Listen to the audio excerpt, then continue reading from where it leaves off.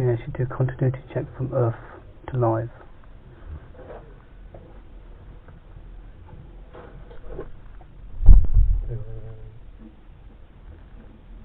The next one come out?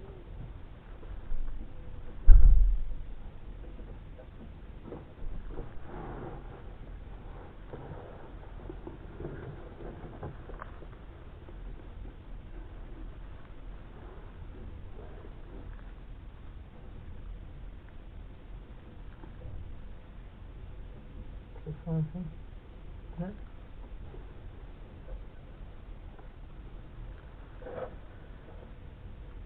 Wait till they'll come out. Check them all, because I think we might get a prompt in a minute when they'll come out.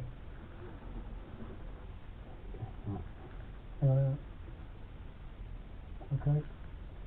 Please put in. Yeah.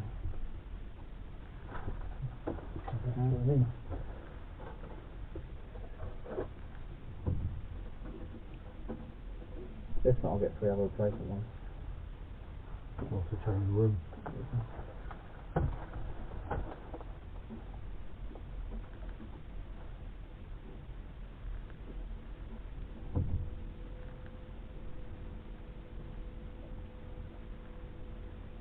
Here we go. Right. No. We're so close. Computer says no.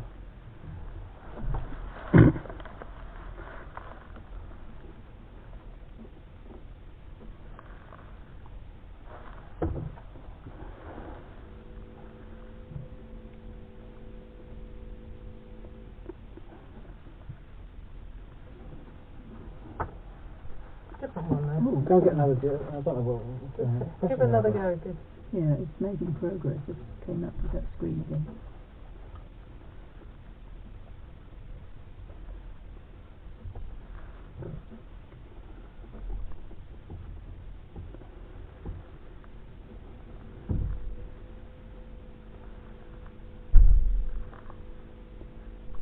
But those are compact drives. No, that's the screen that shows that one of them's going to pop out in a minute. Yeah. Oh look, hang on, our images are coming up. Disk drive, yeah, that's on. Okay. I just want to get another disc. Yeah, nothing's going on yet, so not. Stop! Okay, right, here we go. Right. As they say, try again. Okay, this interview has been tape recorded. I'm PC Robin Young, attached to the Cannon Hill Safe and Neighbourhood team, based at London Police Station. 2136 SW is my shoulder number.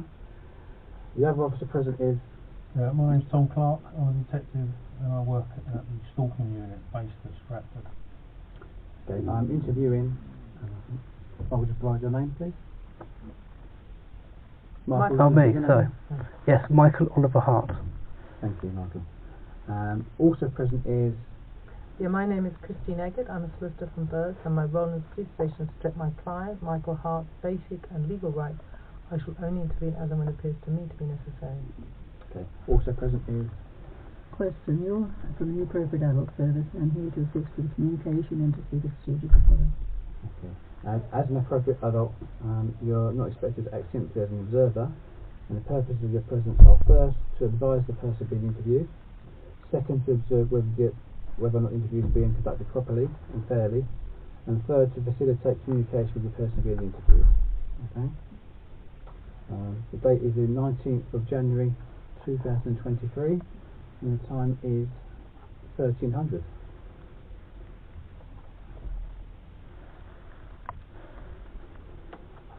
This interview has been recorded. It may be given in evidence if the case is brought to trial. At the conclusion of the interview, I'll give you a notice explaining what will happen to the tapes here, but discs. I must remind you that you have the right to free and independent legal advice, and you can speak to the solicitor at any stage during the interview. Obviously, you have to sit here, so. Okay, I have to remind you that you don't have to say anything. It may harm your defence if you not mention when questioned something which you later rely on in court. anything you do say may be given evidence. Michael, do you understand what that means, that caution? Yes. Okay, thank you. Do you want to just explain it to me in your words? How Anything I choose to disclose during this interview may be used against me or in defence of my own case and cause. Okay, thank you.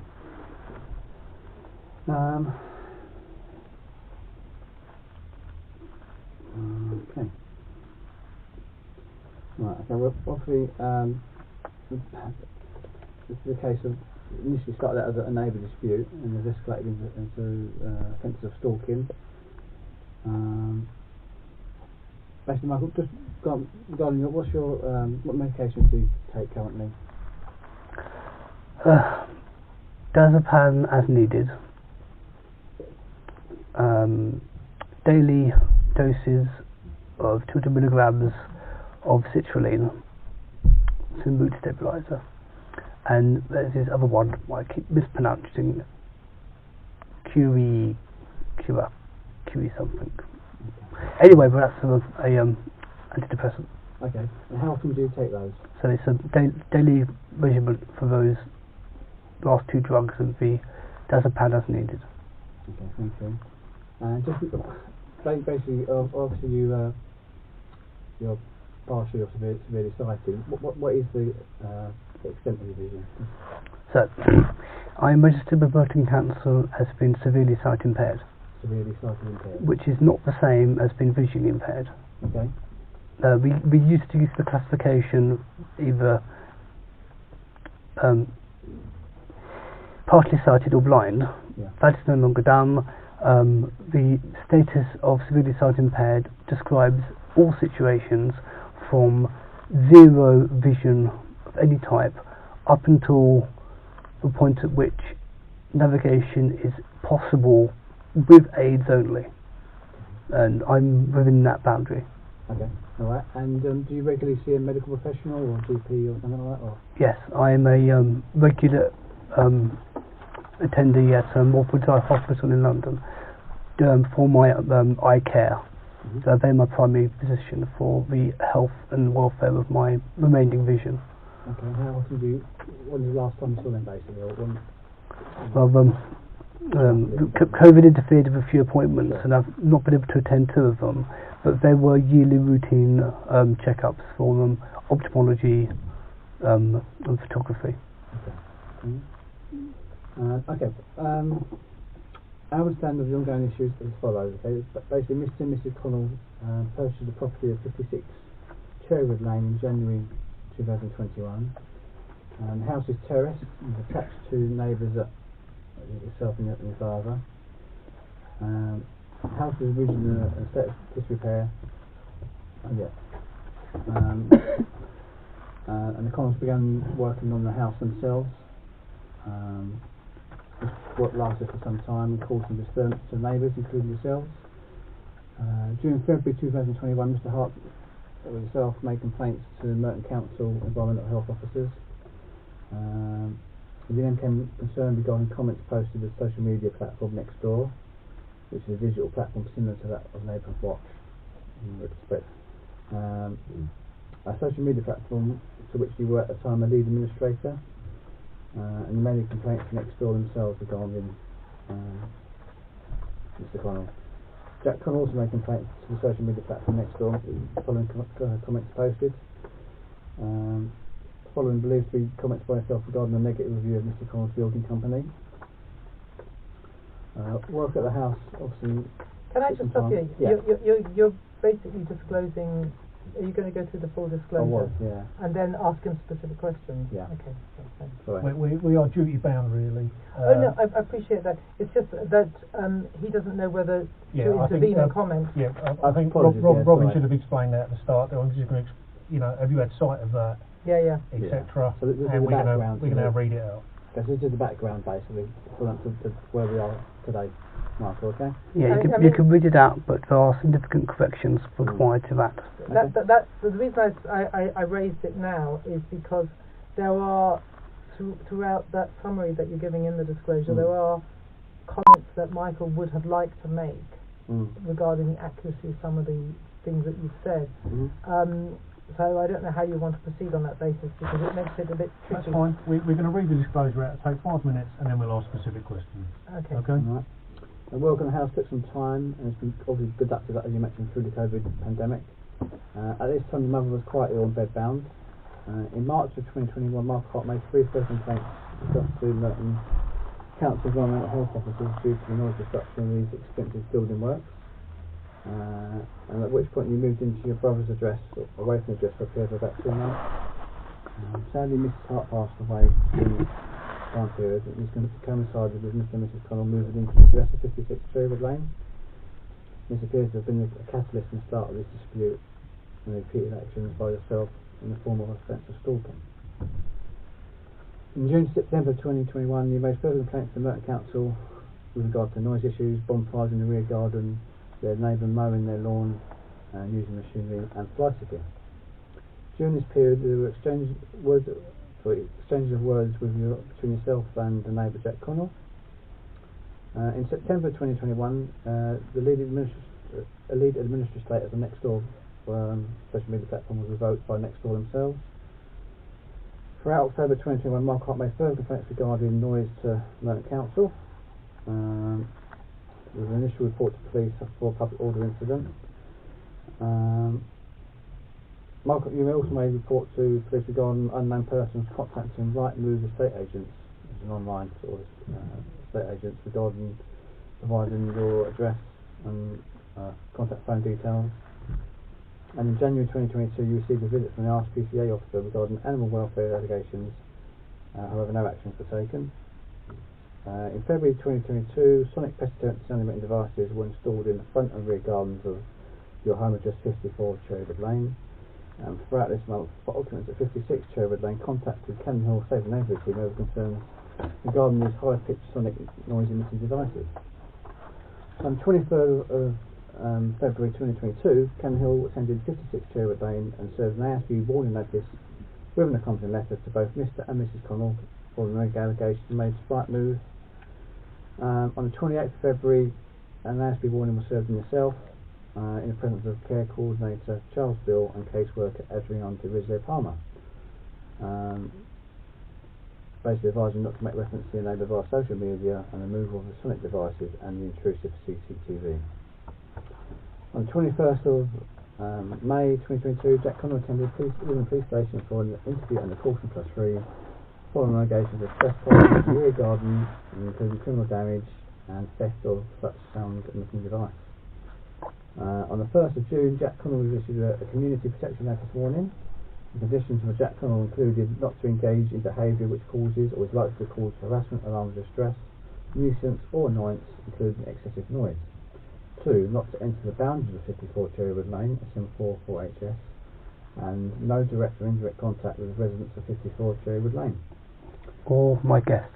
On the 1st of June, same day, 2022, yourself was served a community protection notice warning with these conditions: not to engage in behaviour which causes or is likely to cause harassment, alarm, distress or annoyance to any person, including excessive noise.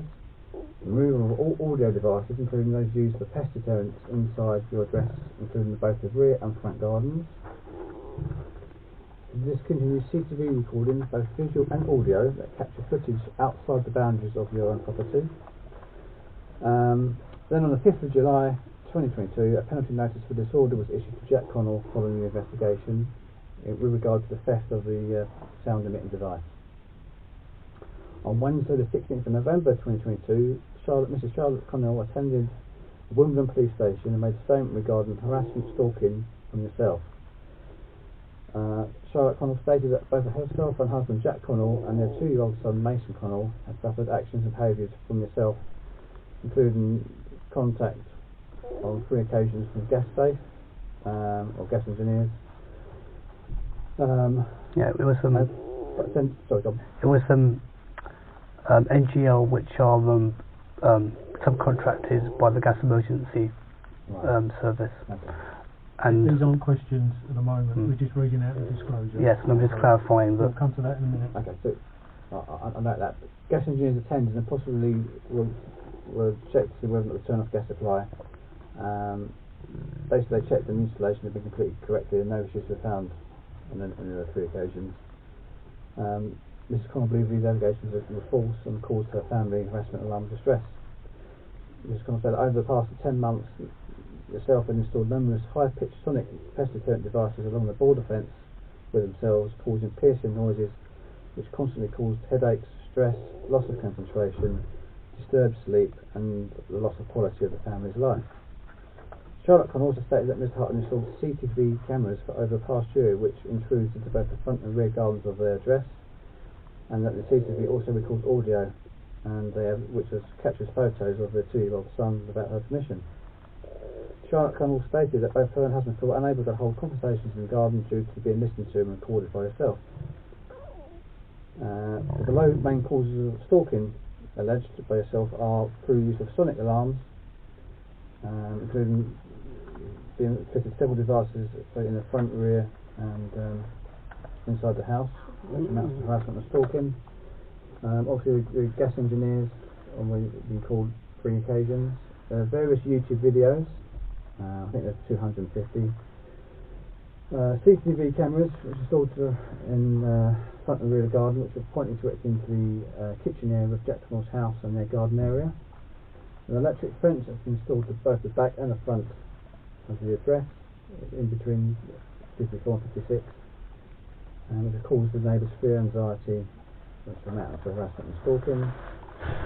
Comments made on Nextdoor social media app, including bad reviews of their company, which has caused Mr. Connell anxiety, stress, amounting to harassment and stalking.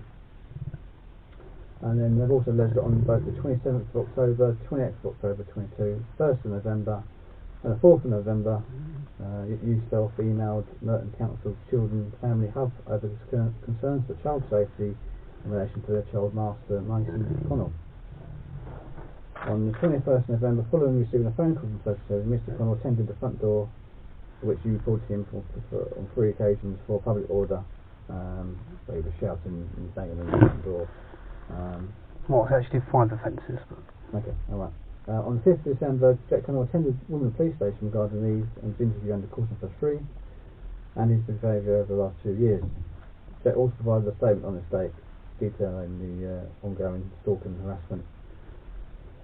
Between that time and Christmas, Jack learned of a number of YouTube video posts which he alleged to have put onto YouTube, including and since that point obviously he acted and made those signage and the petition. Mr. Connell was essentially arrested on the 10th of January for stalking and he's been currently on bail conditions for that offence.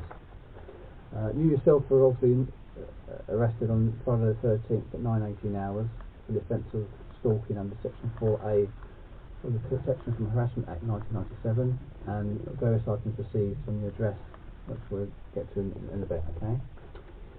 So first of all, obviously, how long have you lived at the 54 Cherrywood Lane? 41 years. 41 years. Is that virtually... That's my entire, basically my entire life. Okay. I mean, I moved there when I was about 1.5, 2, so... Okay. And the neighbour, about 56, previous to the Connell family moving in, who lived at the address?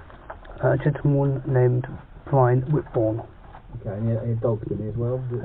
He had numerous dogs over the years, none concurrently. Okay. The last one was called Kai. And did he live alone? Yes. He previously lived with his mother until she passed. And how did you, yourself and your family get on with the neighbour previously? They were good friends. We've been friends all the time we have lived there. Mr. Whitbourne, he had lived there since before we moved in, so we knew him for our entire existence at the property until his death. Okay. In fact, as a by-the-by, Mr. Whitbourne named myself and my father as his best friends. Okay, so you were close, you got on well with your neighbour? Yeah, we were partially responsible for his palliative care towards the end of his life as well. So. Okay.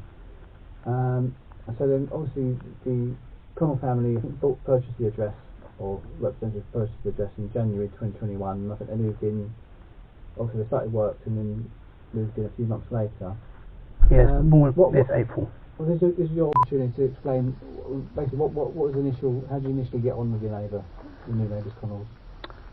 So, we did not know about Jack Connell or who he was in relationship to anyone at that time. Initially, the reason why the property ended up being purchased by the father-in-law of Jack, i.e., Charlotte's mother, yeah. So the reason why that will happen was because a mutual family friend who has worked with Chris Duggan, i.e., father-in-law. Yeah. We were led to believe at the time that because Charlotte was pregnant, we wanted to have a nice home to live in. And due to the family relationships and good ties and no reason to distrust anyone, we assisted in ensuring that the property was kept available to them, and a discount was applied to the purchase price. Okay.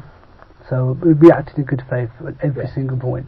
At no point did we believe that there was any trouble up until the first major incident involving Mr. Connell and myself. So it's fair to say that prior to them moving in, you and your father were hopeful of a new family coming in? Well, but specifically, it was the wish of Brian, and then obviously of his executor, that someone be found to be good neighbours for us. In return for all of the care we provided to both Mr. Whitbourne in his final months of life, and also the support we gave to the executor. So the intention was always to find someone nice and quiet and would be a good neighbour. Our very first contact with Mr. Connell was a quick introduction saying, "Hey, we were neighbours, how are you doing?" That lasted 5 minutes. At that point we had no reason to believe there was any problem whatsoever, up until the first major incidents occurred. Okay. And did you or your father have a relation with Mr. Duggan? Indirectly. So we have a relationship with an interested third party, Steve Smith. He works with Chris Duggan. They're both builders by trade. So my father knows Chris via that relationship. So Chris has known Pete for long enough where he has seen Charlotte grow up from a little nipper to the lady she is today. So we had no reason to believe there were any troubles, any issues with the family. But again, Pete had no idea about Mr. Connell. No one had any idea about Mr. Connell. As far as we knew, a nice family were going to move in with a kid. And that was the case up until it became clear that that would not be the case. Okay, so at what point did it come south? What was the first incident you can remember? Right. The very first incident, the incident which resulted in the one bad review, which was not posted on Nextdoor, was actually posted on Google. At that time, we did not know that Mr. Connell was the occupier, would be the occupier. All evidence suggested, both the livery, the van, the sign outside, uniform, everything suggested at that time he was just a contractor coming in to do some initial clearing. So we had no reason to believe that that was Mr. Connell, no evidence to suggest it was Mr. Connell. And who wrote the review? I did. You did, okay. The review was written following a major incident caused by then the contractor, whom we had no reason to believe was connected to the property. This incident was he filled a skip placed in the driveway with a large amount of flammable material and then set light to it. He had no provision to put out the fire, to control the fire, was just going to walk away from it, and had not Pete Smith intervened, he would have just let it burn. And did you, your father, discuss that with Jack Connell or? Yes, so there was a brief Peter Smith basically ordered him to put the fire out because it was in breach of building regulations and a hazard to his and everyone else's safety. Mr. Connell reportedly was said to my father and to Pete, "Oh, well, I've done it 100 times before," as if that's some sort of justification. He had no way of extinguishing the fire. I'm told he had to tramp it out using his feet. Okay. Anyway, so we now have a raging fire in a skip, which literally says on the side, I'm told, "Do not let a fire move the skip." During the event, a large amount of noxious smoke was emitted from the fire, which led both my mother, who was bedbound, and myself to believe the house was on fire. Now, a statement was made earlier that my mother was already severely ill and bedbound. That was not the case at that time. So how long was your mum poorly for? She has voluntarily decided of her own volition to not undergo hip surgery, and due to that choice, she decided that it was better for her just to live in one room. So she effectively became bedbound of her own volition. She needed some basic care due to the fact that she wasn't going downstairs. She needed people to bring her things. But beyond that, she was happy, healthy, under the doctor's care. The doctors had no reason to believe she had any possible life-ending diseases. I know she was in fact tested for cancer 2 weeks before she died, because she phoned me while I was away, recovering from the stress caused by the other issues. But she phoned me up and said, "I've been tested for cancer and I haven't got any cancer." And those were the last words she spoke to me. And that was via the telephone, because you wasn't there? By the telephone, yes. Now, how long were you away for the address? I was away for exactly 6 weeks, not 2 months. 6 weeks. I was medically evacuated on the advice of A&E following the first major uncontrolled seizure. I was given special permission to travel during the pandemic because it was that much of a risk to my continued safety to stay in that environment. Is that a relative's address, was it? Yes. Was that your brother? Yes. Whereabouts was that? Chelmsford. Chelmsford, okay, it's not. What led to that then? What led to that seizure? So the first major incident with Mr. Connell. This is now after the fire, after the bad review. Now, it is worthwhile noting at this point, when he discovered this bad review, I am told he went up and down the neighbourhood shouting at anyone called Michael or Mike, demanding they take down the review. And at that point he did not know that I was the person who did that. And anyway, so that already happened. That's just what was the intention of you writing that review? For the intention that we now have a building company who thinks it's entirely right and proper to set fire to flammable material in a narrow residential neighbourhood surrounded by flammable vehicles, making no provision for the safety of other people, pedestrians, disabled, residents, no fire extinguishing equipment, is a danger to himself and others, and that was the nature of the review. Also, but was that in addition to the contacting the environmental health officers at the Mountain Council? No, that's a different event. Different event, okay. Can I intervene at just a point? You said Pete Pete Smith was there, so he's a witness to that. yes, as was my father. That was before the installation of the CCTV, so we didn't have that. But my mother and I were, well, so I've been severely sight impaired. One of my biggest fears and phobias is fire. I was scared out of my life because we thought the house was on fire. Every indication we had, the house was on fire. We had thick, acrid smoke all the way to the front of the house. We thought the car was on fire, or maybe somebody had exploded in Dad's office below us. We didn't know. That's one of your biggest fears, basically, you said, yeah? Yes, it's one of my absolute biggest fears because, you know, fire. I mean, I've had some very bad experiences with various bits of fire over the years, so I didn't like it the best of times. But my mother, whom relied on a chair lift at the time in order to get downstairs, I'm now scared about how I am going to get her onto that piece of equipment and down to safety. As it transpired, it wasn't a fire in the house, it was the skip. But we have no way of knowing that. Did Dad relate to that to you? Yes. Yeah. So he relayed the fact that it wasn't a fire? Yes. Yes. So he said there was a fire, it's a skip next door, the house is fine, the house is safe. Okay. Up until that point, we believed the house was on fire. Okay. So what directly led you to your first seizure then, before you... So, okay, following that event, during the initial renovation works, there came a point when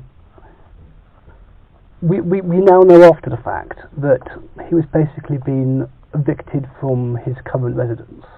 So he urgently was trying to finish renovations to make 56 habitable. And in so doing, he broke 18 out of the 20 building regulations continuously for 4 weeks straight.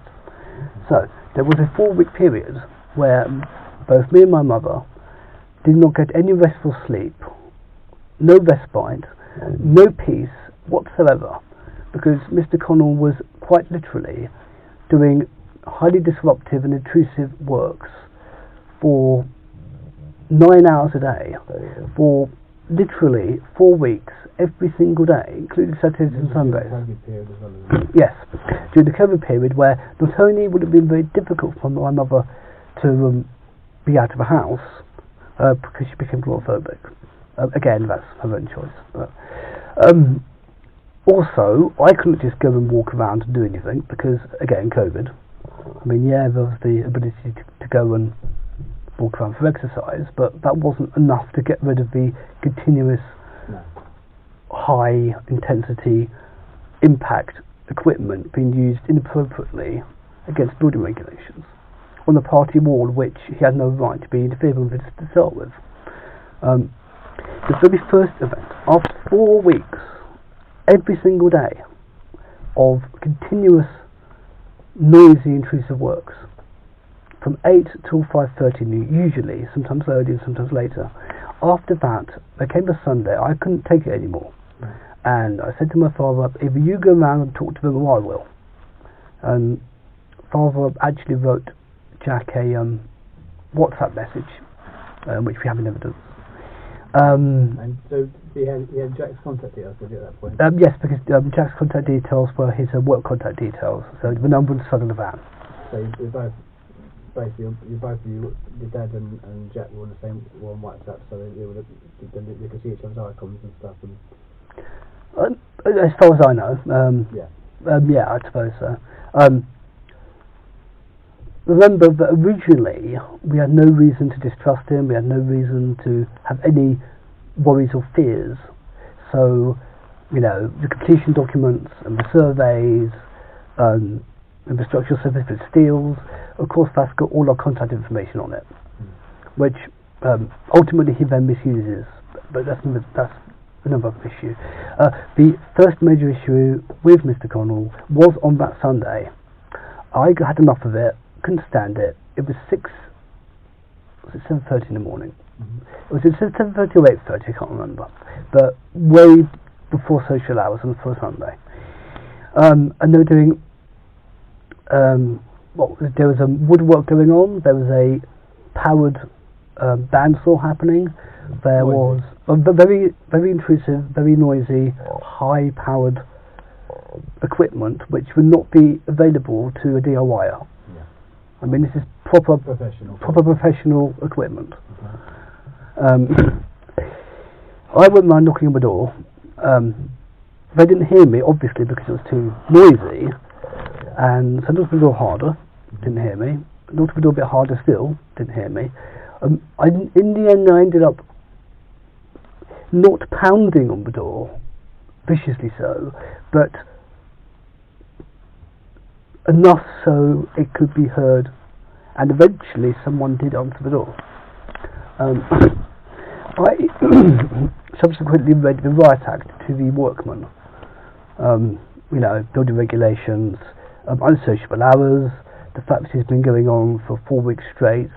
And I ordered the guy to down his tools, phone his employer, tell him he can't continue the work and go away.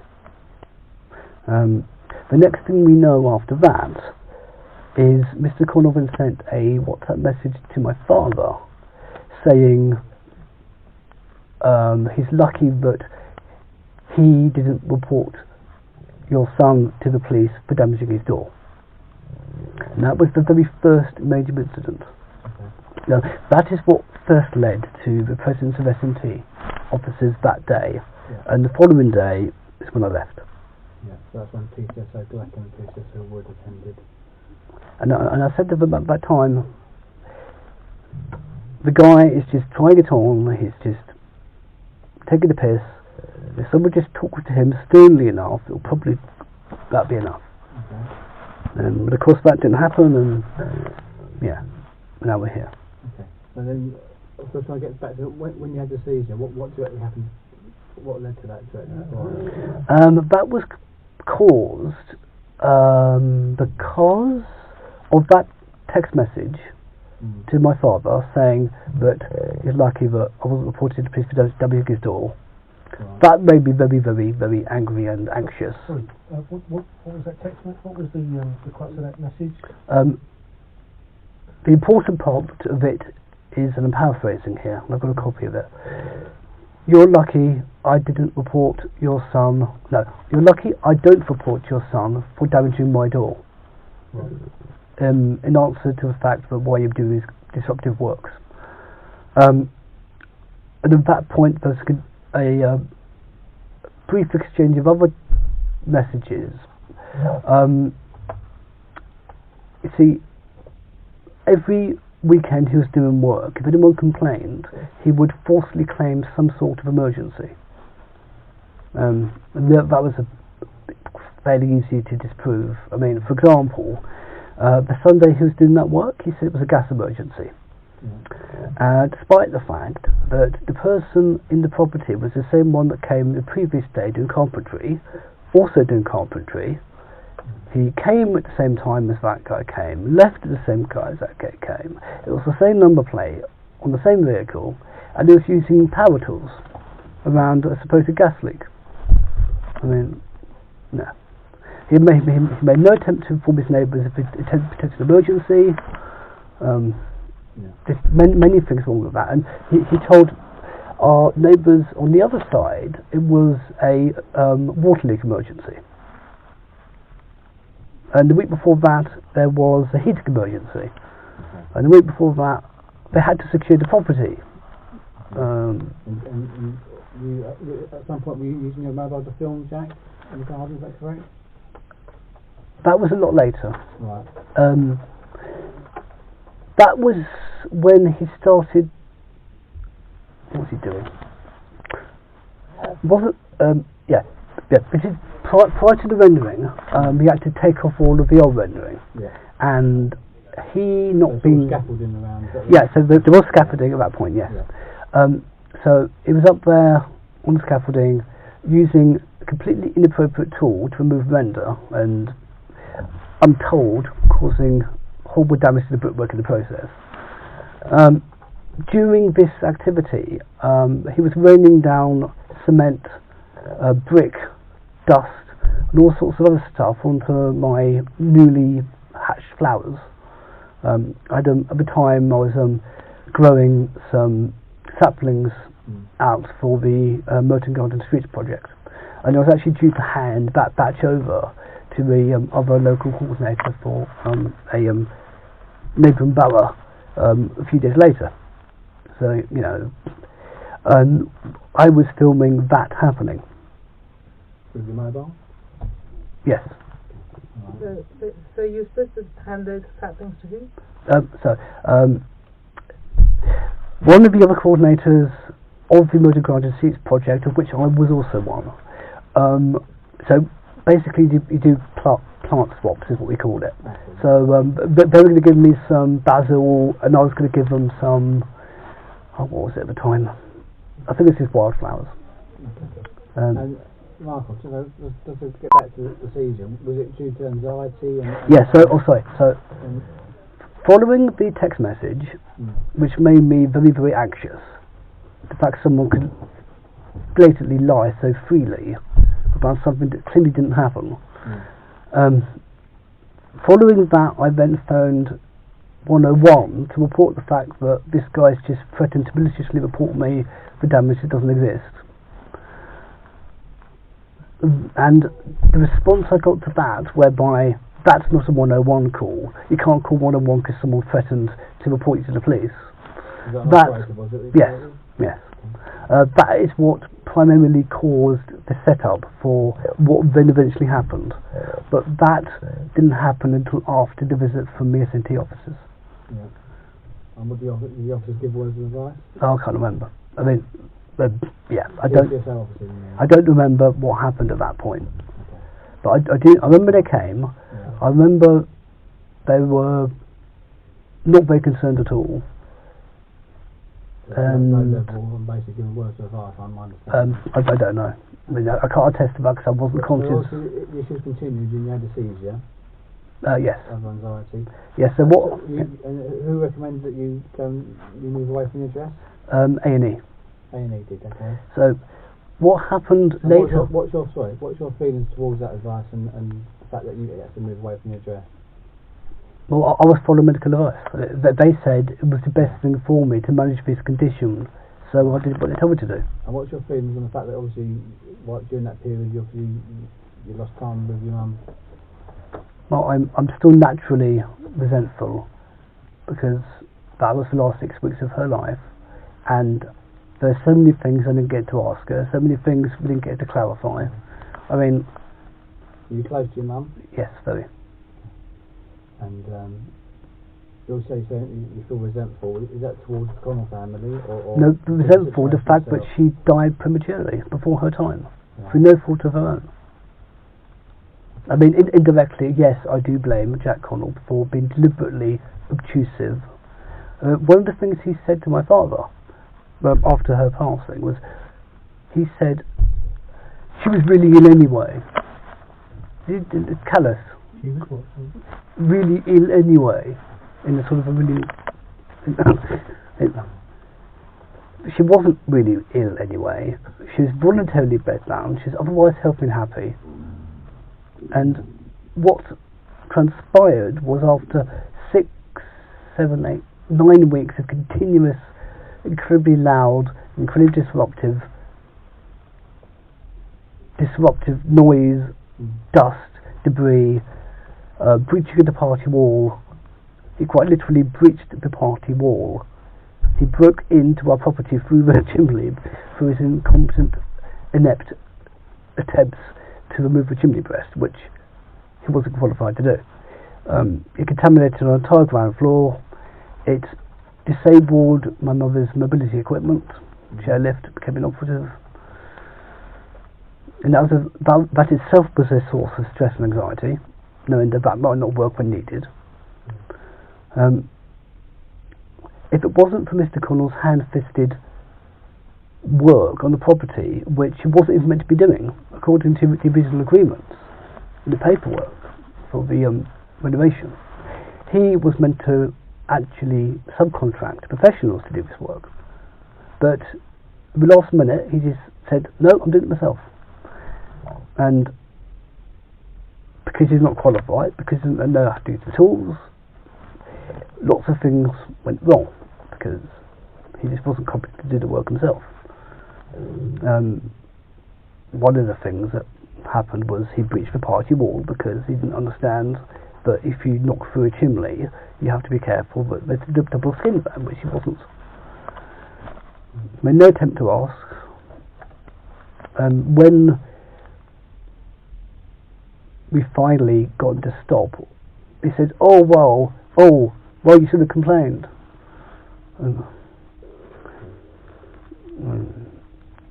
He's done lots of damage to our property through his works.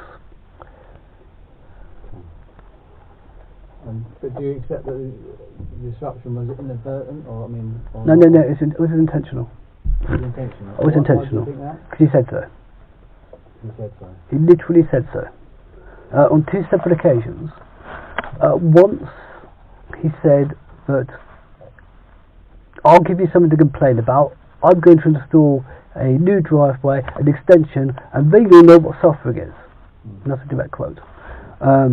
Also, one of his go-tos was, it's my property, I can do whatever I want, and you can't complain. When we tried to ask when he was going to do work, so we had some preparation, he just says, it's nothing to do with you, mind your own business, doesn't concern you. So, do you accept that the house needed some work done to it, yeah? The house... For a young family moving in? No. Okay, so, bearing in mind, I was partially responsible for the palliative care of the gentleman who previously lives there. I'm very familiar with that property and the state it was in. There was cosmetic issues that did need to be fixed, but they were cosmetic. There's nothing structurally wrong with that property. In fact, they removed from a housing stock a perfectly good, perfectly safe period house with period fittings, all the original glass work, all the original iron work. But somebody would have loved that house and treated it with respect. And he gutted it and threw all the fixtures, all the fittings, everything that made it unique. These 2 houses, ours and Mr. Whitbourne's, they were literally the first 2 constructed. I mean, these are typical period homes. The house did need work, cosmetically. It may have needed additional work electively to make it into a different space, but it was perfectly livable. The original fittings and aesthetic rather than modernisation. I personally say yes, because people would have paid over the odds for that. I mean, he paid 450,000 for that. We got him a discount because it was going to be 55 because we're doing him a favour. Yeah. But properties in our road tend to go for 70 plus, 80 plus. The ones with original fittings always go for more. Yeah. Okay. And the reason why I know that is because following the identity theft event, I then set up alerts for every estate agent, so if they ever tried it again, I'd know. Yeah. Which is how I then came to know when he finally did put the house on the market. And that's what you received the ASB warning for? No. For the right move? No. Oh, yeah, probably. I think the police will know that, yeah. On 23rd. So this is just to try and keep it in context. Okay. And obviously during the building works, this is ongoing once the family moved in, after your mum sadly passed away, the building works continued. Were there any other issues following sort of like building materials in the garden and stuff? And they're constantly. Stations? Constantly. So. What led to that? Right. So, he made no effort to contain any of the spoilage or materials being discharged from the house. There's constantly dust everywhere. There's constantly bits of concrete in the garden, in the front garden, in the back garden. There's constantly very loud disturbing noises randomly throughout all parts of that side of the property. We've got cracks in the plaster work here and there that didn't exist before. A few of our paintings filled the walls, which need to be restored. That is building related debris. During that period also, Mr. Connell started fly tipping various waste into the nature reserve behind the property. You reported this to the local council? Yes, I reported this to the council on 3 separate occasions, on the 3 separate events which were identified, where there was an increasing risk of infestation of pests. In what nature? What sort of pests? Predominantly rodents, but also foxes. It's mainly foxes and what you might call field mice. Okay. But and in relation to your address, do you your address and next door, so 54 and 56, both back onto, would you say, a wooded area? Yeah, it's a woodland area, which is the Cherry Wood Nature Reserve. Yeah. Yeah, and it's a site of special scientific interest due to the wildlife. It's known as Cherry Woods, and it sort of backs onto between your address, the wooded area, and then onto Northern Hay Walk. Is that correct? Yes, that's correct. And at the back of your property, would you say is there a fence panel missing? No. There's not. No. There's not a. Well, how do you describe the back of your property? You might call it a ramshackle fence. It is a fence. It is continuous. There is a space where a gate used to be, which we keep covered with other material, including a pallet. A wooden pallet, basically. Yes, in fact, there's 2 wooden pallets plus the remains of the original gate. Okay. And is there gaps in there for nature, animals? Yes, so there's on the bottom there's plenty of spaces for hedgehogs to come and go. And would you say a fox would get through that height? Yes, and sometimes they do, and more often we tend to go over the top, but yeah. Okay. And obviously we're coming up to the sonic devices now in the garden in relation. What were the reasons for these installation of these Because sonic devices? Following my complaints to the council about fly tipping caused by Jack Connell, including household waste, i.e. food waste, which itself directly led to a dramatic increase in the rodent population, the rodent activity in the vicinity. He then contacted the council and then said that we had caused this due to the rubbish in our garden, which didn't exist. Because of this false complaint, we then got a before action legal notice from the council saying that we were responsible under the provisions of the Prevention of Damage to Property by Pests Act 1946 to take one of the following actions. The only one available to us was measures to prevent further encroachment, because the other measures were not available to us. We are not going to clear our garden, which was the only other viable solution, due to the fact my late mother always loved our country garden. It's a very wild garden, and we're not going to be clearing anything, and there was no need to clear anything because there was no actual harbourage, but there was an additional presence of rodents which we then needed to keep out. Right. Hence the need for those devices. And how do you describe those devices? Are they sonic pest deterrent devices? Ultrasonic. Ultrasonic, okay. Well, they are intended to be ultrasonic, but due to Jack's direct interference with these devices, some of them became damaged and some of them got set to with different settings, which made them audible where they should not have been. Okay. Who purchased these devices?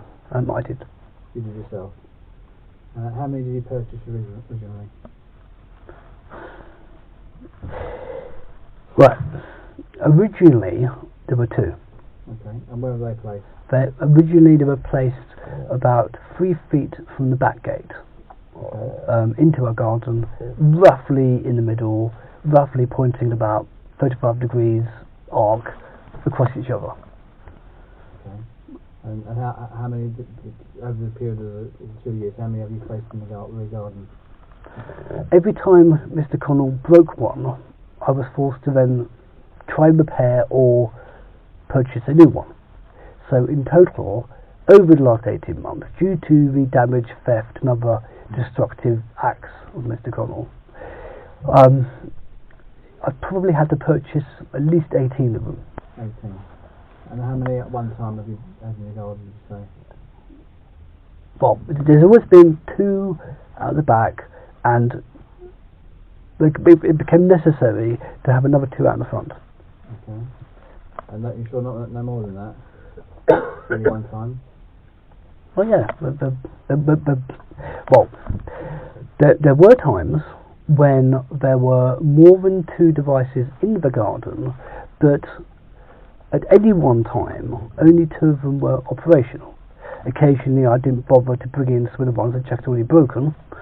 So there were times when there were 3, or sometimes maybe even 4 devices in the garden, of a non-functional nature or otherwise not in use and not able to be used due to them being broken, not working correctly, or waiting to be repaired. Okay, I'm just going to refer you to exhibit RPY 23. This is a statement from PC Ruben Brescia, who's an officer that was on Cannon Hill Safe Neighbourhood team. Brescia. BRESCIA. Okay. That's in the place of it. But basically, he's attended on classification of the What day? undress of the terms. One was hang on, hear me?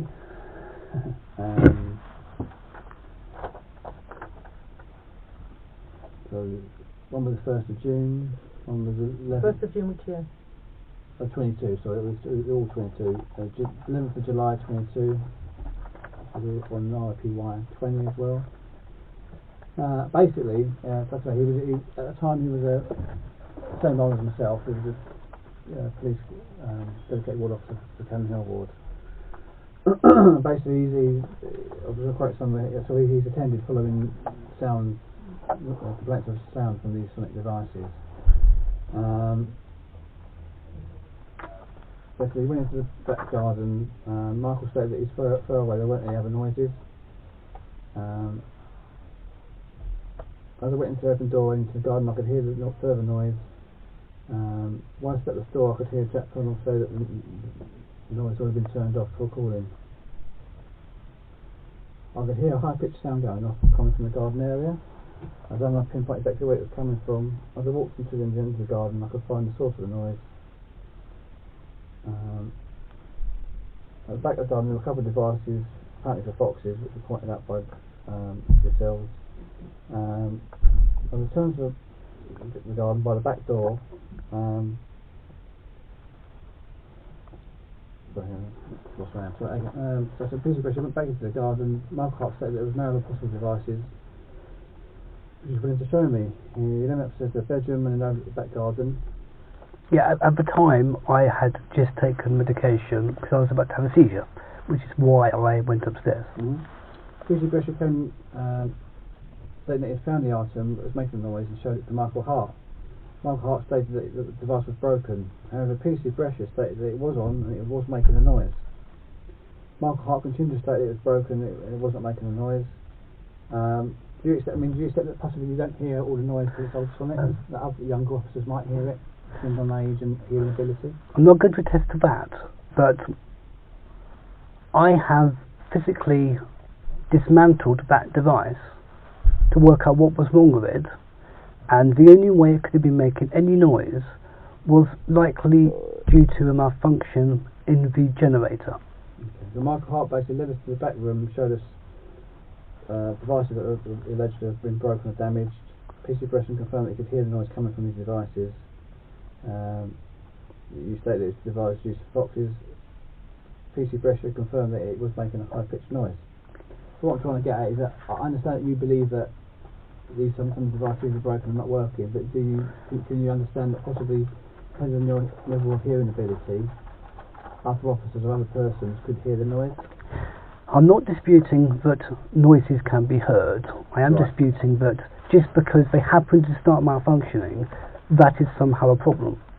I mean, the reason why they were in boxes in the house and boxes outside the house was mainly for storage, while I got round to collecting them all together, labelling them, and putting them into a box called evidence, which has subsequently been photographed by officers on the 13th, I believe. Because there's so many of these things been broken so often, I lost track of them all. Yeah. So a few of them, I literally forgot where they were. And there was one in a green box, which I just completely forgot was there. Again, I'm now on high doses of mind-altering medication, and I barely remember what's going on half the time. Yeah. Okay, I'm going to refer to Exhibit RPY 33. This is a statement from Charlotte Connell.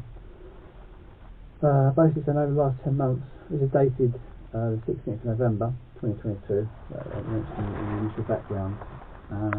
Over the past 10 months, Mark has installed untold amount of high-pitched sonic pest deterrent devices in the front of the gardens, all of which affect both myself, my husband and my 2-year-old son. These piercing noises can be heard by all of us, which hurt our heads, cause us stress, causing us stress both myself and my husband. So can you accept that it is causing neighbours disturbance and affecting their sleep? Well, all of the evidence, i.e. things you can actually point to demonstrate someone may be suffering or in pain or any activity which would be abnormal, none of that happened. They never showed any signs of any distress, any discomfort. In fact, on a couple of occasions, Nathan came onto my front garden and was playing with them. I mean, he wasn't afraid of them, wasn't scared of them. He was literally playing with them. Mark, I'm just going to read out. This is noise. This is RPY. This is RPY 11. These are the noise diaries that Charlotte Connor was also advising the council and forwarded on to us. So we've got from the 2nd of June, 5th of June, 10th of June, 12th of June, the 18th of June, 22. This is 2022. 20th of June, 25th of June, 26th of June, 1st of July. 3rd of July, 4th of July, it goes on and on. The dates originally started from 25th of April 2022, 30th of April, all the way through May. Basically, very high pitched noises randomly going off, constantly going off, giving us headaches, extremely, headache, stress, loss of sleep. We can't have our windows open. Well, what I'm trying to get at is basically they've made them. Based on the advice of the council, they've made a noise diary in the fact that these high-pitched noises are caused. You have the last date now. This goes up to the 4th of July, but obviously this is just an example of the fact that this has been ongoing throughout the whole year. So there are several things wrong with that premise. Firstly, do you accept that they're experiencing it? I'm not saying you do. But no. Can you accept that they're hearing noise? I'm trying to describe to you the actual evidence which suggests they can't. One, importantly, they have never opened their windows, and they have purposefully, from day one, since moving in, blocked off all their air bricks. Why do you think they're not opening their windows then? Because they don't like to. They want the place smoothly sealed. How do you know they don't like opening their windows? Because they never do. They never have done, ever. And you don't think because they've mentioned it in noise diaries that they can't open windows because of noise? No. Since the day they moved in, before any noise complaints are ever made, they've always had their windows closed, and they deliberately closed up all their air bricks because they don't like fresh air, I'd imagine. Also, we believe they're aware that their boiler is faulty and are sealing up their air bricks and windows to prevent themselves being poisoned by carbon monoxide. They've never had their windows open, so using that as evidence that they are suffering isn't in itself sufficient. I've just used an example that they reported to the council that they're suffering with noise from these ultrasonic, that you described them as noise-emitting devices, pest deterrents. Yes, and they weren't suffering until they started beating them up, bashing them and hitting them. All of those complaints started after Jack started hitting the devices, breaking the devices, or otherwise interfering with them. So are you saying that... I think they made the complaints of the noise prior to your complaints of any criminal damage to the devices. So I think that predates. I think the order's wrong there. I think their issues predate any damage. Yes, the first complaint that was ever made was because, and I have this on videotape, Charlotte saw a green flashing light. After she first saw that light, she then started making complaints. There was no evidence up until that time there was any discomfort or anything, so we always believed it was psychosomatic. That device had been in place for 3 weeks prior to her first complaint, and she happened to be driving in, happened to see a blue light, associated it with something noisy. We believe maybe she's got some sort of childhood trauma from these devices, but it was not credible at the time that this one device was somehow giving her headaches and migraines and keeping her up at night. Okay, this is Exhibit RP119, the statement from Constable Gemma Arigu, a response officer attended on the 25th of November 2022. I know it's jumping forward, but surname's A-R-R-E-G-U-I. A-R-R-E-G-U-I. It's RPY19. Basically, we attended due to the complaints of noise at the property. I went back into number 54 and informed the market I could clearly hear the noise. I found it very comfortable and distressing. But what date was that? Hang on a second, this is the 25th of November 22. I was feeling unwell with the overwhelming headache, dizziness and nauseousness. Yes, that officer. Due to the high-pitched ear-piercing sound. That officer. Do you accept that their officer could hear the noise? That officer is directly responsible for critical damage to much equipment in my loft. Okay. So. I just tried to divide the issue. So, okay, I accept that you that's what you're stating. But can you accept that they can hear noise? I know this officers are younger than myself. I think they're in their 20s, right. 30s. Whether a noise exists or not, whether it is annoying or not, does not make it a statutory nuisance. And both the police and the council have both said in writing numerous times that we don't care about this, it's not a police matter or it's not a council matter. Just because a noise can be heard does not make me guilty of harassing anyone or stalking anyone.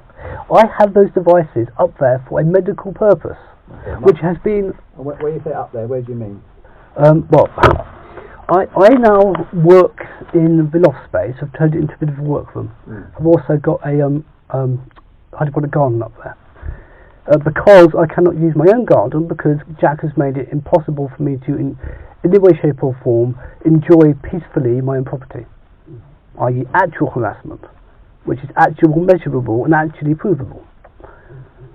Which has been measured, has been proven, has been demonstrated, whereas all you are telling me right now are statements as if facts with no evidence. This is their account, okay? You can disagree. I'm just going to read out a portion of the statement. So it says, I went back into number 54 and informed Nicholas and Mark that I could hear the noise. That I found it uncomfortable, very uncomfortable and distressing. Michael lost his temper, telling us that it was for medical reasons. I went into the attic where the noise was coming from and tried to work with Michael in trying to switch on and off, or trying to switch off the device where it remained. Yes, while she was threatening me to come back with an order to search the property. So under duress. Michael was very confrontational and refused most of the time to switch anything off. Because it would have created severe damage to do so, as I explained at the time. After approximately 20 minutes of trying to work with Michael to locate the noise, I was feeling unwell with an overwhelming headache, dizziness, and nauseousness, which caused by the high-pitched ear-piercing sound. Michael started shouting for his father to come up the ladder and threatened me with prosecution. Michael, maybe you could explain what the device is. I mean, you may have explained it before to officer who attended, because this officer doesn't know what the device is. Now, at the end of the story, it is eventually found out that due to an accident a few days before, we think, one of my bits of equipment fell down, became damaged, and was started to malfunction. And we believe that is the noise that was ultimately heard, because when that piece of equipment was disabled, the noise apparently then stopped. So you do accept there was noise coming from the attic? I accept unplugging a device had the result of someone telling me they can no longer hear something. Whether it's coincidence, I don't know, but it happens to be a device that happened to fall off a table 3 or 4 days beforehand, which, after it was unplugged, apparently alleviated the noise. And who put these devices in the loft? Me. No one else, but just yourself? It is me, but that device itself is actually part of my little stereo. I've got a little... Speakers are connected to it? No, those are the speakers. What are they? They are the speakers? Yeah. Okay. Whereabouts in the attic was it located? Where the power supply is, where my workstation is, which is... Is it by the adjoining wall with 56? Yeah. It is. But towards the eaves, not the middle. There's the whole chimney breast in the way, not just the two skins. Okay. And so you think over a period of time, you think there's been about 18 devices that you purchased at one point or another have been active at the address? Does that include the devices in the loft? Is that in addition? Is that not counting those? Well, no. The device which was found to most likely be malfunctioning, most likely to be the cause of what's going on, is a stereo speaker. It's a stereo speaker with a built-in USB driver, so it has the ability to make noises by itself. So it probably became damaged in some way. Maybe an earth cable came off it, don't know. We've taken those out of the loft. They haven't been in the loft ever since that time on purpose to make sure that no one can then claim that we're somehow doing anything with those. Okay, so both in the loft and in both front and rear gardens, why are these devices along the border fence of 56 Cherrywood Lane and not the other side of your neighbours? Because that's where the flowers are. It's obvious. Well, devices in the loft are not the same devices as the ones... No, but they're audio emitting devices. Regardless if they've got different reasons, you understand that they emit a high-pitched noise. The ones in the loft are not pest deterrent devices. They do not have any function to deter pests. They have the specific function of matching the specific personal frequency of my tinnitus. But do you accept that they emit high-pitched sonic noise? Because I know you're saying they've got two different reasons, but both in the garden and in the loft both emit a high-pitched sonic noise? Well, even if I looked at that, how does that help anyone? Of course they emit noise, that's their function.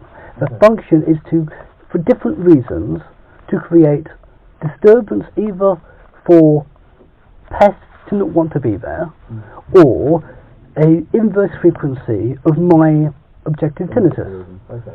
But do you accept that all these devices are along the border fence or wall, either inside the house or outside the house? No, they're not. They're not? They've moved around an awful lot. Okay. I mean, at what stage have they been in the border wall with 52? At some point, yeah. At some point? Yeah, we... At no point has any of the officers that attended over the last 2 years ever seen any devices with 52? I can't attest to that. But you have to remember that I started renovating the loft in May of 2022. Before May of 2022, it wasn't physically possible to get anywhere near that side of the property. Only significantly after that, when I started laying new foundations and new boards and redoing the power systems and all of that, only then was it possible for anything to even be working up there, let alone be placed up there, because there wasn't any power up there even. I've been at the address since January 2022 up to present, haven't I, on various occasions, and I've never seen any device other than on the border fence or wall with 56. I've never seen any devices at 52.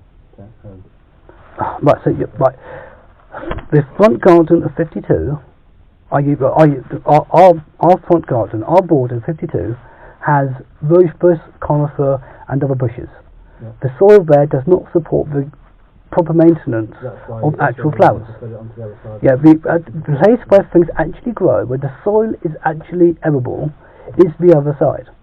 That is why those devices are there, that is where the flowers are, that is where the irrigation system is, and those devices were installed because of the increased fox activity in the area, which we've now found out is caused by people way over the other side, somewhere near Hillcross, who've got a woman down there. Is the wooden crate that you say, or crates that are against the fence at the back, is there still space at the moment for wildlife, like foxes or hedgehogs to walk through? Well, hedgehogs, yes. Occasionally cats get through as well. But that is why... And large mammals.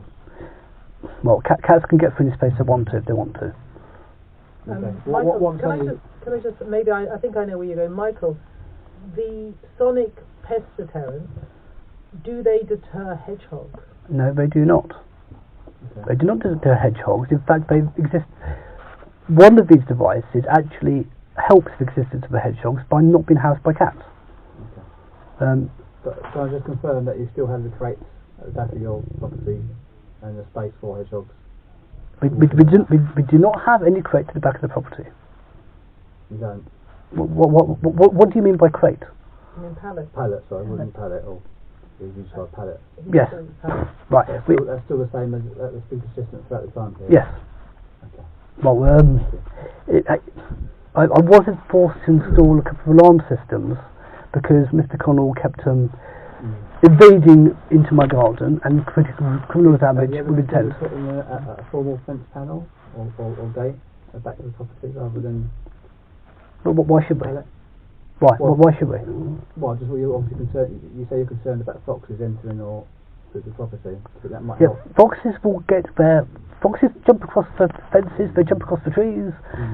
Fixing that particular maintenance issue would not change. I'm just trying to suggest, have you considered it as an option to try? It might not prevent. It might not. We've only reduced access to foxes. We've only considered it in as much as replacing the entire back fence against our wishes and against our will, just to keep Jack Connell out. That's the only reason why we even considered it, because that is itself a habitat for various bits of wildlife. So getting rid of that fence itself will destroy wildlife habitat. So we'd rather not do that. So does that mean does not allow foxes to enter your property? What? The opening at the back, you don't think foxes can get through that gap? We know they do. We've seen them do it. I mean, foxes can get anywhere they want to. If there was a 6-foot high fence there, they would still get over it. When was the last time you saw a fox? I never saw any fox. I don't see anything. I am blind. I'll rephrase it. When was the last time you became aware of a fox in the rear garden? Right. On the 14th and the 15th, we had 2 foxes and 2 cats. And the 16th we had... This month? Yes. On the 16th we had a bigger fox and a smaller fox. Yeah. So what I'm trying to get at then is just by you saying that, obviously those ultrasonic pest deterrent devices obviously don't stop from foxes coming into the garden. They've been removed? They've been removed on the 13th. Right. As they're removed on the 13th, there's no longer a deterrent on the 14th and 15th when the sightings started happening. Right. And have you considered non-audio devices, or what audio means?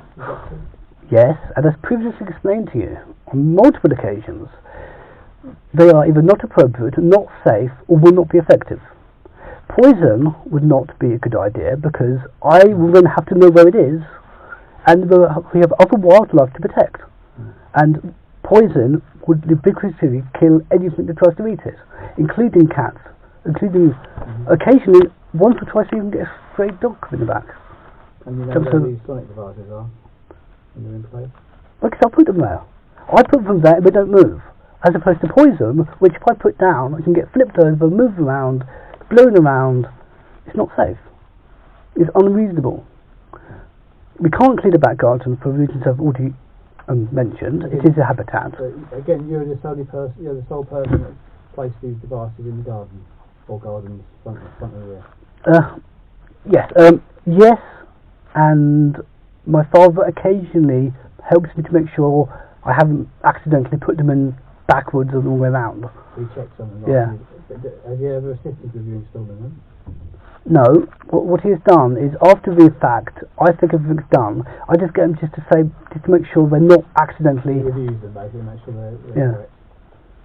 Okay. So he's a passive role only. Yes. Do you accept that you've been regularly informed that these devices have been heard by your neighbours at 56? Yes, and we reject almost every single claim due to the previous experience we have with them of, in many instances, literally lying, which has been proven to be the case. We don't believe anything they say to be true, and we will not consider it to be true unless there's some third-party verification that what they're saying may be true. When we first discovered that there might be a problem, when the very first officer came with the ability to hear, at that point we immediately allowed them to help us remove all the devices. Because before that point in time, we had no reasonable suspicion that what they were saying was true, due to all the other lies and deceptions and other things they have done, which would lead any reasonable person to distrust anything they say at face value. And have you considered the impact these devices have had on your neighbours? Again, we do not believe that the impact these devices have had, if any, is in any way, shape or form representative of what has been communicated. They may not like them, they may even hate them, they may have a prejudice towards them, they may just be part of their controlling behaviours. We don't actually know, but what we do know is 2 devices existed for 4 weeks before they ever complained, and they only complained after they saw them. And that only happened because they happened to come home at night and have to be active at the time, and ever since then they've been looking for them. Mr. Connell has been cited numerous occasions, literally with his phone over the boundary wall, looking for things, trying to find things, actively trying to find things. And if these things were, as they claim, causing this sort of nuisance and annoyance, why is he looking? Why is he trying to find things? Why is he searching my garden for things he can complain about, which he has done numerous occasions? Mr. Connell's emails is on the 5th of March 22, without saying there's been 4 new devices in the front garden. Yes, Mr. which Charlotte Connell on the 9th of March 22 emails about further devices placed in the rear garden. Yes, and what evidence do you have that that actually happened? Well, officers have attended, haven't they? And there's what statements to the fact that yes, see devices there. I've seen devices in the front and rear garden. Yes, of course. Yes, there have been devices, but how do you qualify the statement numerous devices? At any one point in time, there were 2 operational.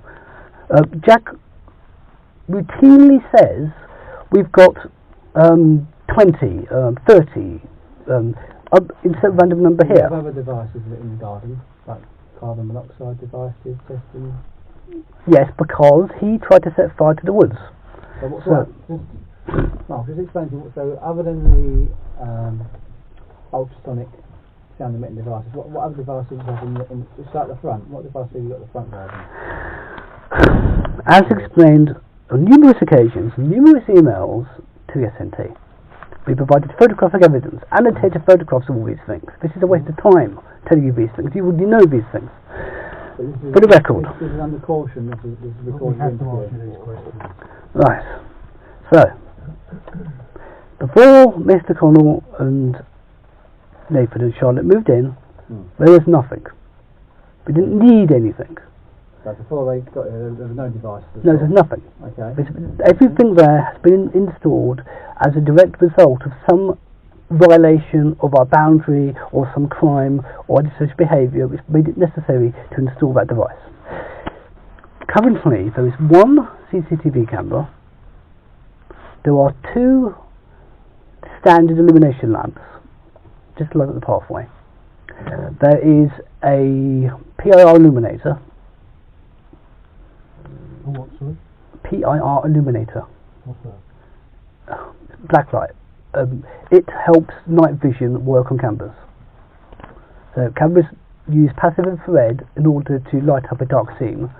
The infrared available on the cameras isn't necessarily as good as it should be, and you can buy additional units to generate necessary light in order to improve the functionality of these things at night.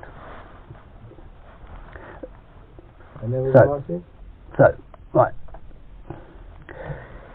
There is a proximity alarm just above the water butt because Mr. Cornell kept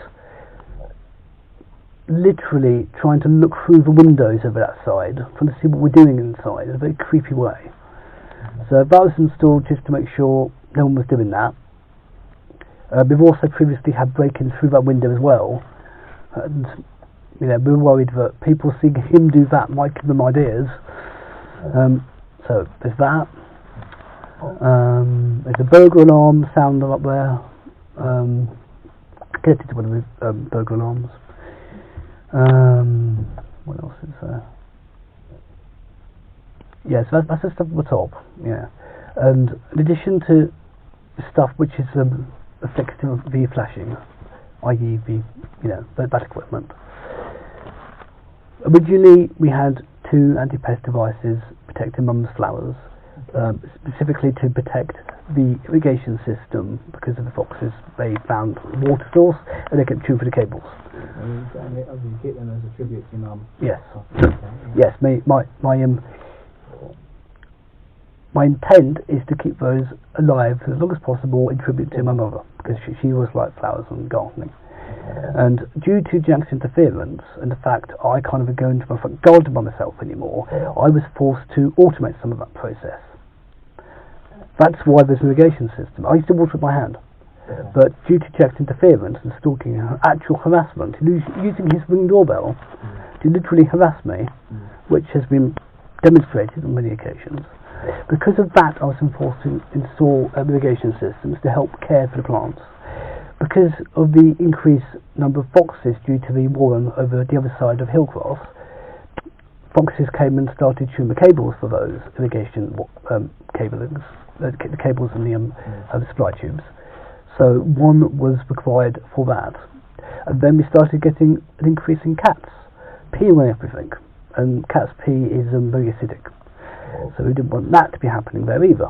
Hence 2 devices, set to 2 different frequencies for 2 different discrete functions which were necessary. Okay, and the devices in the loft, how long have they been how long were they placed there?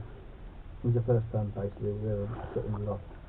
When I started working on them routinely in late May of 22? 22, yeah. Yeah.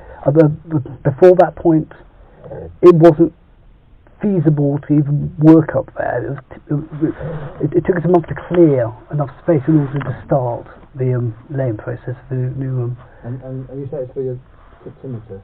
Yeah, because did you suffer with that prior? I can't do you suffer that prior to the Connell family moving in? No, they directly caught that by incredibly loud, disruptive, and dangerous work on the party wall behind where I was sleeping, 18 inches away from my ears, without warning, without notice. That kind of intensive noise in just a minute can do permanent hearing damage, is what it did. And I now have objective tinnitus in my left ear because of it. Ever since then I've experimented with various masking techniques and meditation and distracting techniques and you know. Obviously, Jack Connell both informed police of some bricks missing from a partition wall in the loft area, the adjoining wall between the 2 properties. That's incorrect. And I'm not saying it's incorrect or correct, just saying what he did on the 5th of December 22. And the device was positioned, a sonic device positioned between the within the bricks of the 2 adjoining walls, released from yours. Can you yeah, again, that is incorrect. That statement is wrong. So, these properties are terrace properties. Terrace properties do not have an exterior wall either side because it is a shared party structure. The loft requires ventilation. All of these properties have 2 or 3 bricks missing from both the gable ends, and they've always been that way. Okay. It's loft ventilation. Without that, you start getting mould and you start getting mildew, which is now going to happen in his property because so he. More bricks missing, but they're missing anyway. They were never missing.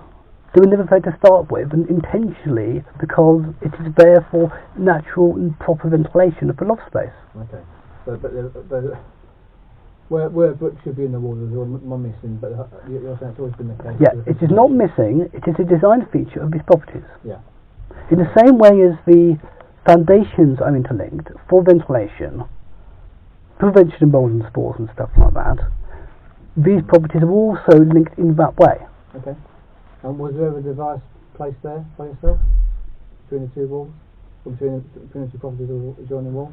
Well, that's where I work. At the time, I had a sort of a shelf which I'd made out of 2 fans, the speakers, and on top of that, that's where I tend to place those things because it's the right sort of angle for where my chair is. So at any point do you think you've placed a noise emitting device, possibly for your tinnitus, in the vacant vacant space between the adjoining wall? Is that possible? If that occurred, it was a result of interference by Jack Connell, who sprayed my entire loft with highly flammable expanding foam, disrupting lots of equipment in the process, including that shelf, which, for all I know, resulted in the unintended side effect of something falling closer to the wall. Maybe, I don't know. I don't know. I wasn't there. Didn't have video of it happening. All I know. Was there any sealant though? Was there any device in that place? Or? Well, no. There was a shelf in that general facility above where those bricks are, to the left of where those bricks are, against the chimney breast, not against the bare wall. But when Jack shot high volumes of expanding foam into my loft, doing about £500 of property damage, that disrupted lots of equipment and probably caused things to fall down. And it is my contention that he reached through the party wall by making a bigger hole on his side to do so, to take the device through the wall in order to create the false impression that that may have been the case. Okay. And are there any present devices in your property that emit sound? Do you have any devices currently going? Oh, there's hundreds. Hundreds. I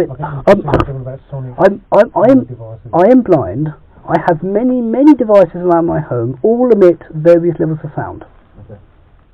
I'm not qualified to say whether or not they can emit ultrasonic sound. They probably shouldn't, but there are lots of devices in my house which would not be present in any other one's house due to the fact these are accessibility aids. So they emit noises when you move? Some of them do. Right. I mean, I mean, was an emotion one placed by the bird feeder? I mean, would you have realised that the bird feeder would set off the noise alarm at one point? The only device by a bird feeder was a trail camera, and that goes click click. Occasionally goes buzz buzz, but click click normally, as the shutter goes. Okay. There's bird feeder. Okay. So I've got a collection of 4 bird feeders, and they're all attached to the apple tree. And in that area, I never had any sonic devices at all. And any stage, no. was it? Why were the devices placed so close to the back door of 56 Cherwood Lane? They weren't. They weren't. They were well within our boundaries, well within the property line, I'm not saying they weren't within your boundaries, Michael. I'm just saying that were they placed towards the back door near the actual house rather than further down the address? Because if they were faced further down the address, they would have potentially started to go off randomly through normal foot traffic on the public footpath. They're placed exactly where they're meant to be placed according to manufacturer's instructions. And in your rear garden, as you immediately come out of the back door, is there a charging point there? On the left-hand side? Charging point? No. There is a single twin earth power point out there, which I've had to rebuild due to interference by Jack Connell. He actually broke the housing of that, causing a short circuit and a few blown fuses at one point. There is some equipment there. Yeah. There is. Is that sound emitting equipment? Right. That specific area of the garden is where we get the most and the strongest sun throughout the most part of the day. Yeah. So that is traditionally where I charge solar powered items. Okay. So there have been occasions when these devices in a non-functioning state have been left there to charge by the sun. There are... In that way, that PC Ruben Brescia found a device emitting sound that was within another box that was bolted shut. You had to unscrew it, and it was within another box by the shelf is where you mentioned. Yeah, allegedly, yes. I wasn't there to see it, but again, we've had so many of these devices. Some of them repaired, some not. I put a few of them away in the box and just forgot about it. And was that box bolted down, screwed down? No. It wasn't. No, the lid may have been secured, I reckon, because it's one of those sort of rings, but it wasn't fixed to anything. It was mobile. I believe. Placed on the shelf by the back door of both properties. Would you accept that? Well, yeah, that's where the shelf is. Yeah. Okay. All right. And it was on a shelf, halfway down. When they're being charged, can you consider the impact that might have on the neighbours? No, because they were in a non-functioning state. Right, but obviously, again, the officer could hear that. Yes, after Mr. Connell has been seen on CCTV reaching over the 6-foot boundary fence and interfering with them. When I left them, they were non-functional. Okay. This one was found in that box that you say was lid was screwed down. That's where that officer found that. Okay, and when he unscrewed it, he actually found the device within the box that was screwed down on that shelf, and it was emitting a sound. That was one of the devices which I had not got around to repairing, forgot was there. Okay. It shouldn't have been making any noise, but it was damaged. That was the one that Jack Connell threw down the well when he invaded my garden with intent to create damage. Were you the one that placed that device in the container? Yes. But you know. Your understanding was you didn't believe it was activated at the time? Well, at the time it was full of water, you see. Mm. Now at the time it was not working. But water does funny things. I mean, I don't know how long it was in there between when I put it there and when it was found again, but in between that time so many other things have happened. I just forgot it was there. Are you aware that your father Nicholas Hart had a meeting with police at Women Police Station in July and had agreed initially to remove these sound devices? Yes, and I have a recording of that meeting. Right. Who recorded that meeting? Well, contemporaneous notes after the meeting. Yeah, who recorded the meeting? Contemporaneous notes were made after the meeting by my father on his computer after the event. Oh, right. But there wasn't any audio recording then? No, he made it. No. Contemporaneous notes were made by my father after the meeting while it was still fresh in his mind, so I know roughly what happened at the meeting. Okay, that's fine. At that meeting, it was agreed mutually that we would, as a matter of goodwill, voluntarily remove devices temporarily at our discretion while we sort out what Mr. Connell was doing. Specifically, if he left us alone for 3 months, we wouldn't put anything back, we'll try to do other things. But of course that never happened. And as per the agreement, we reserved the right to put them back out if they were necessary, which they became necessary, and as per the agreement, we made you aware of our need, and we did so. Okay. And this overrides the ASP. Following that meeting, how quickly were the devices reinstated? Well, we waited as long as possible, but I think it was about a week or a week and a half. Okay. They all reinstalled? Well, no.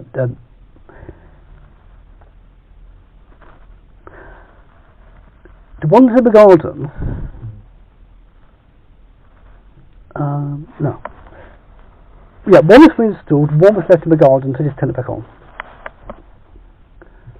I think, yeah.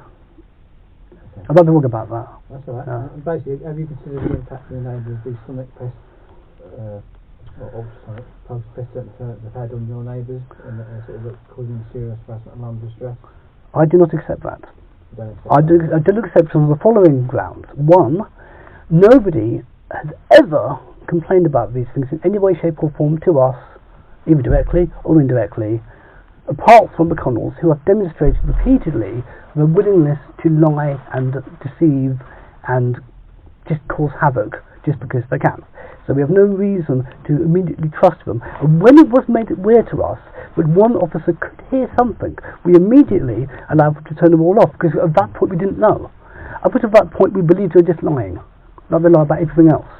At the point when we found it was technically possible for someone to hear, we did the right sensible thing to allow them to be removed, allow them to be deactivated while we investigated it. Okay, I'm just going to refer to Exhibit RPY 38.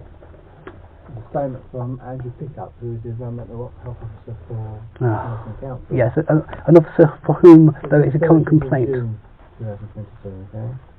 Who did not do an investigation. He did not carry out the prescribed tests. Okay. All right. Well, but basically, I'm just going to paraphrase.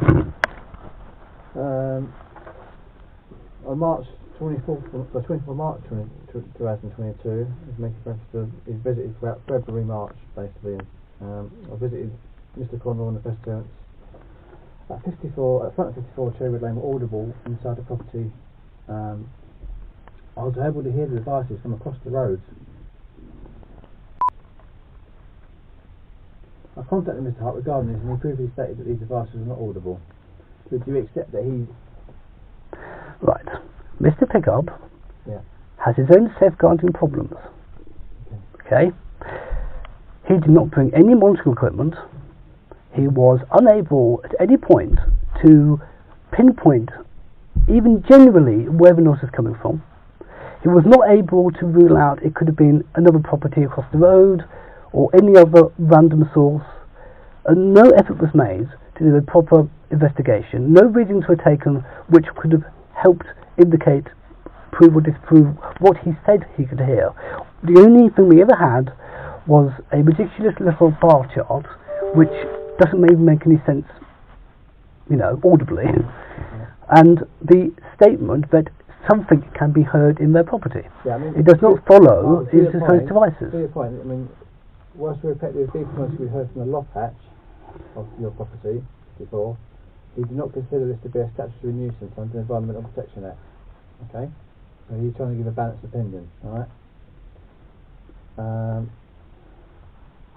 And every time we challenged him... I visited Mr. Connell again on the 27th of May, made note that the pest deterrents were audible inside the property and the back door, through the back door, with 8 activations between 9:35 and 9:39 that day. Between 9:41 and 9:51 there's 25 activations. The pest deterrents seem to be located in places where they can be activated by activity from Mr. Connell's garden to cause and target some degree of annoyance. Only after he interfered with them. Hang on. This was evident as there was one device fixed to a tree. Yes. And one several feet from the ground directed towards the Connell's property. It was not it was directed. likely to be activated by movement. It was not directed towards their property until attached to a tree. There was not one directed at his property until he used a long stick to move it in that way to make it look like we're trying to do that. In the same way as I have video evidence of him literally poking my CCTV camera with a stick to make it look like it might be pointing more towards his property than intended. So, yes, there was one attached to a tree. It was attached to a tree because he kept breaking them and stealing them and knocking them down the well. Alright. Okay. But do you accept that he obviously outlined to you that he could hear them from across the street? We never had any devices attached to a tree out the front of the garden.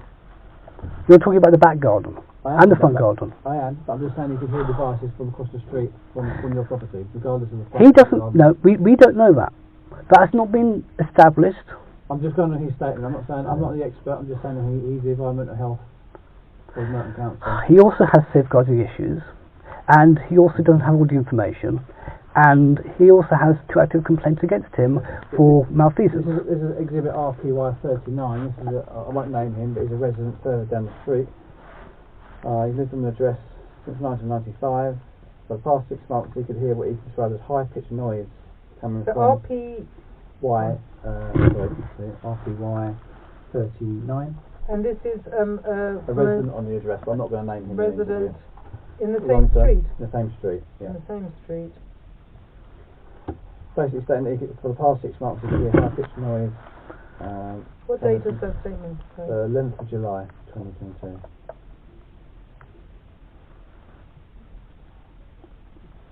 The noises all form when I walk down a footpath, public footpath. I can hear them and describe them as high-pitched noise as an irritant and causes me discomfort. So you're talking about a guy walking past the property. You're not talking about the fact that he might be able to hear it in his home. I'm just merely pointing out that other people other than Mr. and Mrs. Connell can hear these devices. Well, walking outside past them. I've already said that police officers can hear it, the Merton Council officer can hear it, and now a resident on the road can hear it. You say that as if that proves anything, and it doesn't. Just because noise exists does not make it either a statutory nuisance, a public nuisance, or any other nuisance. I'm not saying it is statutory, I'm just saying that people are doing facts to that effect. Yes, and how is that relevant? What evidence? Because you just a minute ago stated that only the Connells have complained about the noise. Because only the Connells have complained about the noise. Nobody else has complained about the noise. If somebody else has complained, they do not complain to us. Did he approach? I mean, just out of interest, the party who you're obviously not going to name. Did he approach? How? We did the door to inquire in case other neighbours have heard. But what the other neighbours have heard? So I appreciate you. So he didn't make an active complaint. It was as a result of door-to-door searches. but he's given a statement and he's prepared to I appreciate that, but I think that's. I wanted to clarify for the purpose of my client that there wasn't an active. It wasn't an active. Not an active complaint, but as a result of door-to-door. Quite right. Yes, we know for a fact that S&T officers went up and down the street directly asking people, can you hear a noise?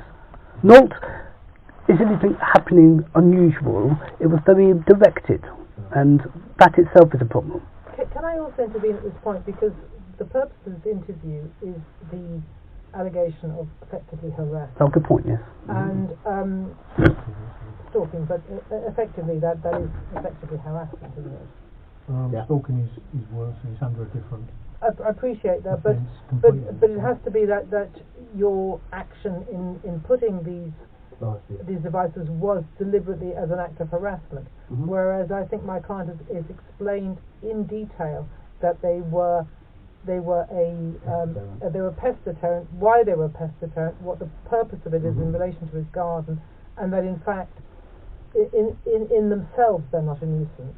So it's essentially for you to prove that his intention was deliberately to, as a means of harassing his neighbours, that he had them there. So I think whether it's high pitched or not, I think, bearing in mind, I imagine you have other questions. We've carried on this really rather long time. Yeah, this has gone on for a long time, so it's going to undoubtedly be a long interview. Basically, all we're getting at other people have heard the noise, but it isn't just because we're not imagining it. Yes, after police went out asking people, can you hear the noise? Nobody up until that point had ever complained, and no one complained to us. Okay, Mr. Connell, when did you first install CCTV? Mr. Connell? No. When did you first install CCTV in the property? 5 weeks after the first major offence of disability-related harassment committed by Mr. Connell. Right. And do you have cameras inside the property as well? Yes. How many cameras do you have in total, would you say? 8. So there were 8 active fixed cameras. Most inside the property, 1 at the front, 3 at the back. Okay. There's a couple of dummy cameras, and there's one which is just there to be shot at. And who installed this camera? I installed them all. You installed all of them? Yeah. Did you have any help with that? No. Just you solely? Yeah. I mean, after I installed everything and set it up the way I think it should be set up, of course I got someone sighted just to make sure if it was where I thought it should be. But yeah.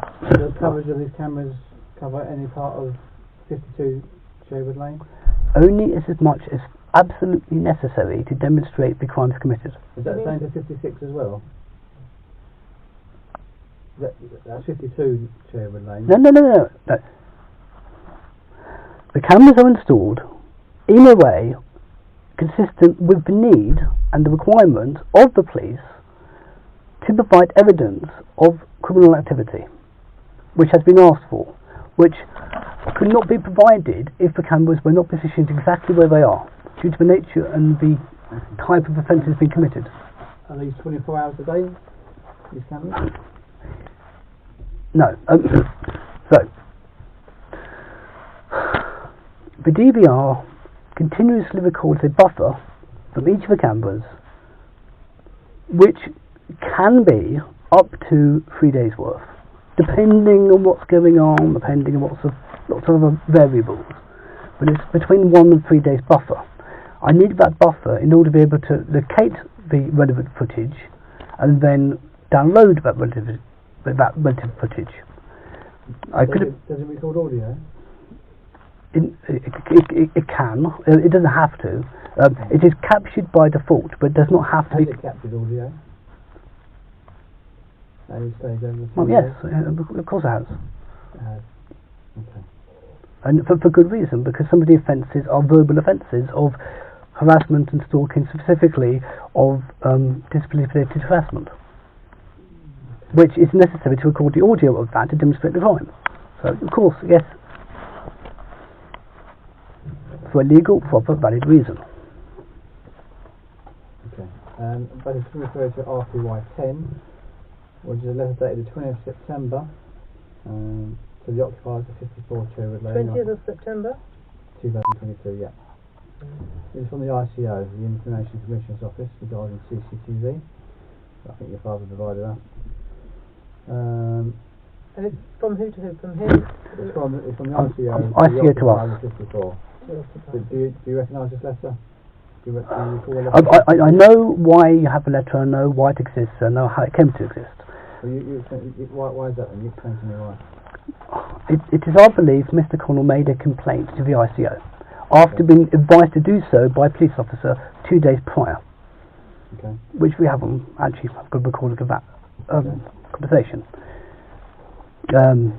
I've been in contact with the ICO an awful lot just to make sure nothing's changed that I'm not aware of, and they're completely happy that we're compliant, no action was taken, no action necessary. It says here, where surveillance cameras face outwards to individuals' private commercial property and captures images beyond their boundaries of their property, i.e. to the public area or that of other persons' private areas, according to what is considered to be purely personal, hold a purpose. Yes, but if you read the full actual Act and the legislation and the decisions from the High Court, if you read all of that... If you are operating CCTV that captures footage outside your boundaries of your property, you should refer to the Commercial Guardian and take steps to ensure that the compliance with DPA... Which we've done. Right. So does any of your CCTV go beyond the boundaries of your property? Then? Only as much as it is absolutely necessary to record evidence of crime in progress. Alright. So you accept that your CCTV goes beyond your boundaries of your property? Only as much as it is absolutely necessary to record crime, which you are absolutely allowed to do. That right negates most of the Data Protection Act, in fact. Why was CCTV installed? Because of the deliberate and intentional acts of harassment, property destruction, damage to property, damage to real estate by Mr. Connell, and subsequently malfeasance by various police officers, including harassment and witness intimidation, gaslighting, and other such offences. The extent of the audio capacity? Can you hear into neighbouring property?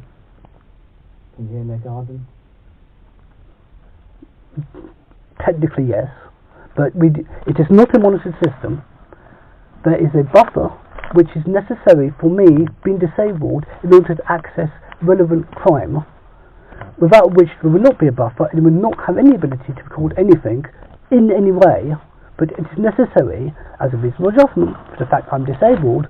I need it to keep a buffer because it takes me long times to find out what I need to capture, what I need to keep. Alright, to give you a bit of time lag to okay. But it's not monitored, it is not reviewed, it is sitting in a corner of my dad's office, covered in dust. I mean, you can see from the environment, no one goes there. It's in the corner. So you pause it and then stop recording and start again? It might be a good idea to take a break, maybe go to the toilet or something, and then we'll start again. Okay, so the interview is suspended at 14:49 for the purpose of replacing for a quick break and changing of discs. Thank you.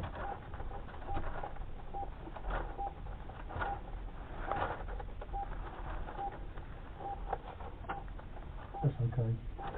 Yep. Thank you. Do you want another drink at all or anything, Michael? No, I'm fine. Did you go to the toilet? No. I'm going to get another disc now. Yeah, do you guys want to go stretch your legs?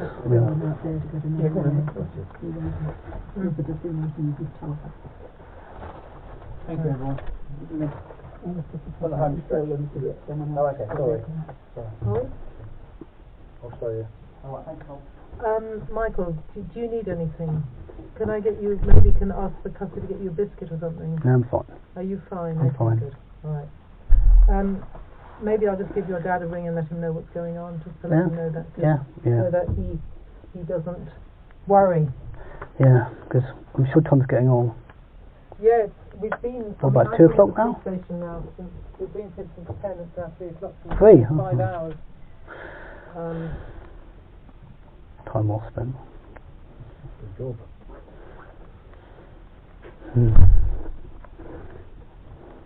Well, this gets me out of the house. Sorry? This gets me out of the house. Sorry, say that again. At least it gets me out of the house. Yeah.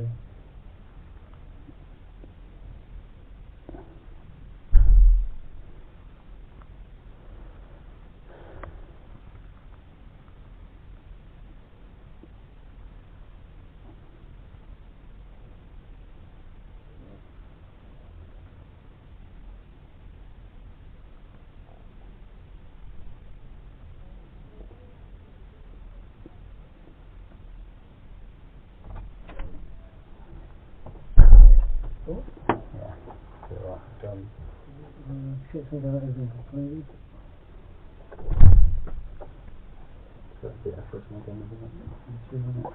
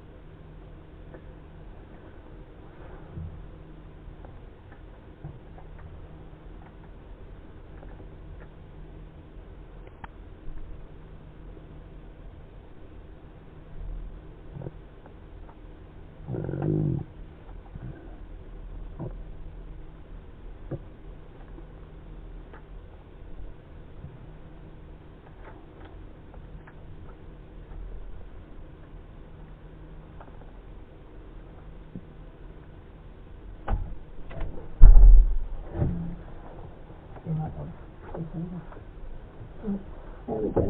One unhappy police officer. Sorry, That's all right. Go and get someone else to call out for the other one. what's up? Is something wrong?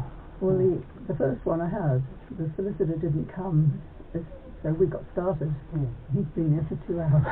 Oh dear. Just arrived just in time. Yeah. Ooh.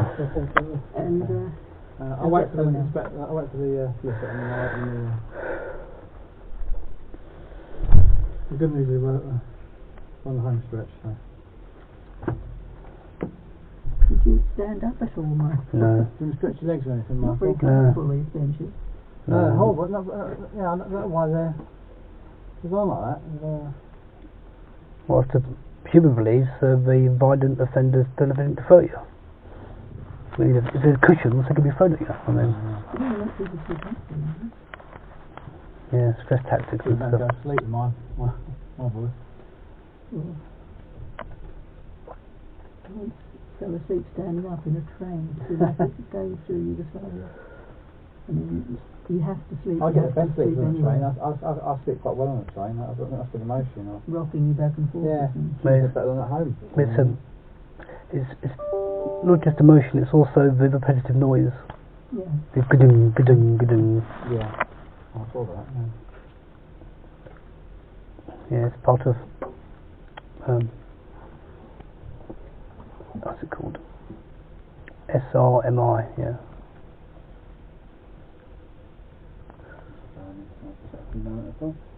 Perhaps around the same mission, we just put them straight in.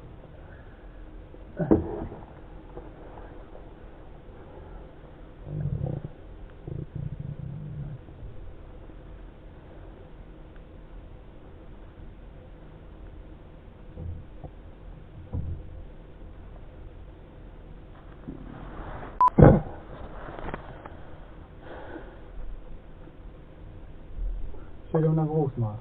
That's fine. Okay. The solicitors speaking with your dad, so just let him know where we are and everything, okay? Yep. Michael. Welcome. Yes? Thank you. Sorry, thank you. This is spoken with. I just spoke to your dad just to update him.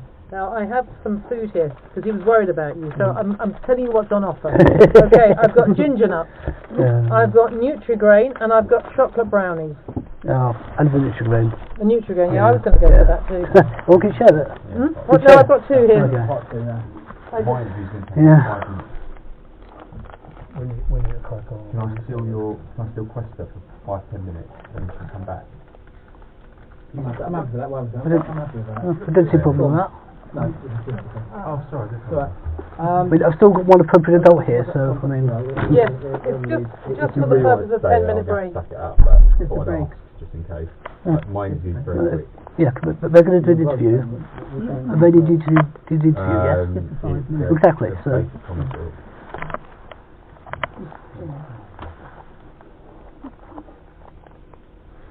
Are you happy with that? I have no problem. I mean, to be honest, I want to help everyone. Yeah, me too. I'd rather, obviously. Those would take 5 minutes. Go. Thank you. Apologies, thank you. Oh, it's alright. Basically, what's happened with this, that they're verifying and then burning. So we can't start you anyway. We can't start it anyway. We can't start So it. it's going to take 5 minutes. Was it an audio or was it audio and video? Audio in the end. Even I would have liked video, but I couldn't get them. a 2-hour video, 2-hour interview takes a long time to buffer up. So that's Well, yeah, that's going to be 450 to 470. Yeah. I'll take your word for that. Yeah, CD can hold 7,000 pages of text. So this Nutri-Grain is, I think, the right thing to have. Yeah. I mean, Well, you diabetic or anything, or? no. So, It's just that nothing else is exclusive, isn't it?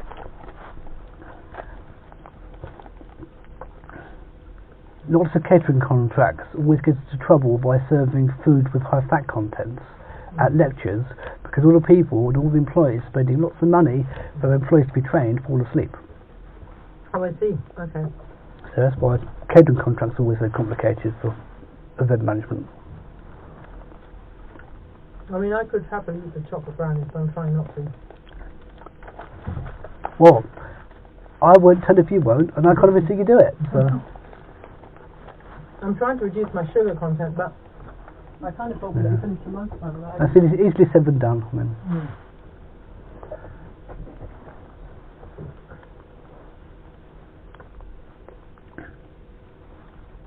I always end up eating things at police stations that I would not normally eat. Yeah, I mean that's one of the traps, isn't it? I mean, It's one of the, well, it's kind of one of the things about the job. You never know how long you're going to be anywhere and what time you're going to be there.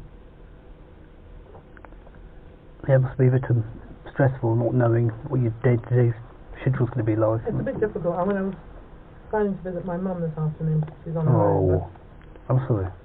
But it's not your fault. It is my fault. It's not your fault. If I wasn't here, you wouldn't be here. So I still feel responsible. You're not responsible because I have to do the job. This is her job. This is my job. It may be her job, but her job now is that she's here because I'm here. And if I wasn't here, she wouldn't be here. She'll be here for someone else. Well, yeah, but not for 4 hours. I mean, 5 hours. Might be here for a murder. No, it's They're not possible. that- Well, yeah, I could Well, get some. I mean, that is hypothesis. Plenty of offences out there that things take a lot of time. I can't control what other people can do, but all I'm saying is, if I wasn't here, you wouldn't be here right now with me. You might be doing something else, but that is conjecture. Maybe. It might be. Well, to be honest, I wouldn't, because there are. I can check on the Rock Site group what cases need covering.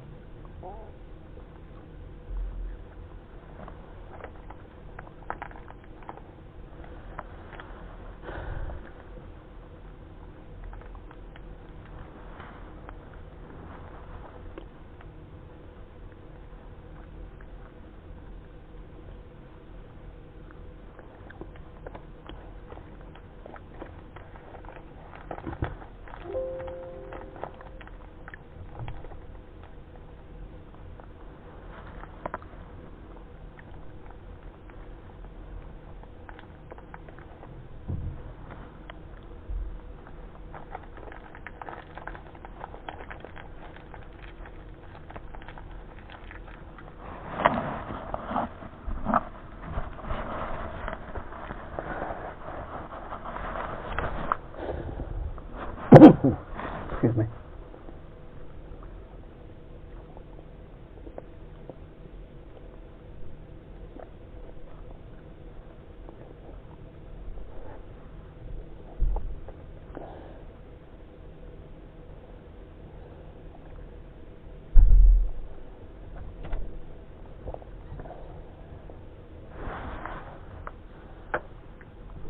No injected yet? Oh.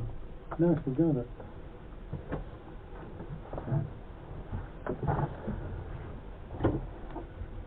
Hopefully this will work quickly this time. You still okay, Michael? Yeah. You don't want a comfort break or? No, I'm fine. Your dad will be relieved when I go. Yeah, thank you for that. Fine, thank you.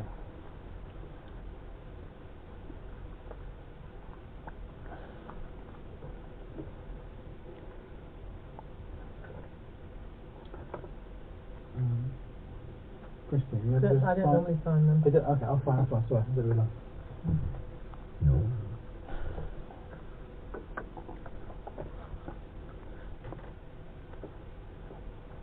Just get Michael to sign it. Can you sign it, Michael? After fashion, yeah.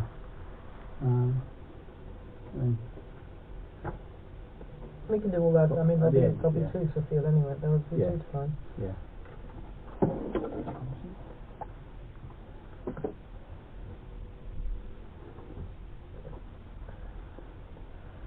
The DDO kindly made me a cup of tea.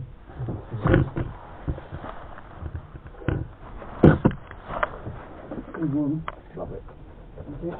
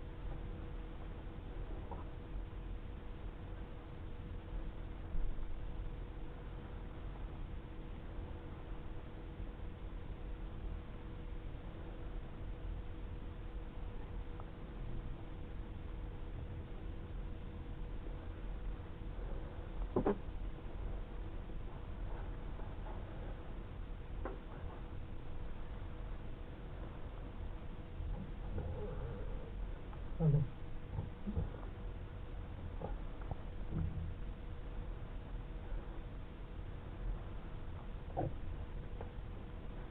Just a natural bodily function. I think you hear it much more keenly, don't you, if you're sight impaired? Yeah. I mean, it's sort of true. It's not universally true, but we all tend to learn to use other senses in different ways. and that can have the effect outwardly of having more sensitive hearing, but it's just you pay more attention to things. My brother has, I don't know because I'm useless at memory, he has an eye condition, so one of his eye works as well, but he also has no sense of smell, but he works as a sound engineer. Well, until they invent television. So, yes, that's not very nice. and I have worked with him once on a production. He's a radio engineer, and my God, it was amazing. It's amazing when you work with someone, you know, that's your family member. You don't realise how good they are at their job. Thank goodness. I thought, thank goodness he was good at it. Otherwise, it would have been like, oh my goodness. But yeah, we all learned coping strategies and techniques to make things work. Otherwise, it wouldn't.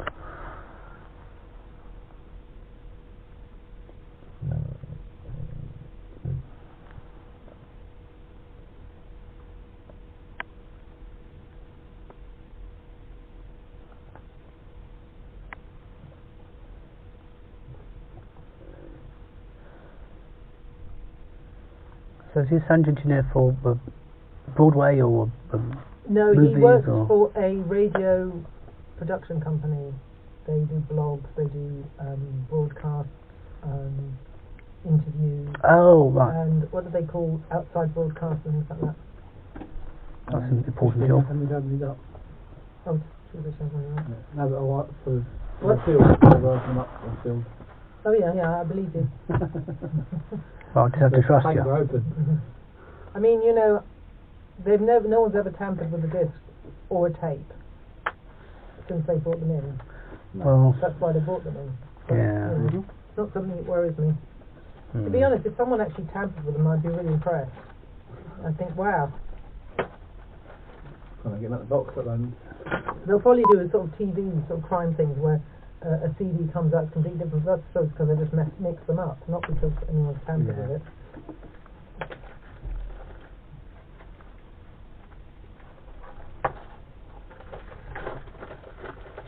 God, I feel better now.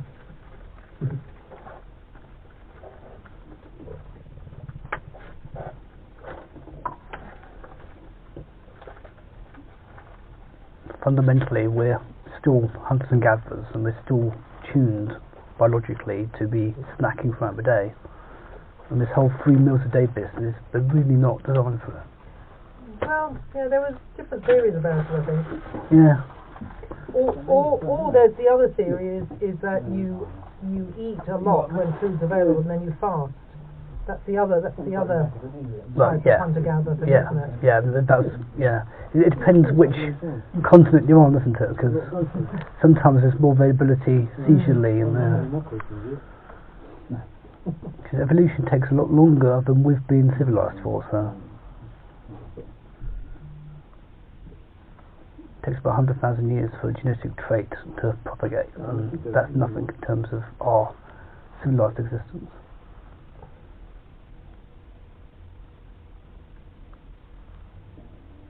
No place I'd rather be. I can think of 1 or 2 places I'd rather be. In your loft, presumably. Well, anywhere else. There's a nice police station, some of them are. Kingston's not too bad. So I would say. So which ones do you think are horrible then? Croydon. Well, the old Croydon was. Oh, New Croydon's even. New Croydon's in a Middle of horrible. nowhere. It's a horrible location. No, Oh, I've been out in the middle of the night and I thought, where am I? Because it's when I grim. was born in Croydon, even I didn't recognise where I was. It's a grim location there. Sutton is a good location. I was both at Sutton. Good location. Actually, it's not a bad station, Sutton. They're closing it, haven't they? They've closed it, haven't They they? closed it now. I mean, they've closed it. I mean, until there's a kind of a big demo or something, and then they open them up again. They only open them up. It's quite a modern station, so I was like quite. Well, it was modern for the time. I mean, the same way Wimbledon was modern for the time. I mean, Yeah. Wimbledon Yeah. Wimbledon has tiny interview rooms. That's been closed. Custard's been closed for a long time, hasn't it? It must be closed at least 15 years. It's been closed. Yeah. it's just pilot light there now. And then you've got Well, like Mitcham was closed as well. They had cells in Richmond at one point. Richmond. Richmond, yeah. Richmond. Their interview rooms were the smallest I've ever been in. I mean, literally, they were this size. That was a big one. It was where the desk crazy, is. isn't it? That was I mean, it really was tiny. Grim police station. Grim police station. These are luxury compared to East London. Are they? They're like Forest Gate and Hackney Stoke Newton. Used to be. Used to be, but they changed, haven't they? There was Harrow Road police station. Oh, That was amazing. That was pretty basic. Marylebone, Vine Street, Vine Street. Yeah, right, yeah. West End Central. What else was it? Bow Street. That's got some stories to tell. Bow Street's amazing. Yeah, it's like probably like, yeah, it's like Carter Street, Walworth police station.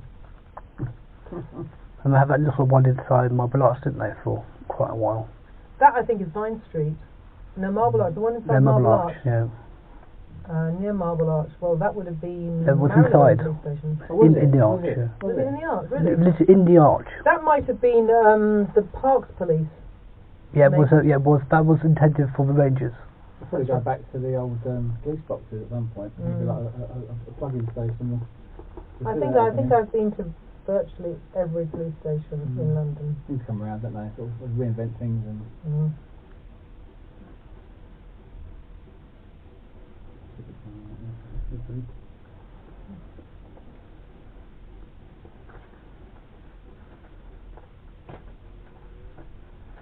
Keep those separate with that. I'm going to give a really, first this one. Normally someone says he's going to be 5 minutes. No, I know. Well, that's why Too soft and all. the sergeant said to me, "Oh, can we borrow your property?" I said, "Well, you said the interview's only be 5 minutes." I said, "There's no such thing." It takes 5 minutes to go through the rights. And then I said, I'm not the person to ask. Are you sure you don't want a cup of tea or something? I'm fine. Yep. Yeah, I'm fine, thank you. I get the kind of I get a post. I haven't got enough caffeine headache. Well, I've got some For one more. medical problems with caffeine, so Right, I okay. can't drink too much of it. I mean, my tea is technically dirty water. I know quite a few people have dirty water tea, yeah. I'm a tea hugger. My tea. It infuriated everyone to hug my tea, so it lasts forever. It's been cold in the end. Well, if you put the seal on that one, Yeah.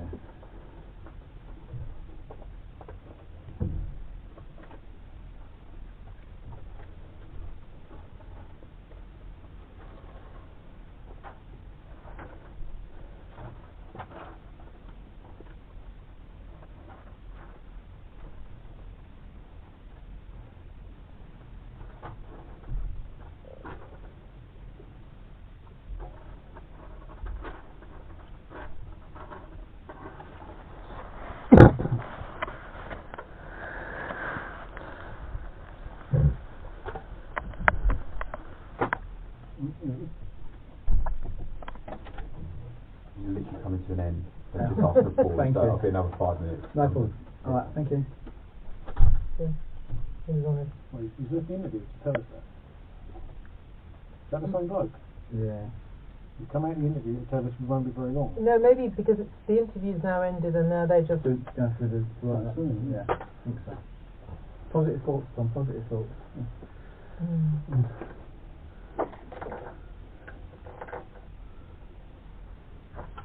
Right, that's all the new.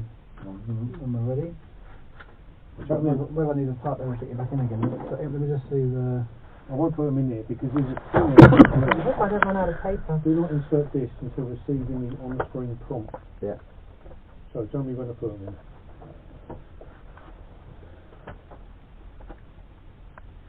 I've probably got to stuff everything back in again. Bear with me, Tom. It might be like. I had to.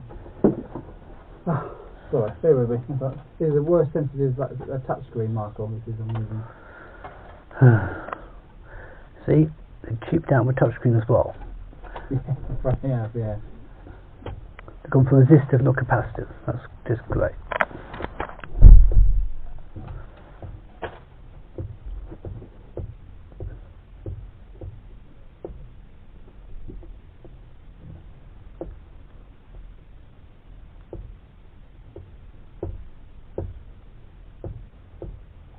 You do the police lottery, Robin. No, probably should. I did a national lottery. It doesn't help me. This time 3 years ago I won 20 grand at the police lottery. Blimey, that's last time I win. That's good. It was a nice email, that. But then COVID happened, so Yeah. it was a great start to the year, but not so much. What's your what number again? Sorry, Tom. 215 163.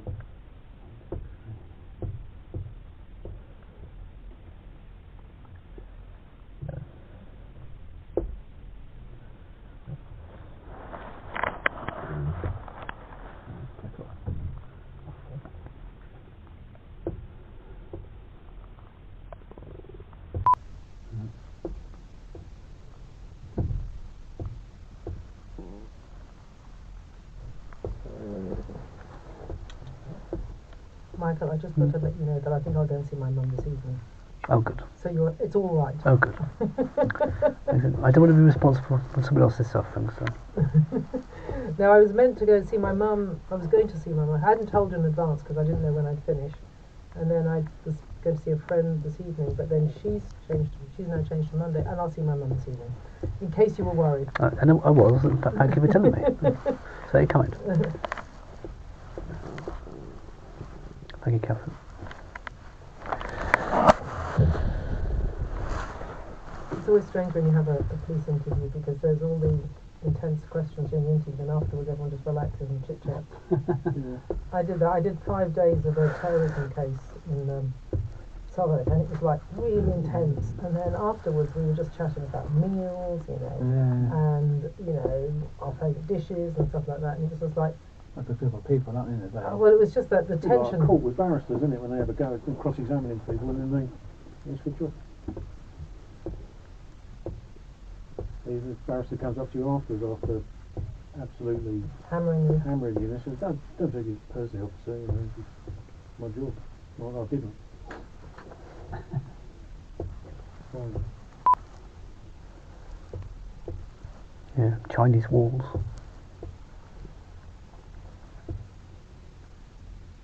It's like when they ask you questions, Michael, don't take it personally. No, you do your job.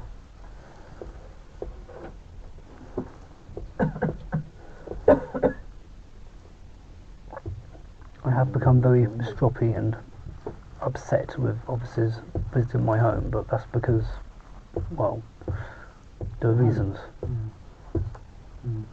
As long as you don't upset me, I've got no reason to have any problem with anyone else. Part of it's just how my brain handles stress.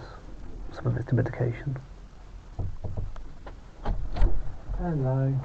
Thank you so much for. That worked out all right, actually, because it's taken a while for the distance onto. That's take a bit of Especially toll on you you your because you've time. done. Maybe that was a bit of a fresh air break. We couldn't have done it any quicker. We generally couldn't have done it any quicker anyway. Question, just a signature, sorry. Thank you. Why did I That's it. No, it's all right, no. Got it down to 6 minutes. No, I was nearly right. Well, ends up then, I suppose. No, you can't have my pen though. Thank you. That's okay. That one has already run out.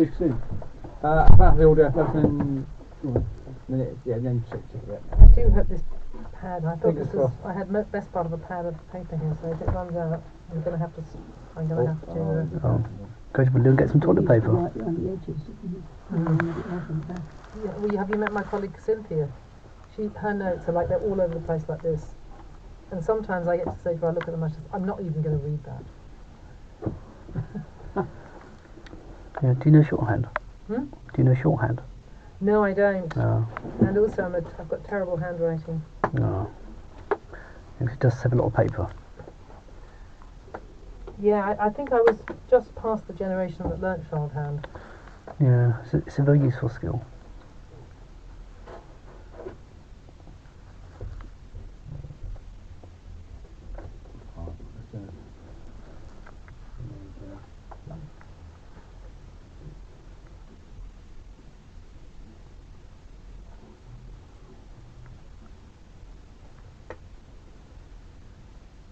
You okay, Questa? Yeah. Right, so they all come out, Yeah. That was the best idea. Oh, It was the best idea. You didn't delay us Yeah. still. You didn't delay us still. No. We could have done it. They asked me, Justin, I said, well, Let me just click this I button. can't be and the then before I judge put as them to in, whether it it takes should come 5 up and minutes, prompt, but the and then officer... Hang on, not What was all the of them allegation? Oh yeah, they've all come out now. Right. Possession of cannabis. Pushing mum. By pushing mum. He's now withdrawn the allegation. No, No? no, no. Don't do it again, sort of situation. I'll put them in. See if I can You know what I mean? put them all in yet. Yeah. Not press anything yet. Yeah. This thing here says, do not insert discs until receiving the on-screen prompt.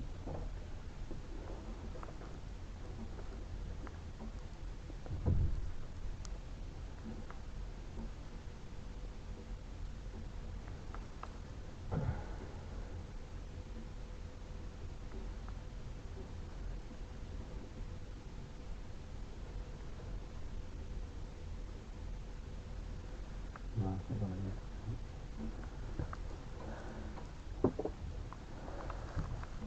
Might be faster just to get a stable log through here and be done with it.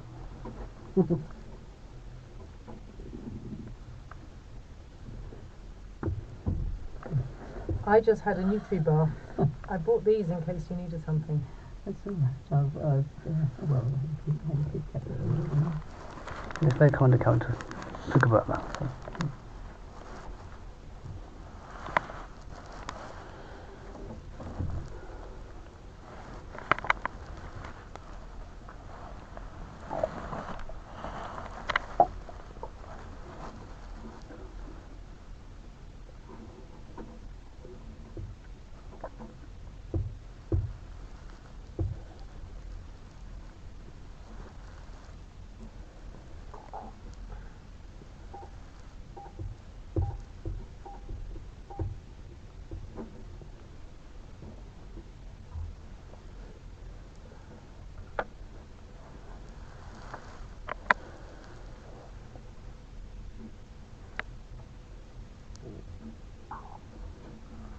It was funny because the sergeant was sort of interrogating me. How long is your break going to be? And I said, well, I don't know. As long as it takes me to get that cup of tea.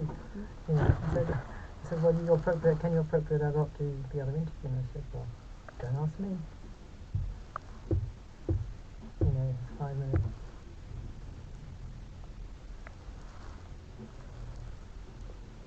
Why won't they call you again? In fact, were they waiting for you? Having waited 2 hours. Oh no! The solicitor arrived at 10:30. Oh my goodness! And of course you'd just come in, so you'd already come in. That's why I was so insistent that you go. So the solicitor actually waited. Oh gosh, I didn't realise it was that bad. And the clock runs out soon. The interviews are always short near when the clock runs out.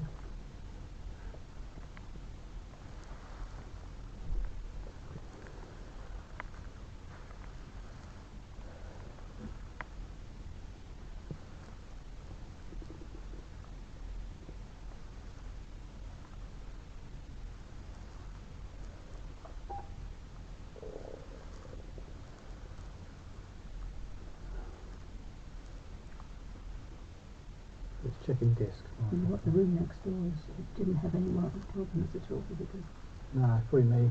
Put a hex on it. They're very temperamental, these machines. You know, these multiple write drives have got horrible mean time between failures. It's not reliable.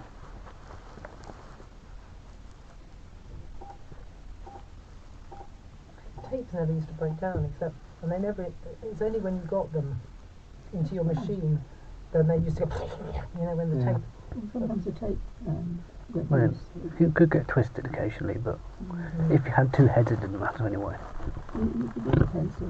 Yeah, you could always. Pencil to tighten them up. Yeah. A big pen. Because normally it's just the brushes just get too relaxed, and yeah. I mean, I've still got loads of cassettes. Have you? Yeah, I've got loads of them. Yeah. Got loads of cassettes, loads of somewhere. records, loads of CDs. DWP still uses it. Do they? Tape box and everything, tape machine. And What, you mean the BTP? DWP. Oh, DWP uses the tapes, whereas the BTP use, they're on cloud now. Yeah. As is everyone outside of London. Because everything is leaving as well. Islington too? Islington's got cloud. Really? It's the only one in the City of London.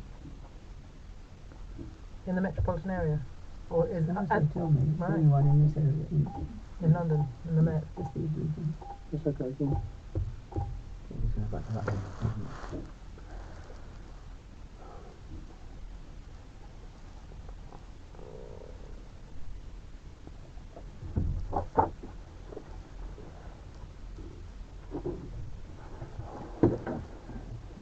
I used to work for DWP. You probably Did you? Yeah, Yeah. it's in IAD. Information and Analysis Directorate.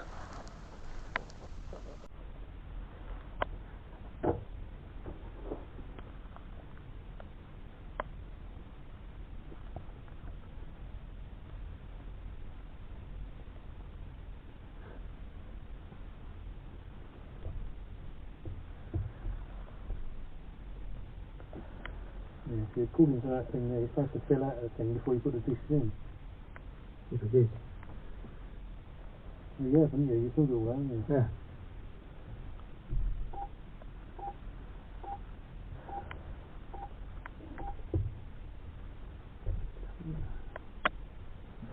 Get them all out and we'll start again. This is what it does. That worked last time when you got them all out and then you went.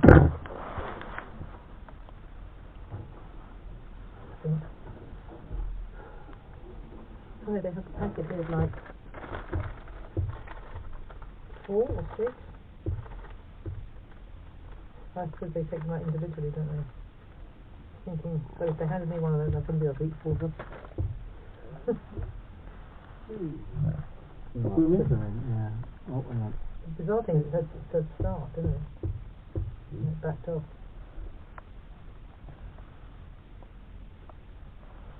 In the business, that's what we call a bad presentation layer. Before we go into it. I'll put them in, yeah? Yeah, put them in. Yeah. Put those in.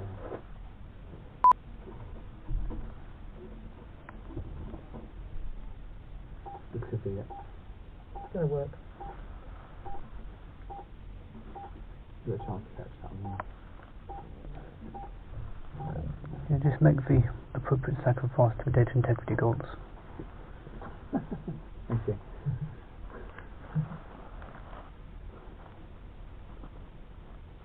Yeah, my teacher. Painful bit.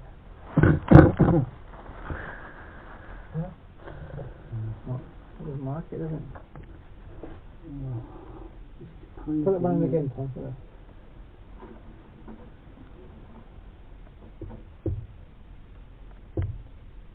Back straight now.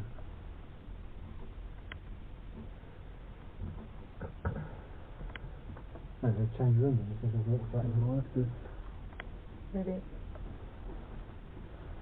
it worked last time, eventually. Yeah. It'll take just as long because you have to type everything into the other machine, so. Alright. Yeah. There you go. Oh, okay. Why did it? Okay, this is a continuation of the interview of Michael Hart. Mr. Michael Hart, obviously, this is after a short break with our previous interview. It's still being recorded. They're still at Kingston Police Station. Both present is well, obviously we're interviewing Michael Hart. Also present is Christine Eggets, Sister from Birds. and Question, you're from Good Further Adult Service. and obviously, again, you're still under caution, Mark. Basically, the important part is that you can have anything that may harm the defence. You don't mention questions, something which later on in court. Anything due to make given evidence. Okay, you understand that? Yes. This is right. Just for the benefit of the tape, on there as well as Oh, yeah. Clark. Thanks for the statement. And I'm thinking at 2136 will be now attached to Cam Hill Safe Medical Team. And again, if the appropriate adult, if the basically in that role you're not expected to act as an observer, but for the purpose and purpose you're first to advise the person being interviewed, assess an observer whether or not the interview is being conducted properly, fairly, and third, to facilitate communication with the person being interviewed. Okay, so the time is 15:30. It's still the 19th of January 2023. Okay, so we're just basically continuation of this interview regarding your arrest on the 13th of January for stalking. Allegedly. Yeah, allegedly. Okay, so we're up to basically the electric fence. Which one? Well, the first one you installed basically, the electric fence was installed in your rear garden. Did you install that? Right, that wasn't the first one.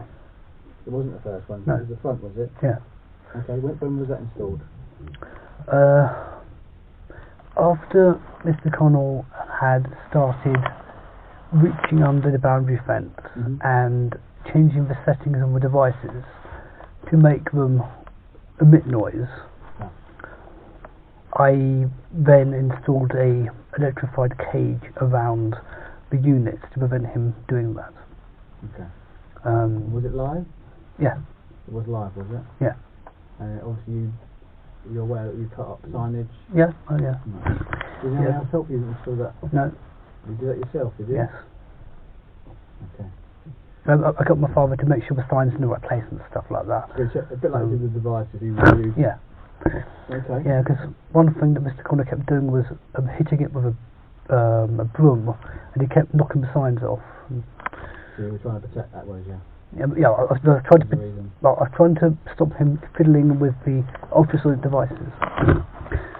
Now, for the record, the ultrasonic devices, the ones currently in my front garden, physically cannot make any noise.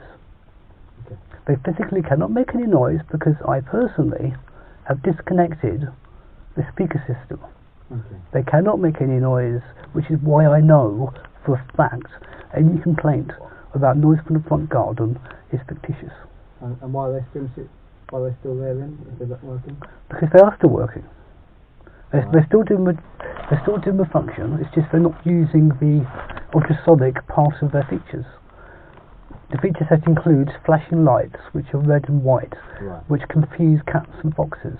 So it's more visual rather than an audio method. Well, it is a visual rather than an audio method. Yes. Yeah. Okay. And the initial fence was at the front of the house. Right. It was never a fence. At no point has there been any electric fence at the front of the property. There has been, for a while, a electrified cage surrounding the pest deterrent devices specifically installed to prevent Mr. Connell from his continuing acts of interference. And from the first time you installed that, has it been live from the very first time you installed that? On and off, yeah. On and off. Because again, Mr. Connell keeps poking at the sticks randomly to try and disconnect the wiring. So occasionally I've had to go out there and try and reconnect things when he's not around. And that's one of the instances when he started a harassment event by his ring doorbell. Okay. And the rear property, an electric fence installed on the rear of the property? Yes. Was that by yourself? Yes. When was that installed? While Mr. Connell was on holiday. Remember roughly when that was?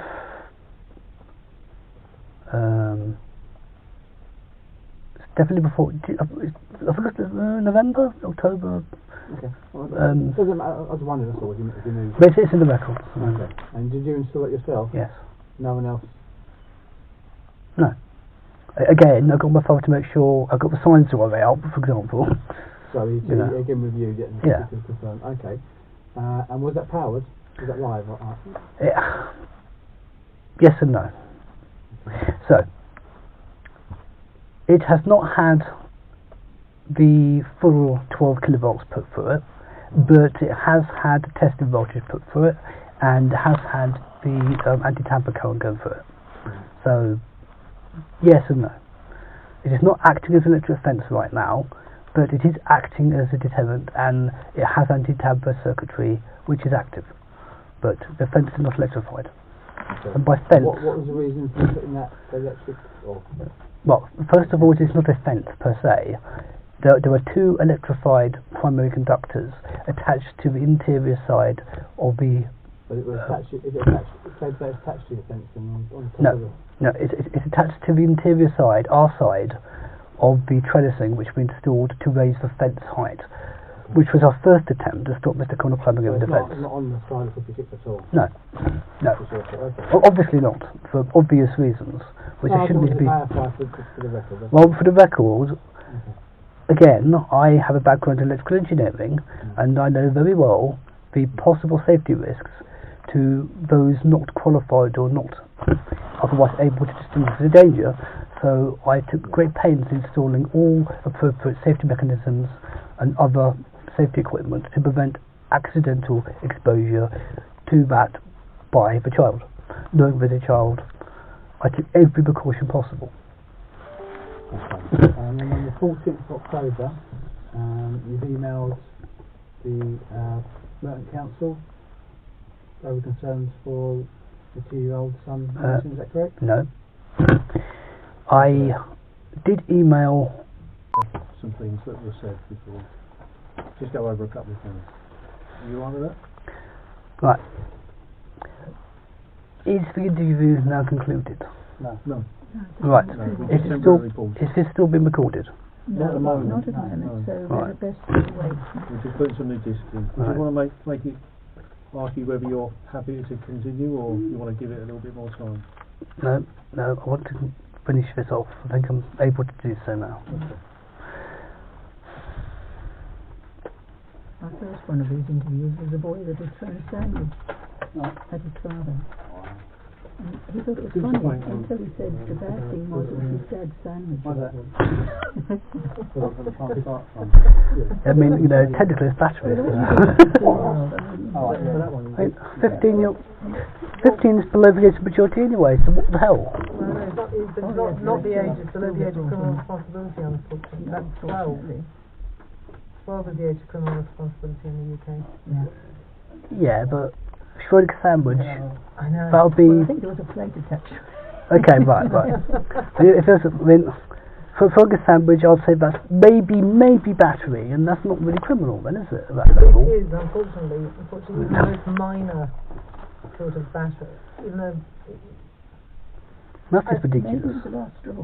I think sometimes it's the last straw, and it's just a way of a last sort of disciplinarian, you know, I think sometimes it's the last straw. Those ones are the stages, you can be here for all sorts of reasons.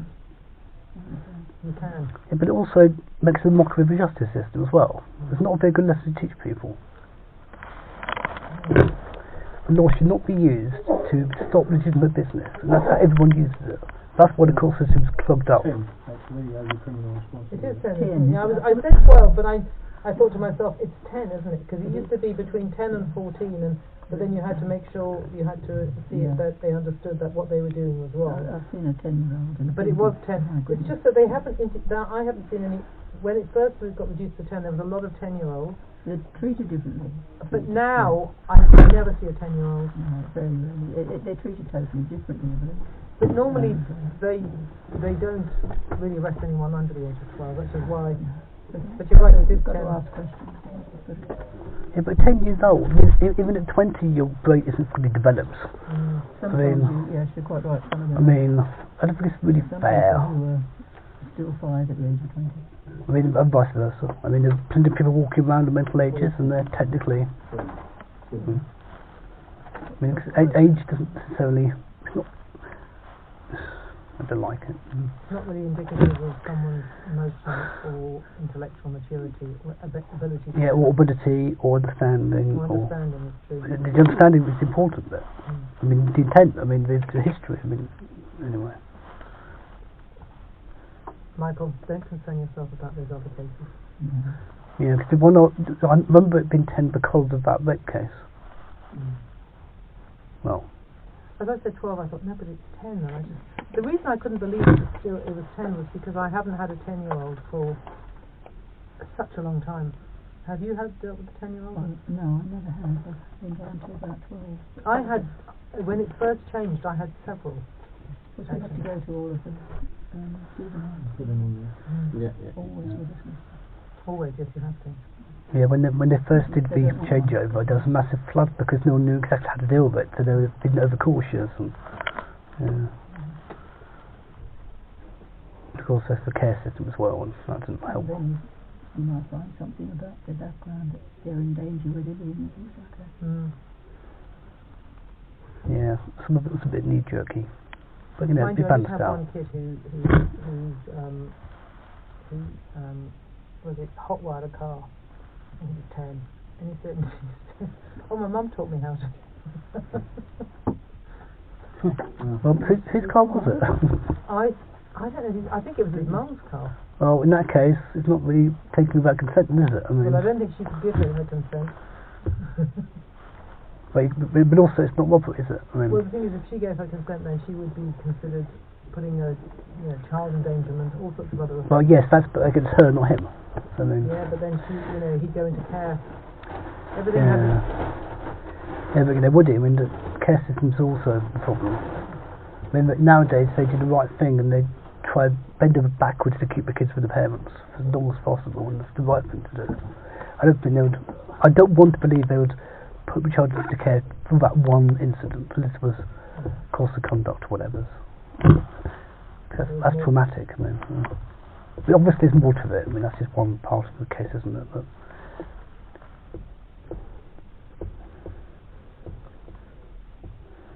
you got what time we paused? Well, we stopped. I have no idea what time we stopped. 16:40, isn't it? It's after that, I think, isn't it?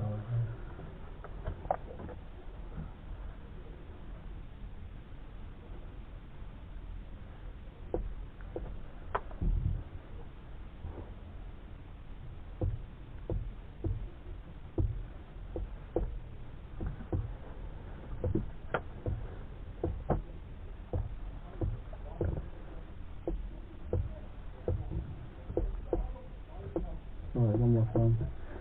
215 Remember it one day. 163.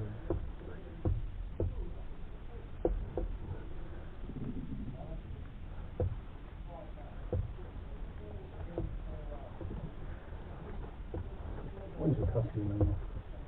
01VK 10135 of the 101 35 35. /23. Yes, VK01 VK.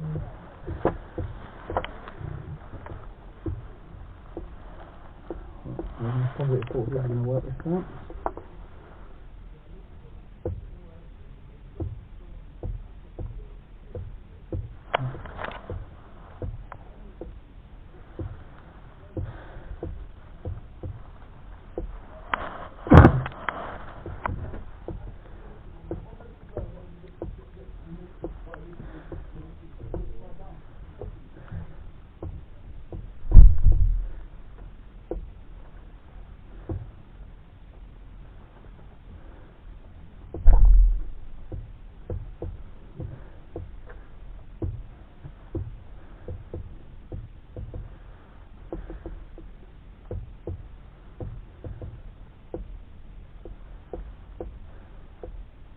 Unusual name, isn't it, Quester? Yeah. I've never heard anyone ever with the name of Quester. Yeah, It's a nice name, though. Is it originate from a certain country, or? Oh, we think it's an Italian word, Italian name. Yeah. But it means this. Yes, it does. We think it's a surname. Some friend of ours, I don't know. yeah, but it's a derivation, which is Greek. That could mean put on you. Yeah, the root is Greek. Questa cosa. Questa Questa cosa. Leave a note. You speak Italian? No. I think the translation is something closer to openness, question of the universe sort of thing. Not a question, asking questions. Are you being inquisitive? Do you want to do the introductions again, and I'll... Yeah. Sorry. Okay. This is a continuation of the interview of Mr. Michael Hart. We're interviewing your name, please. Michael Oliver Hart. Thank you. PC Robin Young, 2136, attached to the Cannon Hill State Labour Team based at London Police Station. The other officer present is Tom Clark. I'm attached to the stack unit based in Stratford. We're still in interview room 2 at Kingston Police Station. The other persons present are Christian is up from Bird. and Question, you already read that off from TAS. Okay, and again, as previously stated, you are not expected to act simply as an observer.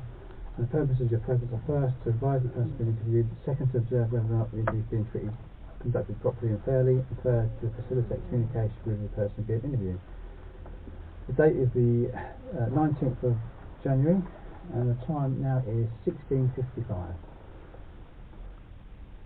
Okay. I just remind you, you're still, sorry, Tom.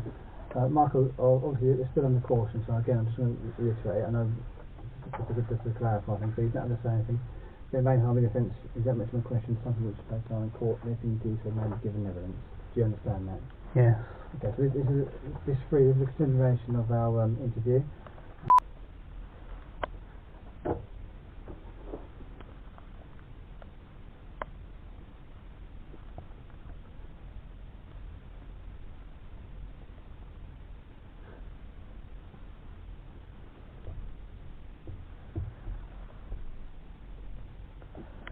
Yeah, so according to that thing there, you're supposed to fill out the thing before you put the discs in. If it is. Well, you haven't you? You filled it all out, haven't you? Yeah.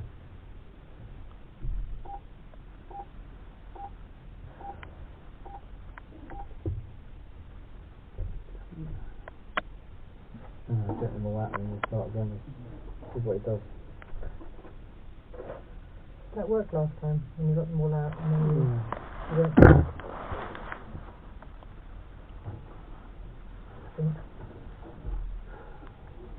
Oh, they have a packet with like 4 or 6. I suppose they take them out individually, don't they? Thinking, so if they handed me one of those, I couldn't be able to eat 4 of them. Yeah. Oh, hang on. The bizarre thing is it said start, didn't it? And it backed off.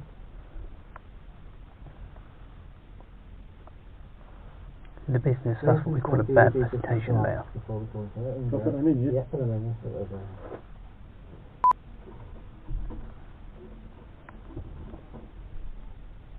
This could be it.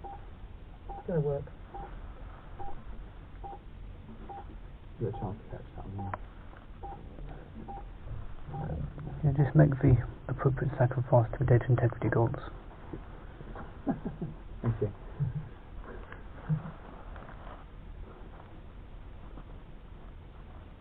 IT joke. Painful bit.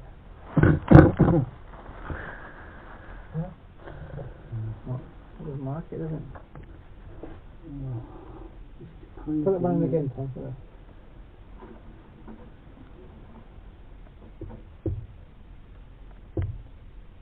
Back straight now.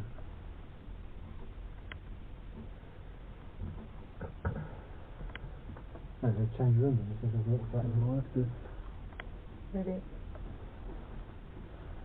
It worked last time, eventually. Yeah. It'll take just as long because you have to type everything into the other machine, so. Alright. There you go. Oh, okay. Right, well, I said it. Okay, this is a continuation of the interview of Michael Hart. Mr. Michael Hart, obviously, this is after a short break with our previous interview. It's still being recorded. We're still at Kingston Police Station. Both present is well, obviously we're interviewing Michael Hart. Also present is 15 agates for different birds. And Question, you're going to do further adult service? and obviously, again, you're still on the caution mark. Basically, the important part is that you can have done anything that may harm the defence. You don't mention questions, something which later on in court. Anything due to may be given evidence. Okay, you understand that? Yes. Just for the benefit of the tape, I'm here as well as Tom Clark. Thanks for the statement. And I'm PT at 2136, where we're now attached to Cam Hill Safe Local Team. And again, if the appropriate adult, if the basically in that role you're not supposed to act as an observer, but for the purpose and purpose of your first to advise the person being interviewed, and second, an observer whether or not the interview is being conducted properly, fairly, and third, to facilitate communication with the person being interviewed. Okay, so the time is 15:30. It's still the 19th of January 2023. Okay, so we're just basically continuation of this interview regarding your arrest and the 13th of January for stalking. Allegedly. Yeah, allegedly. Okay, so we're up to basically the electric fence. Which one? Well, the first one you installed basically, the electric fence was installed in your rear garden. Did you install that? Right, that wasn't the first one. It wasn't the first one, No. it was the front, was it? Yeah. Okay, when was that installed? After Mr. Connell had started reaching under the boundary fence and changing the settings on the devices to make them emit noise, I then installed a electrified cage around the units to prevent him doing that. Okay. Was it live? Yeah. It was live, was it? Yeah. And obviously you're aware that you cut up signage. Yeah. Oh yeah. Did anyone else help you install that? No. You did that yourself, did you? Yes. Okay. I got my father to make sure the signs in the right place and stuff like that. A bit like you did the devices, he reviewed. Yeah. Okay. Yeah, because one thing that Mr. Connor kept doing was hitting it with a broom, and he kept knocking the signs off. So you were trying to protect that, was you? Yeah, I was trying to stop him fiddling with the ultrasonic devices. Now, for the record, the ultrasonic devices, the ones currently in my front garden, physically cannot make any noise. They physically cannot make any noise because I personally have disconnected the speaker system. They cannot make any noise, which is why I know for a fact any complaint about noise from the front garden is fictitious. And why are they still there then, if they're not working? Because they are still working. They're still doing the function. It's just they're not using the ultrasonic part of their features. The feature set includes flashing lights, which are red and white, which confuse cats and foxes. So it's more visual rather than an audio method. Well, it is a visual rather than an audio method, yes. Yeah. Okay. And the initial fence was at the front of the house. Right, it was never a fence. At no point has there been any electric fence at the front of the property. There has been, for a while, a electrified cage surrounding the pest deterrent devices specifically installed to prevent Mr. Connell from his continuing acts of interference. And from the first time you installed that, has it been live from the very first time you installed that? On and off, yeah. On and off. Because again, Mr. Connell keeps poking at the sticks randomly to try and disconnect the wiring. So occasionally I've had to go out there and try and reconnect things when he's not around. And that's one of the instances when he started a harassment event by his ring doorbell. Okay. And the rear property, an electric fence installed on the rear of the property? Yes. Was that by yourself? Yes. When was that installed? While Mr. Connell was on holiday. Remember roughly when that was?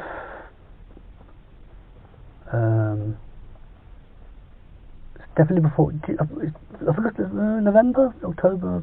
Okay. Doesn't matter. I was wondering, that's all. If you knew. But it's in the record. Okay. And did you install it yourself? Yes. No one else? No. Again, I got my father to make sure I got the signs the right way out, for example. So he again reviewed it and confirmed. Okay. And was that powered? Was that live? Yes and no. So,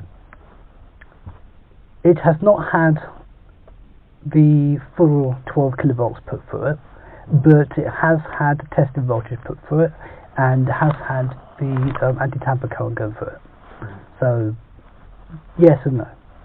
It is not acting as an electric fence right now, but it is acting as a deterrent, and it has anti-tamper circuitry which is active, but the fence is not electrified. Okay. And by fence, what was the reason for putting that electric? Well, first of all, it is not a fence per se. There are two electrified primary conductors attached to the interior side of the.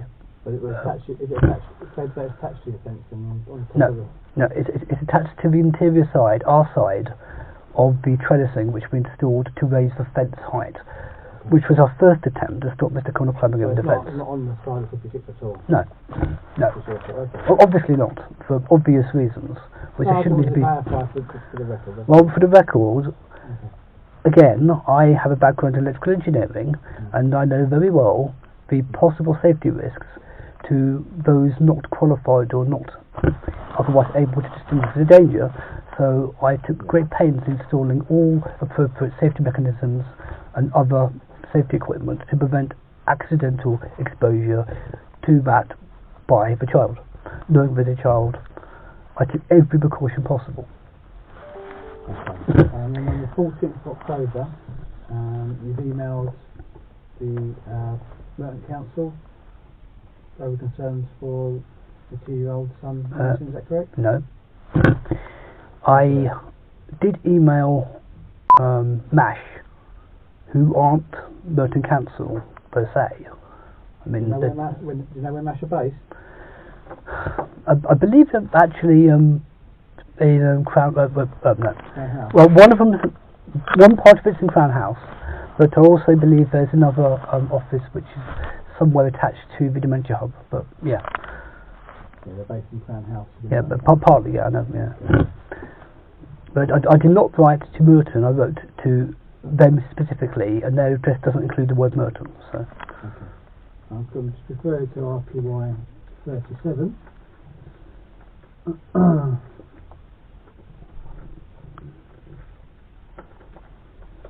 This is a statement from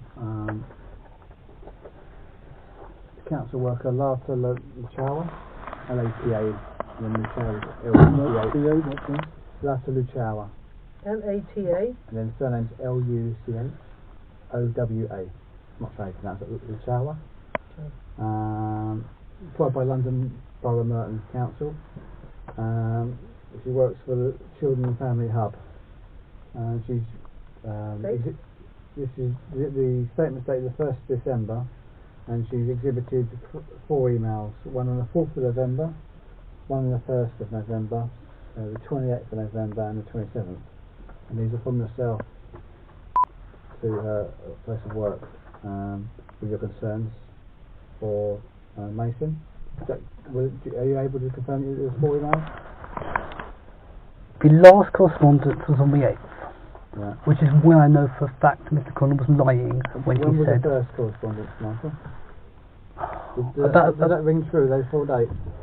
Maybe. I haven't got my phone, so I can't tell you. Okay. The first one was the 27th.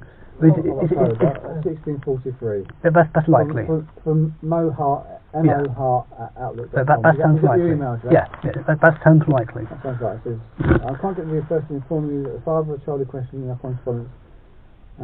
Okay, that's not the first email.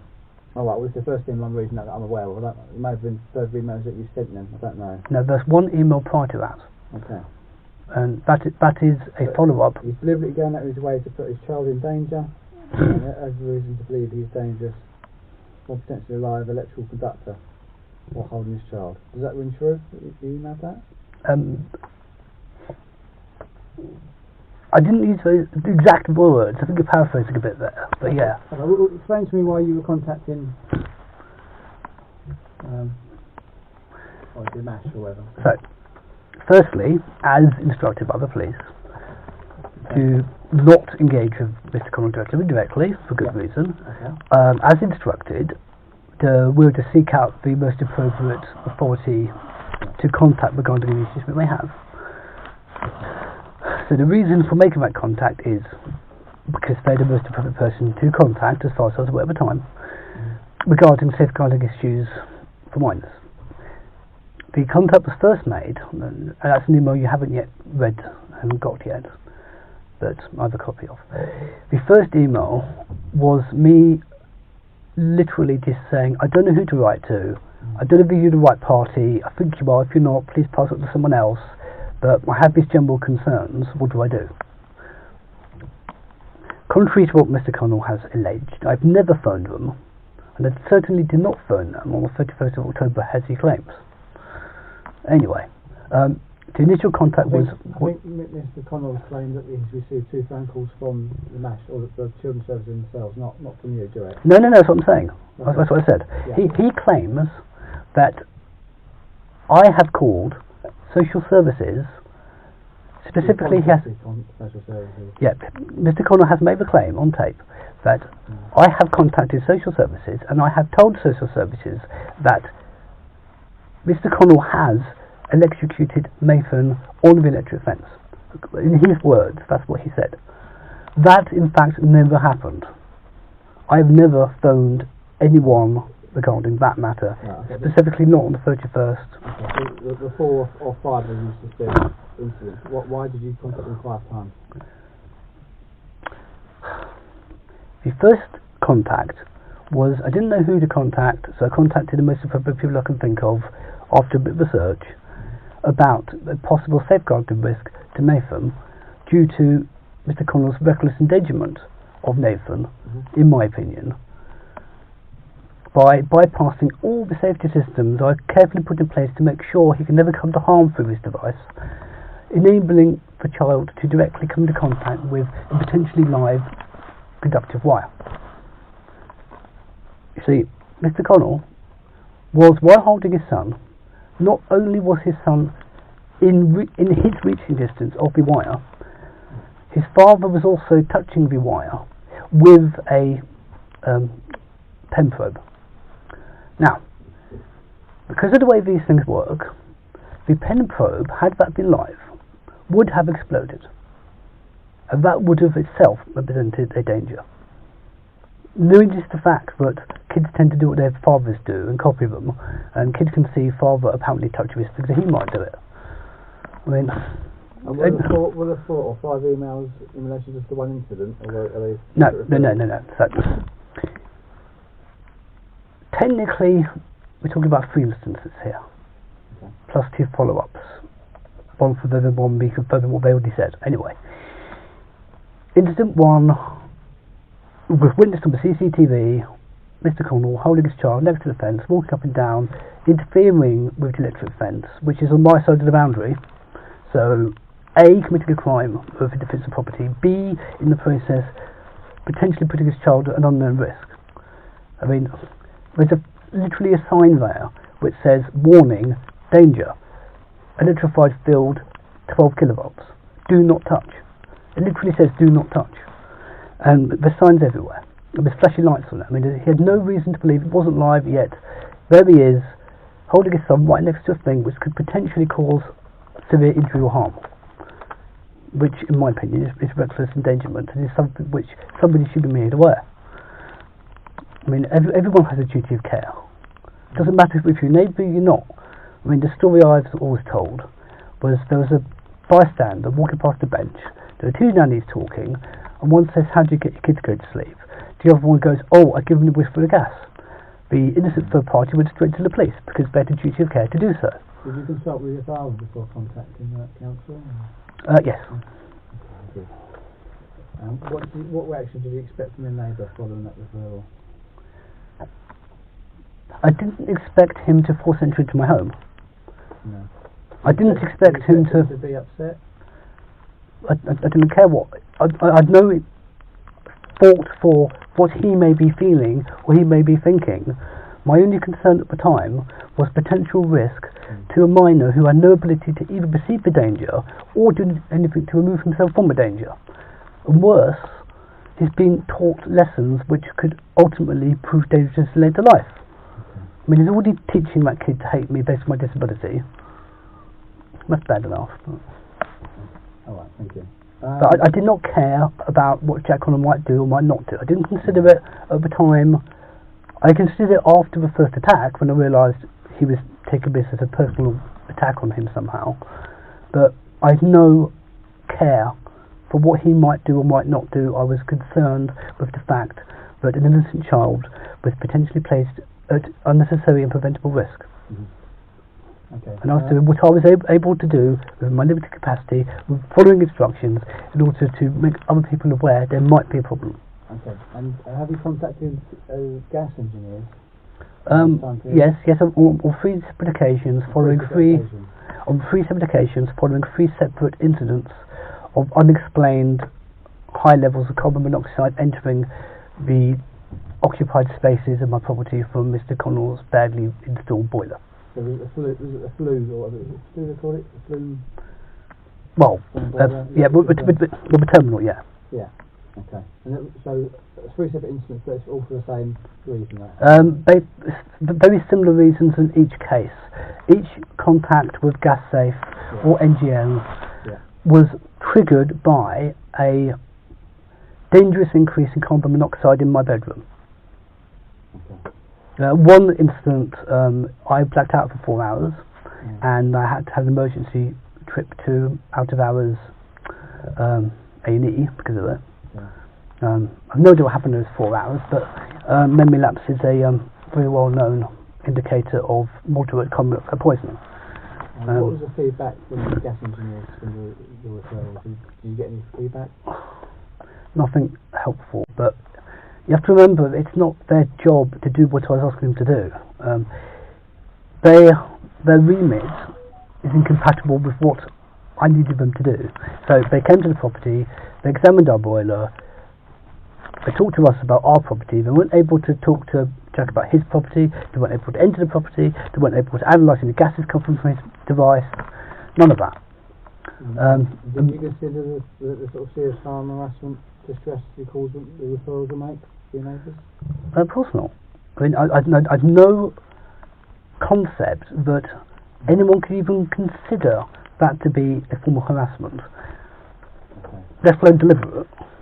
I mean, there was a medical urgent need to have an investigation at each of those instances because carbon monoxide detectors were going off in occupied spaces in my property which were only consistent with the firing of his boiler. And on the 22nd of October you made the allegation regarding the tyre being slashed by Jack Connell? The 28th of October. 22nd of October, Sorry, yes. that wasn't mentioned in the disclosure date. sorry, yeah. Yes. Allegation Sorry, a couple of questions, tyre flashing.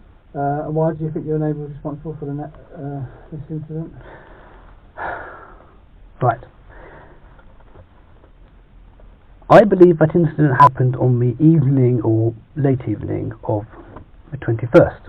The 21st was the first assault by Jack Connell when he used violence discriminatory into my home, threatened me with immediate unlawful violence, said some very disgusting things, lied an awful lot. I mean, anyway, so prior to the report to the police was that he was in the side wall of the tyre? yeah, well, no. Finish this part of the story. So, what actually happened before that event? My father had just returned from the shops, and I was on the phone to one of our neighbours, and this neighbour happened to remark, "Oh, your dad's not parking in his place because Jack's van's across your driveway." So I remarked to my father at the time, "Oh, is your car okay? What's wrong with your car?" And he says, "Oh, don't worry, never mind." Now, it is my contention that Jack, knowing we had CCTV coming the drive, did that deliberately, knowing that would be forced to park the car outside of the coverage of CCTV, so that he could then do that damage as a message to us because, well, he can. Now, the damage, as Liz said, the damage was not consistent in any way with a natural event. Right, I know you can't see this. This is the photograph of the incident. The nail's inside the actual tyre tread of the wheel. It's not on the side wheel. Yeah, exactly. It's Exactly. in the front tread, which has happened many occasions to myself. Right. So it happens quite regularly to car drivers that they drive over nails. Yes, they. Right. Okay, so there was no car flash. No, I never said, and I never claimed that the tyre was in any way slashed. I claimed that Mr. Connell purposefully drove a new screw into the tread, in between two treads of the tyre, and purposefully backed it off to ensure the tyre would deflate overnight. That is the claim I've made. The claim I've made... You don't accept that you immediately look to your neighbour for blaming him on these sort of incidents? Well, he has the only motive. He has the opportunity. He has previously done other acts of sabotage and damage. So I had every reason to believe he did that, especially because he parked across my father's drive, which he's never done before or since, which I believe was a deliberate act, knowing he was going to commit that act of vandalism. In addition to that, so we have a plan in place.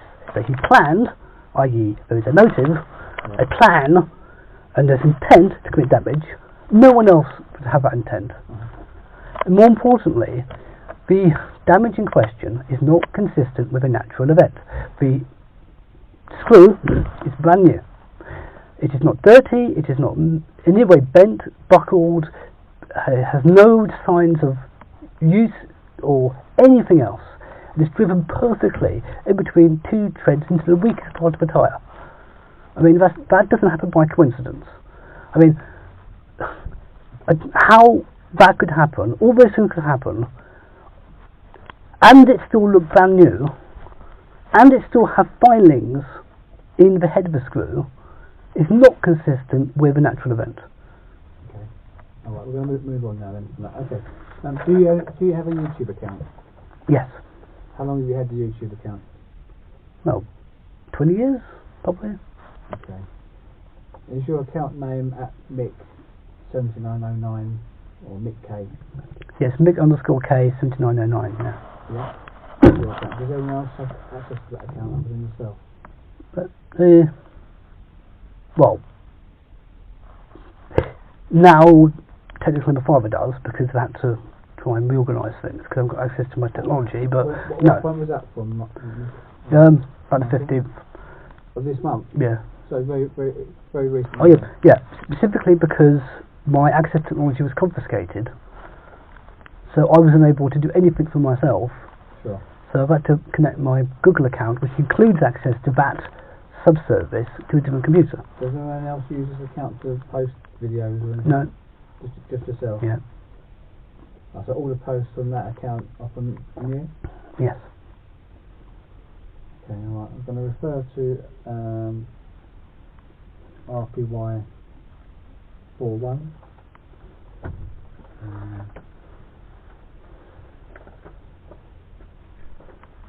I just want to go back one second here. 1 second, hang on. Okay, so this is some still images from the account Mixi. I haven't seen those. I haven't seen my account, so can I just read them out? Yeah. No, that doesn't come in disclosure. This isn't in disclosure. Disclosure would have lasted 6 or 7 hours. No. There's 250 videos. That's not true. I'll read them out if you want, I don't mind. Yeah, to electrocute a blind man, so I hope there's a special place in health. Excuse me, sorry, can we get the sorry, officer to read them out? Right. I just wanted to read them out for his purposes. Yeah, This one what I showed do? you. The behaviour right here is no one bothers calling the police anymore. When people like him step out of line, his type eventually just gets stabbed and bottled, if they're lucky. If this isn't stopped soon, at some point someone will have enough and just fix the problem. Did you post that? Yes. You did. So which one is that? Sorry, because I didn't write it all down. Have you marked them all differently? Sorry. This is RPY 41, so there's screenshots from and this one is an image of Mason Connell and Jack Connell, and underneath it says bad parent. Do you remember that one? Yes. Did you post that? Yes. Okay. Specifically. And this one is Will, and it's BA with 4 stars D, tried to electrocute a blind man, L. So I hope there's a special place in hell for you both. 30th of the 12th, 22. After the mad guy tries killing me the other day, his Karen of a wife tries to gaslight us. Mick K. Is that a post by yourself? Yeah, that sounds familiar. Yeah. This is an example. What basically? Why are you posting videos to this YouTube account, Michael? What's the reasoning behind it? I want to go back to a point previously made. Well, I mean, it's his interview apparently. He can also, can he not go back? We asked him a question and we just wanted to answer that question, then he can go back. Yeah, I'll answer that one and then we'll go back, okay? Right. What's Just so you're clear about this one, part of my medical problem is I've got concentration issues. By the time we end that question, I would have forgotten what I was supposed to say. In fact, I've already forgotten. Okay. So, great. Okay. So why do you post these videos to that YouTube account? Originally, I started posting there because I ran out of storage space. Okay. Subsequently, I had to start posting there because other interested third parties needed access to this video information, and there was no other reasonable way which to get it to them. Who do you mean? Who? For example, the Professional Standards Directorate of the Met, MASH. Did you not start them to Axon or upload them to the Met via the Axon link? I can't upload things to the Axon system if no one gives me access to the Axon system to do so. Has anyone given you access to the Axon system previously? Once or twice. On some occasions. Once or twice?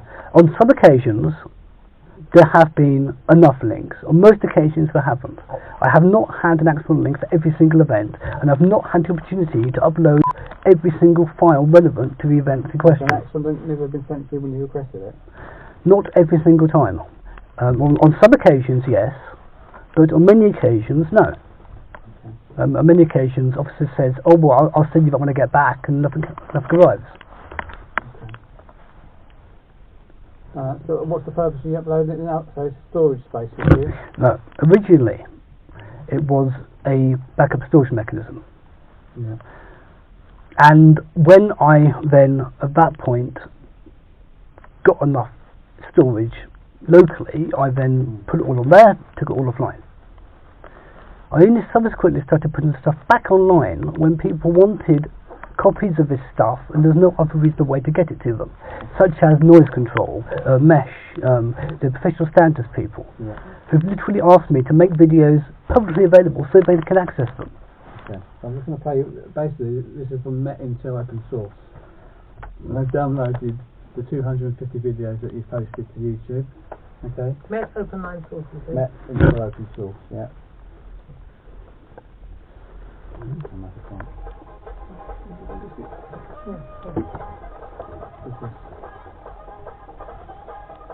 Oh yeah, that's a comic video. Do you recognise, just from hearing it, can you Yeah, recognise what it is? yeah, I know that one, yeah. What is that video about? No, it's just really crazy parking thing that happened. Because normally people do like a 4-point park and you went in circles a couple of times. It's just really funny. Is it called titled Just Jack Show? Basically. Oh yes, I think there was. Yeah, I think it'd be start of the video. Yeah, for like 4 or 5 seconds. Yeah. What's the exhibit reference for that? It's RPY. What was it? 41.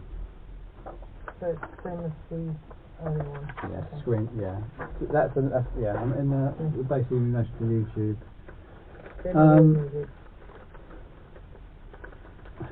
Now again, originally that was a private video, so I should just point out at this juncture that all of these videos, apart from maybe one, I think, this is that one actually, because I was bored at the time, so I'm better to do, couldn't do anything else.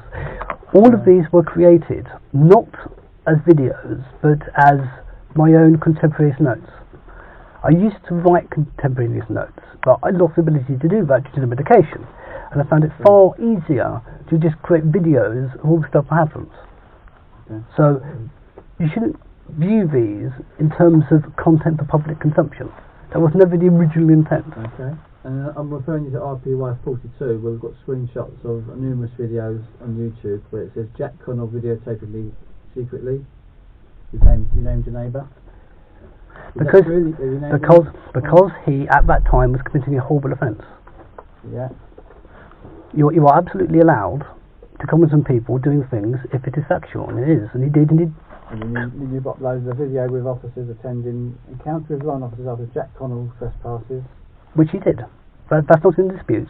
Everyone has accepted that he did trespass and he did commit acts of criminal damage, i.e. a report of a crime, which you're allowed to do, regardless of anything else. Okay. So you admit to naming your neighbour on those videos? I admit to recording and publishing crimes in progress, originally for my own benefit, and then for other interested parties. Remember, these were not meant for public consumption. Okay, originally these were for private sharing purposes until I had to make much of it public in order for other people to access them. So there is no intent there to name and shame him or whatever else you're trying to imply. Why have you titled it when it says Jack Connell?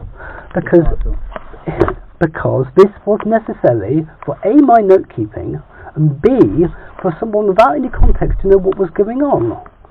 Again, these videos were not intended for public consumption individually. They became publicly available because I had to do that in order to allow some interested parties who actually asked me to do it. So there's no intent to humiliate, there's no intent to cause alarm or feel distress. There are legitimate reasons for why those things occurred. Okay. Legitimate lawful reasons as well.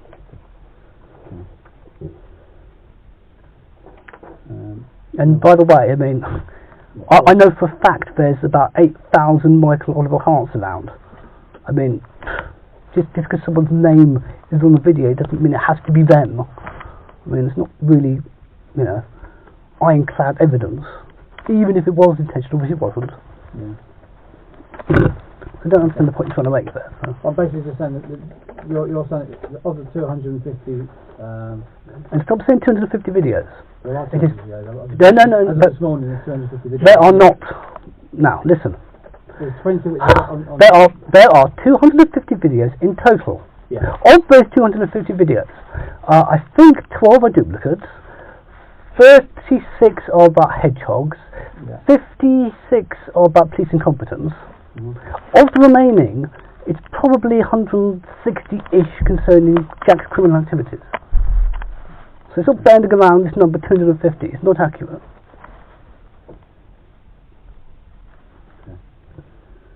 Do you have a Twitter account? Yes. What's your Twitter handle? I think it's MOHAR10.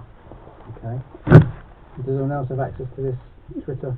As far as I know, no. But, you know, I haven't got biometrics on there, so these things do get hacked occasionally, but I've no reason to believe that's happened.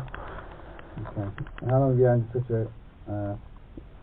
20, 30 years, I don't know, a long time. I think I joined in 2011. Okay. Okay. That sounds familiar. I'm going to refer to RPY 31. Bear with me. These are screenshots of the Twitter handle. If you say so. There's Mike. There's an icon of a chicken. Oh yeah, that's me. Yeah, yeah. HAR10. Yeah. That's me. Yeah. Okay. And again, there's links to these various YouTube videos on this Twitter handle. Do you post videos to YouTube with linking them to? Yes. You do, yeah. Yes. To interested third parties, so they can look at these things. For example, change the look and other such things. Yeah. Okay. There's images there of various incidents with your neighbour. Is that correct? No. One of them says here, this is that's not how. 30th of August 2021. So Jack, you remind me of someone who ruled from 1933 to 1945. Right. Who's that in reference to? That is a post he wrote on Nextdoor about me. That is not me naming anyone. That is him outing himself. On your Twitter? Because he was calling me Hitler. Well, wouldn't you be angry if someone called you Hitler? Because you're angry, you posted it on Twitter, is it? I'm saying that you cannot attribute all of my behaviours over the last 2 years to be completely rational and sensible. I'm on heavy drugs still because of this. At the time, I was at a suicide risk when that was posted. I'm just merely saying, this Twitter handle, you're the sole person that puts these posts on there, right? Yeah. Okay. And just because there's a screenshot, that's nothing to do with me, that's just how Twitter works. When you post a video on YouTube, a YouTube video on Twitter, it routinely puts a random screenshot there. Yeah. And I think there's one occasion when I posted a part of a post from Nextdoor, and I don't believe I even put states in it or anything else. Yeah. I think it was just a text. This is dated the 4th of November. This is why you shouldn't tell police anything, and it's a video linked to YouTube of him at your porch. Yeah, what evidence does that have to anything? I'm just saying, you don't post pictures of your neighbour on there, what do you do? He has decided of his own volition to enter a space where he knows he'll be recorded. There are signs that say, video surveillance has been operation in this environment, and your information may be shared. He voluntarily put himself in that position. And if you actually watch the video, it isn't just the image of him. That is a video of 9 officers saying, we're not going to tell him, this is just raw information, is that it's live? And then a shot of him saying, well, why are you telling the police it's live and telling the police it's not live? So it's not just a photograph of him, that's taken out of context. That is to demonstrate the police lie and cheat, and you can't trust them. That is why the label's there. This is why you can't trust the police. Because they lied. They said they wouldn't tell him, and the first thing they did was tell him. And that's not the first example.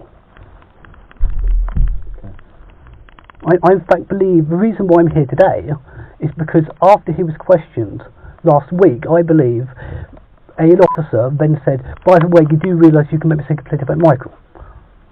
I would not put that past him because that has happened before. What did you say, by the way? What? Sorry, I didn't get that.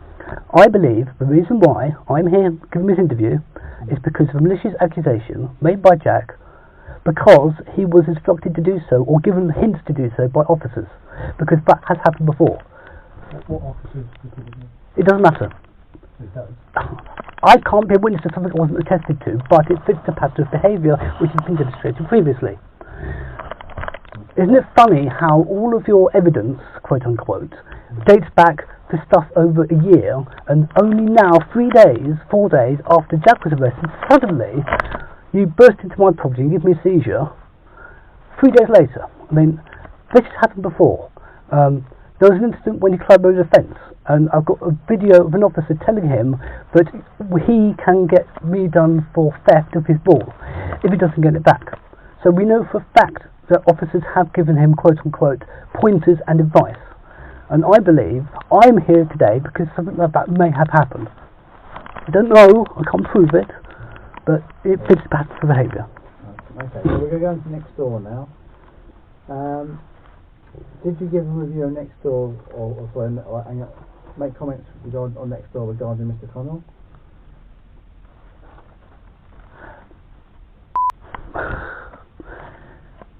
How do you mean? Well, let's start from this. Have you ever had an account on next door? Yes. You have? Yes. And was it in your name? Yes. Okay. Were you ever a lead administrator? Yes. Okay. And I've received numerous threatening messages on that platform from Jack Connell. Okay. So, when was it revoked, the lead status? In 2021. I think it's about September 21. Yeah. 24th September, I believe. About that, yeah. And as I understand it, your access to Nextdoor was revoked by Nextdoor themselves. Yes, but it was. What was the reason they gave for that? The reason they gave for that was for my protection due to my mental instability, which was information which was unauthorised to be passed to Mr. Connell, which was passed to him by police officers, which we then subsequently used to make a fake report to Nextdoor admins so that they would take that action, as itself an act of harassment by proxy, i.e. actual harassment, i.e. actual harm, with actual intent. Okay. Do you know when you were revoked from the access to Nextdoor? And they removed you from the platform? I think that's the same day. Same day, was it? That's the same event. Is there any other person providing you posts on Nextdoor recently? The only, as much as one of the other moderators has received herself a defamatory and highly offensive message from Mr. Connell, which she then shared with me for my own safety. Did you see another participant in Nextdoor? Yes, one of the other. Was it another administrator? Yes, one of the other community leads. Okay. Who has also told me she was instructed not to talk to me by the police, which is also interesting.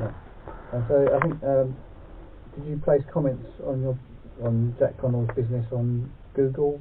Is that right? You make a review of the yes. Look, so you're now painting this like it happened yesterday.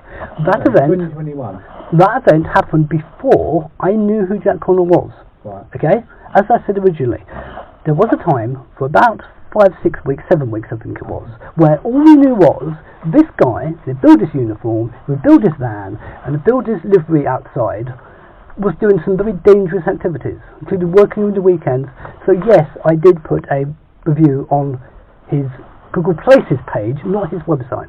Okay, and made any references to Jack Connell next door at any stage?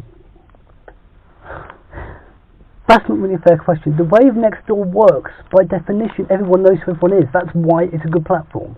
Yeah. So whether or not I use his name, by simply replying to a post that he does, it will look like I'm mentioning him when that is not the case. Okay, alright. So you inferred it was him, is that a fair enough assessment?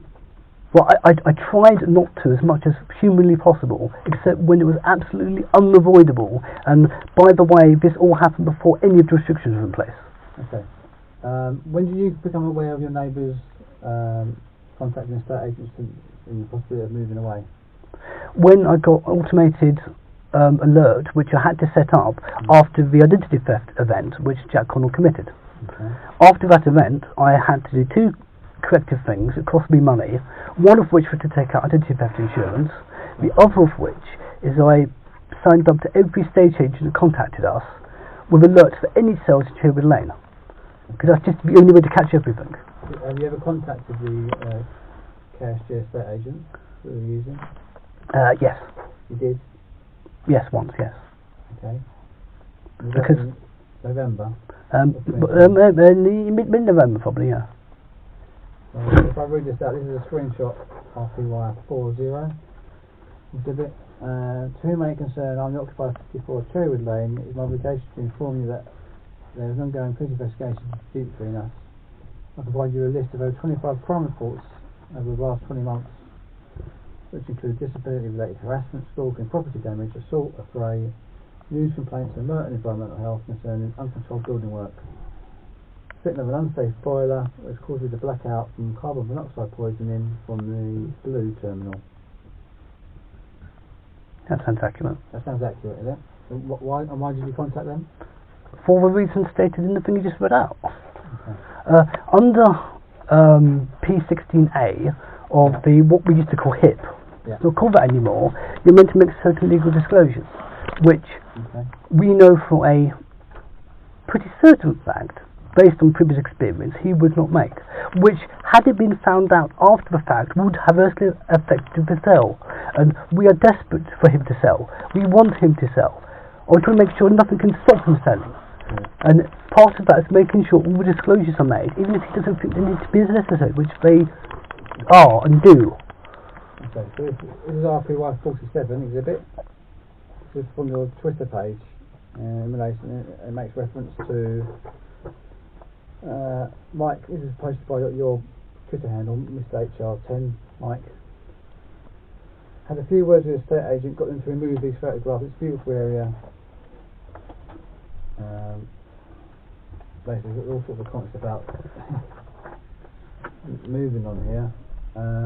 Got a photograph of 56 Sherwood Lane, and then there's Which he first published. An image of the back garden. Which he first published. Which he first published. So it's public domain. So there's all writing. Who's put all these texts on there? Some of it's mine, I think. Yeah. Yours, yeah. In yellow and red. Probably, yeah. It's got things like manhole cover under paving stones, all bricks removed, blue terminal wrong side, electric fence wire. Is that Yes. you? Yes, because the estate agents did not respond to my emails. So I did a direct message to them, showing them, look, you need to make sure that's all sorted out. And this is posted on Twitter, yeah? Yeah, it's a direct message. Sure. It's a direct message to the estate agents. It's on your Twitter page as it stands at the moment? It's a direct message to the estate agents. So yes, it's on Twitter, but it's a direct message. Anyone going into your, looking at your Twitter can see that? It's a direct message, no, they can't. Well, we've looked on your Twitter and we can see it. I sent them a private message. You should not be able to see it. If you can see it, you've done something. Incorrect, but no, I've not done anything. I'm not into social media, I'm afraid. But that should not be visible to anyone. That was a private message. It's on your Twitter screenshots. We've just taken it off the screenshot. Okay? I'm going to tell you one more time. My intention was a private message. If somehow it is not a private message, I can't change that. Okay. But the intent was, again, to contact the estate agent to make sure they were aware of the issues they needed to address when they came to the mortgage arrangements. Can I intervene with this, just maybe because obviously I've had I spoke to Michael beforehand. Can I just clarify, the reason you contacted the estate agents was because of this duty of disclosure, and is it because you didn't want the sale to fall through? Correct, yes. Thank you. I don't know if you made that clear. So I sent another email to Rightmove directly. You probably have that one as well.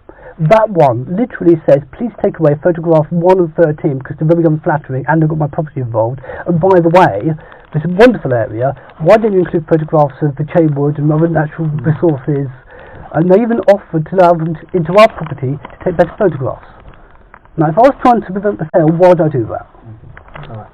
Alright, now we're going to move on to obviously you referred to that you were arrested on Friday the 13th.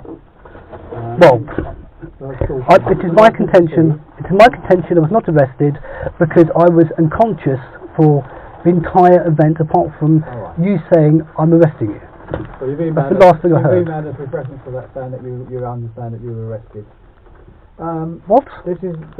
What? No, stop. No. You were arrested. You made a statement. I have not sent you an email. I've never sent you an email. You said I sent you an email, and I did not. Alright, your father apologise. Yeah, and he may acknowledge I was arrested. I don't care. I did not acknowledge the fact I was arrested because what happened does not comply with pace. Are you aware that you have been arrested now? That you were arrested on the 13th? I do not acknowledge that arrest on the basis that it did not comply with pace. At no point was I given any information as to why the arrest was necessary. And more importantly... You was, and that's on body worn. Okay? And it was very calmly with each other. It's still in the CCTV in the hall. Yeah, the CCTV which you had confiscated. Yeah. That's basically covering the CCTV, both your CCTV and yes, saying it's covered by my CCTV as if it's a fact is null and void because you have confiscated that device. Also, so telling me it's on there, how does that help anyone? Why are you saying that? Right, that's antagonistic. The whole reason is basically, anyway, following your arrest, items received under section 32, sir. Yes, you arrested an unconscious blind man. No, you weren't arrested. You weren't unconscious. I was talking to you. You were standing up. I was standing up for approximately 10 seconds while you said, Michael, I'm arresting you. At that point, I collapsed. I've been told this by my father. Michael, we're here to talk about the items that were seized, okay? You started talking about the arrest, so we're talking about the arrest. On the 13th of January, you received some items. This is exhibit JMG1. And so one sound emitting device, white and blue, with blue tape, and a black box that were found in the loft area, directly adjacent to the adjoining wall 56. What's the JMG1. JMG1. Officer James. Basically, it's a white box with looks like it's been adapted with speakers inside. Do you recognise that as being an item in the loft? Yes, that was on. It was not anywhere near the adjacent wall. It was actually next to the chimney breast, and the chimney breast is. And the body worn up with the other one. Yeah, because you guys knocked it on the floor. Okay, alright. Well, I knew where I put it. I knew where I put it. If it was somewhere else, I can't. Was it in your loft? It was in my loft on the table. What's its purpose? As I've explained, I have experimented with various strategies and mechanisms to either mask or hide my tinnitus. After reading some research papers, I started experimenting with tuning various devices to the correct frequency of my tinnitus. And did you purchase this device? Yes. Okay. Did you install the device? Install? It's portable. Did you place that in the loft itself? It moves around a lot. Yes, it's in the loft for a lot of the time. Yes, because that's where I do most of my work. Who put it in the loft? You or your dad? Michael, these might seem. Michael, can I just explain before Michael gets up to? These are sort of standard questions that the police ask as to did you put it in there? Maybe somebody else put it in there. That's all they're trying to establish. Yeah, I've already answered that question. So it was yourself, was it? Yes. Okay, thank you. Sorry, I don't want, thank you. Who operates or maintains the device? I built it. You built it? Yeah. Okay. Well, heavily modified. You heavily modified it, okay. I built it. I built it to specifications which would help my tinnitus. It's in the location where my tinnitus gives me the most bother, which happens to be in the loft. Does it emit an audio sonic sound? Well, Ultrasonic no, sound? no, it doesn't emit ultrasonic sound. It emits a tone at 27.442 kilohertz, which is the exact inverse of my tinnitus. Okay. Would it be fair to say it's a high-pitched noise? Yeah, in human terms, yeah. Okay, alright, good. And was it your intention to cause your neighbours fear, harassment, alarm, or distress via this noise-emitting device? No. Why? Alright, that's the one. Okay, Why?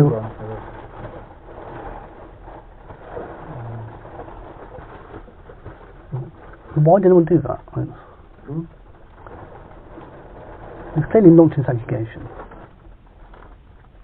So this is exhibit JMG2. Basically, it's a one sound emitting device, green in colour, found in the rear garden of 54 Sherwood Lane. What is this device? A small, it's a smaller device, flat, almost like a walkie-talkie. Sort of mobile Doesn't phone, help mobile me. phone size.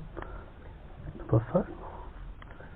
It basically makes the device like a bee sound. Oh right, yeah, right. Yeah. I'm not trying to trick you out. I'm just saying it's a smaller device than the other one. It's quite small. Yeah. Green. It's got kind of chevrons on it. And Yeah. It's got a round. Yeah. I know what it is. Yeah, I know what you mean. Yeah. Things that might have a light on it. Yeah. Yeah. So, thanks, Michael. Sorry. So, what is this device? So, I have got beehives. Okay. Yeah. Now. In the back garden. Yes. Yeah. I've got beehives. Hence the sign which you guys took down saying "Beware, bees will defend themselves." There are 4 generally accepted ways to attract bees. One of which is pollinators. Another of which is various sounds which indicate other bees around, which makes them more likely to want to nest. That device, every now and then, when a tree blows or someone goes down there, just makes a bee noise.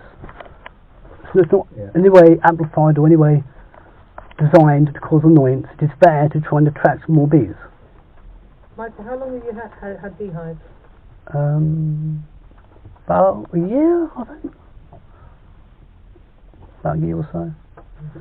Now the thing is... And did you place that device in the garden? Right. The thing is, I had a green one, but I lost it. Yeah. And I couldn't find it. So I dropped it and I couldn't find it. So I got another one, and that one's white. I had to bother painting it, because I thought, that's why I lost it. I shouldn't have painted it. But originally I painted it because it was going to be next to the beehives, but I lost it. It probably fell down somewhere. Okay, alright. And basically, were you wanting to install that device in the garden, okay? Yes, to attract bees. Okay. Alright. Thank you. It's not ultrasonic, it's more like a bee. Yeah, literally, it is a recording of bees. Okay, yeah.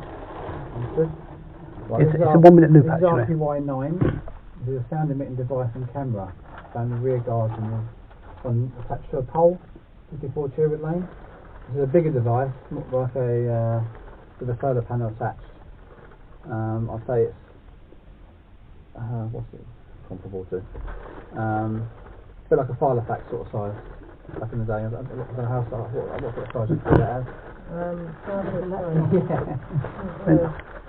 It's Not about green case. About 5 centimetres thick, about 10 12 centimetres long, and it's got a kind of, you would know the colour, so the green casing. Right, has it got a solar panel on the top? It has a solar panel on top, yeah. Has it got a little visor in front of a solar panel, and below that some lights? Yeah, it probably has. I think it's camera and the. I don't know if it's. There's Oh, can you just give it to me? Yeah, maybe you can feel it. Yeah. Oh, I know what it is. Right. Okay, so what is the device?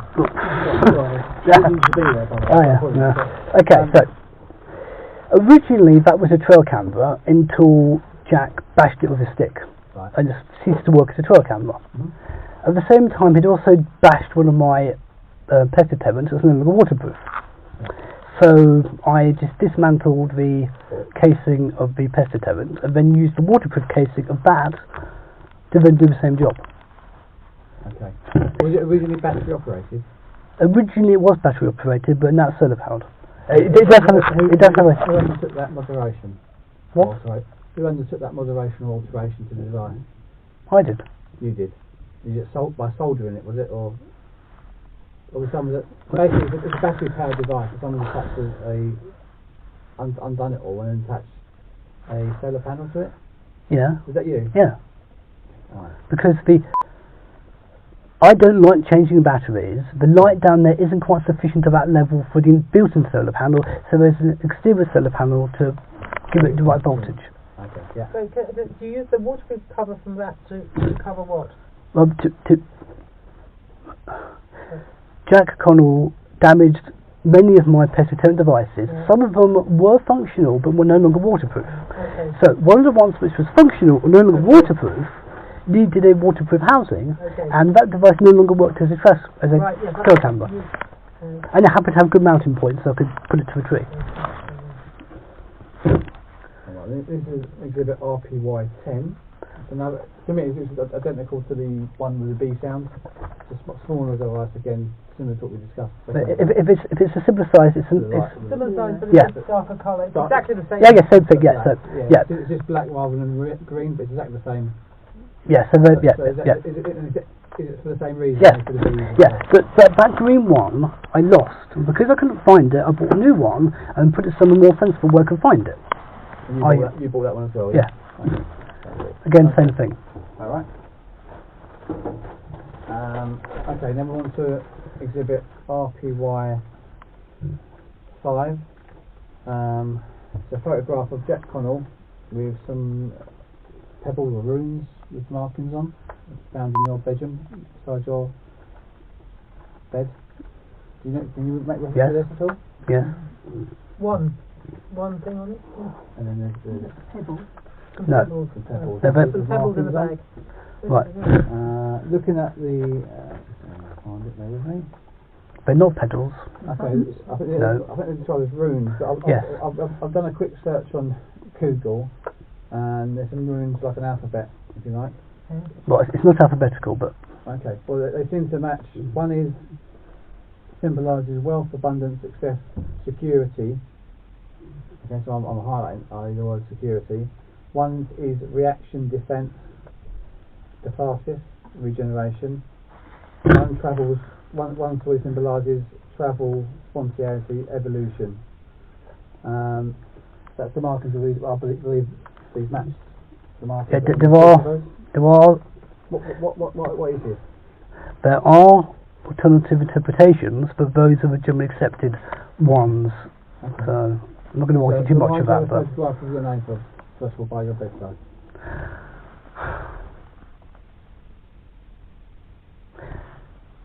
I am technically CV. I don't practice that. I practice spiritualism. Part of this belief system involves what you might call mysticism. And part of this belief system is that the runes are able to impart upon a subject various attributes. The attributes of this case, I want him to have lots of security and to sell his property and be prosperous and leave. Okay. Again, I'm trying to get him to leave. Okay, so it's like trying to encourage and how you view it, seems to move away from the dream. Yeah, yeah. Okay. Maybe, you can argue what you want about this and all of that, but it made me feel better. Where's the image taken from? It was publicly available on the Gas Safe website, I think. Yeah. Did you ask Jack for permission for using his image? Or? It was publicly available on the Gas Safe website. It's publicly available, so no. And it was just his own personal purposes. That's right, yeah, okay. Then we're on to our exhibit RPY8. with your white T-shirt with an image of your neighbour Jack Connell on it, saying you've been framed. Yeah, to be Who owns this to be more accurate, but it is a T-shirt printed upon it a photograph of Jack Connell in my garden, uninvited, in the midst of committing an offence of trespass against property, with also the words "you've been framed" on it, which I got printed for the specific purpose of taking a photograph of myself wearing that T-shirt in front of a camera in the garden to try and prove to next door that Jack Connell had lied to them, saying that I had published a photograph of him in his garden, which is what he claimed. Okay. He claimed. Have you used a photograph of you wearing a T-shirt for your WhatsApp handle? Yes, it's private. Yes, private social media. Yeah. It's not social media. That's a private thing. Okay. And what was the purpose? Sorry, I'll rephrase that. What impact do you think that would have on your neighbour if you saw you wearing that T-shirt? I've never worn it, especially not in public. I've worn it twice. That's why you found it at the bottom of a pile of clothes 4 levels deep, covered in dust. It's obviously not been worn for a very long time. I wore it twice. Once to take a photograph of my own CCTV, so I could take a screenshot from a CCTV feed to send to next door. Okay. I think I also took a different photograph, which I used on my WhatsApp profile thing. Yeah. Okay. All right. Thank you. Which is private, so it's private, not social media, not available to him unless someone made it available to him. So he should not have had access to that. Yeah. So if he should not have had access to that, I don't see how you can be humiliated or distressed about something that you have no right to do. Mr. Duggan, Mrs. Connell's father have access to that. Most likely. Bear in mind you use WhatsApp to contact each other in the past. I use WhatsApp to tell him all the criminal activities that his son-in-law is up to. So do you not think that perhaps Mrs. Connell's father might not have shown his daughter that image? That's his business, not mine. But do you not think that would make sense? That was those are private messages. Would you not share that with you? Those are private messages between me and another individual who is not Jack Connell or his daughter. Whether her father chooses to do that is not my responsibility. And he took it on himself to deliberately go through his way to do that, because Jack had no access himself. Okay. Michael, you made reference to the pile of clothing just a moment ago. That T-shirt was found amongst a big pile of clothes on your upstairs hall landing? Yes. Is that correct? Yes. Okay. How would you describe the current state of your house? Right. First of all, I object to that line of questioning, because I know where you're going with this, and I object. Since the passing of your mother, and the impacts and the stresses and strains and whatnot, do you feel that's impacted on the condition of your home, basically? I find offensive the question, and I'd rather not answer it, because in the answer would dignify such a stupid question. I referenced the pile of clothes, not the state of my home. Right. No, actually, to be fair to Michael, he referenced the pile of clothes just to demonstrate that the T-shirt was not on the top there that he wore. It was at the bottom. What is that at the bottom? It was about the 8th T-shirt I picked up. Okay, so it was the 8th T-shirt. The fact of the matter. And it was about 6 foot pile of, a huge pile of. But I think Michael's relevant. What is the relevance? It's a T-shirt with his face on it. That's the point. Yeah. What is the relevance in of private. about the state of his house when this is an allegation of harassment? When you're talking about his personal space here. I'm just trying to get whether or not he's basically his condition of football and loss of your mother, whether that's impacted on you and whether or not you. I know in previous conversations you mentioned about you've lost interest in your general interest and stuff, haven't you? He didn't say that. Yeah, didn't I have not said that during this interview. Okay. Yeah. So what? I've not implied that during this interview, and I present the questioning. You haven't sworn statement to me that I have. I've not sent any sworn statements to you. Yeah. I refuse to send any communications to you after you've forced your way into my property under false pretenses, past my carer, in order to go in a fishing position to find out other things you can complain about. That is why you're banned from my property. Michael, are you currently employed? How is that relevant? Officer, you're asking questions that are... You are asking questions which are designed to make me have a seizure. Please stop it. They're clearly upsetting him, and they're not relevant to the actual allegation. So I think I would ask you to not continue to answer those questions. Hello, Michael. My name's Tom. I don't think we've been interviewed. No. Wait a minute. No, it's okay. It's okay. It's okay. No. I'm really upset, yeah. No. Under control. It's fine. It's fine. Because otherwise, that's fine. we've got a serious situation. No, that's fine. I have no more questions to ask you myself. My colleague might have, okay? I'm just going to ask you a couple of questions, okay, and then we'll be done. Alright. I've listened to the interview, and I've made some notes. Alright, so I'm just going to try and clear up and clarify a couple of bits. Okay. I'm from the stalking unit. That's why they've asked for my help with the interview. Alright, so I've been appraised of the investigation and stuff. And, so I mean, I wanted to just first of all just get to know you a little bit. How do you feel about that? I think we have to stop the interview now because we have to stop the interview now because his father indicated that if he stops talking and there's shaking, then he's going to have a seizure, and that's serious. Well, I've got no more questions to ask. Is there anything else you want to clarify at all? No, there's nothing I want to clarify. I want to I've got quite a few things, yeah. Well, you may have a few things, but it's... Well, no, just some. I have to have a few. If you have to stop the interview, we'll start it again when he's ready. Well, that may be after several hours. Michael, he's got a one page of questions left to ask, and that's it. I think that's all. No. Could someone give me some diazepam? Yeah, we have to stop the interview. I've made it. We don't stop the interview. That's fine. Alright. Just pause it for a minute. I'll get the doctor because he needs... She's got to go. I just need 4 milligrams of diazepam. Yeah, okay, that's fine. Okay.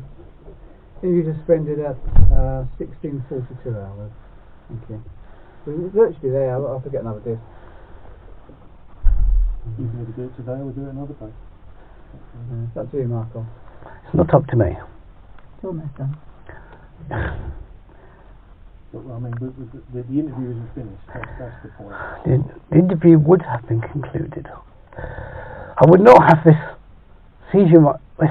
You're safe. You didn't need to. Alright. I apologise if I said anything untoward. I just you make some clothes in the file on the other, that's all. Okay? He's not going to have a seizure. He's still safe and well, alright? Okay. Alright. Any water? Yeah. I did some diazepam and a glass of water. Yeah, okay. My colleague will... Do you want to come and see the doctor? No, I just need some diazepam. Yeah, I can't issue that. To go and see the doctor. Do you want to come round and see? Alright. I don't want to move. You don't want to move. The solicitor's gone round anyway. Just need to breathe. Okay. It's alright, just breathe. It's alright. It's alright. Maybe we can have a bit of a break and a cup of tea. Yeah, I think I might, yeah. Yeah. Hello, How are we doctor. doing? We've got about half an hour to go, I reckon. Oh, okay. Well, maybe a bit of a break out of here. It's not very nice in No. here, is it? There we are. Because you had quite a lot of diazepam this morning, didn't you? Yeah? Because you're over-breathing a bit, and that's why your hands are going all clawed. Yeah, no. Would it be possible for him to come out of the room and Yeah. then Maybe have a cup of tea, yeah. Yeah. if he wants to, would he be able to come out of the room and just spend 5 minutes with you? I don't think it's necessary to spend 5 minutes with me. I think he just needs a break, doesn't he, from the interview. I don't think I would add anything there at all. But yeah, come out, have a bit of a break. It's just that when he was arrested, he had a seizure and ended up in accident emergency. I saw that on the 16th. And so on the 13th. 13th was So it? I'm a little bit concerned about him. His father was very worried about him. So But he had 6 milligrams of diazepam this morning, which is quite a lot. Would make you and I unfit for the interview. So we don't want to give him any more in that time period. Yeah. So have a bit of a break. I'm Come not out. talking around you, Michael. I'm just... I know. Yeah. I'm just trying to concentrate on my breathing. Okay. Yeah, good. Yes. Just take it steady. Yeah. I don't want to move because I'm going to fall over. Okay. No. Well, don't move then. If you like, it's a bit. It's quite enclosed in here, isn't it? Unfortunately. Yeah. No. I know because it's got to be. Just sit there. Yeah. No. Absolutely, because you've got to have the sound. He has been here since 10 o'clock this morning, so he's been here for 6 hours. 6 hours. A long time. Nearly 7 hours. Because you arrived at 40 years. You've been here for 7 hours. It could be here for 24 hours. You never know. It's not a very helpful comment. No, I'm just saying. It's actually not very helpful. Just as you said, To be honest, nice and steady breathing, yeah. you are With just me, saying, yeah. and you're saying it in the Yeah. circumstances where You feel me? Yeah. Yeah. Very helpful Just, comment. you know. Anyone any stress. Yeah. And, yeah. That's it. Lovely. Just for the record, I don't appreciate those comments. No. That's unnecessary. Mm-hmm. I think he's just stating the facts, really. You can state the facts all he wants, it's not appropriate right now. No. There'll be questions I need to ask. Yeah. But, you know, sometimes you just need to have a bit of a break, don't you? It's not very pleasant. It's been a long time, isn't it? You've been going for quite a while. Have you had some breaks? Yeah, we had a 10-minute break. Did you? Yeah. And have you had something to eat and everything? Yeah, I've Yes, had good. Good. Well, that's good. Yeah. Can I have some water, please? Some more. Yep. Yeah, I've got glasses somewhere. Yeah. Yeah. No, it's here, but it is empty. So we'll get. Do you want to take that? I'll just fill it up at the same time. Have you had a cup of tea? I've got a bottle of water. Oh, you've got a bottle of water. Yeah. Oh, good. Look, I mean, look, just it's not very nice, is it? I mean, it's not very nice being interviewed, but it's got to be done. So just take it steady.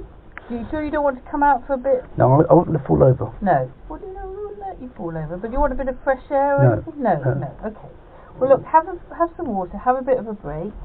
Somebody will stay with him, yeah? And then, see how you feel in 10 minutes' time, yeah? Okay? Yes. Yeah, good. I'm still here. There's a chocolate brownie if you'd like. There's some ginger nuts. No. Did some water.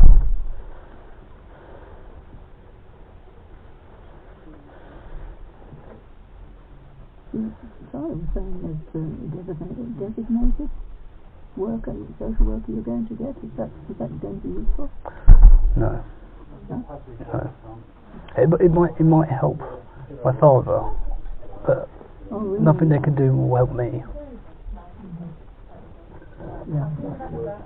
There's your water. Alright, Michael, I've got some water for you. I'll just leave it there. Yeah, thank you.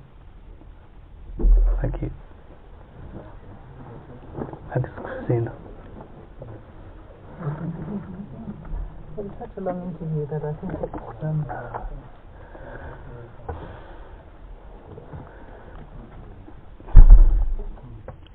There's always welfare questions tacked on no matter what interview you go to. yes, there are welfare questions, but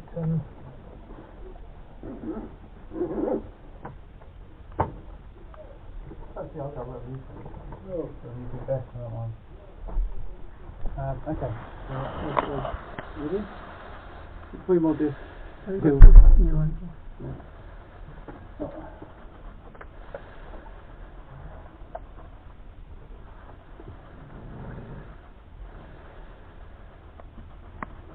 There we go. You want a biscuit with that? With sugar? No. You say you could just pause it on those other bits before. I thought so, it automatically started burning off, so yeah. You've got to stop there, what is it?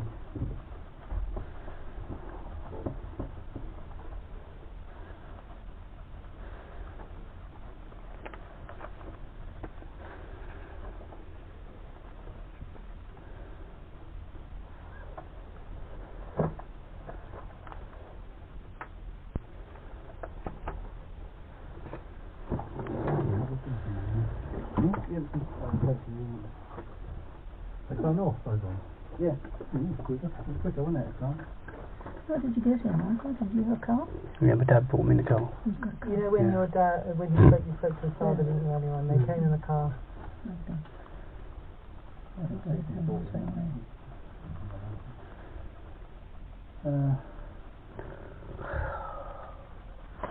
I think it's past now. suppose this is the one that she's done. I don't know whether sometimes you're not in a situation where you need to blow into a paper bag or anything that's like hyperventilate. No, it's not that. No, I normally go hypoxic instead. When the fans come out. Yeah. Something about over-breathing, but I think. Michael, do you want to sign this? Oh, Just it's the seals that go around the disc. wrapper Well, around this. Can you show him? It's just basically Yeah. pop across next to it. Yeah, my right hand's a little bit shaky, so I don't know if I'll be able to. It's okay if it's like a spider. Yeah, a bit of it anyway. Oh, right. See my finger? What's it here? Yes, there. Yeah, yeah.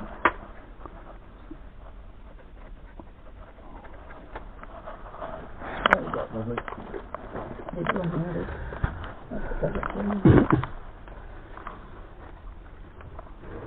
Nice then. Thank you very much.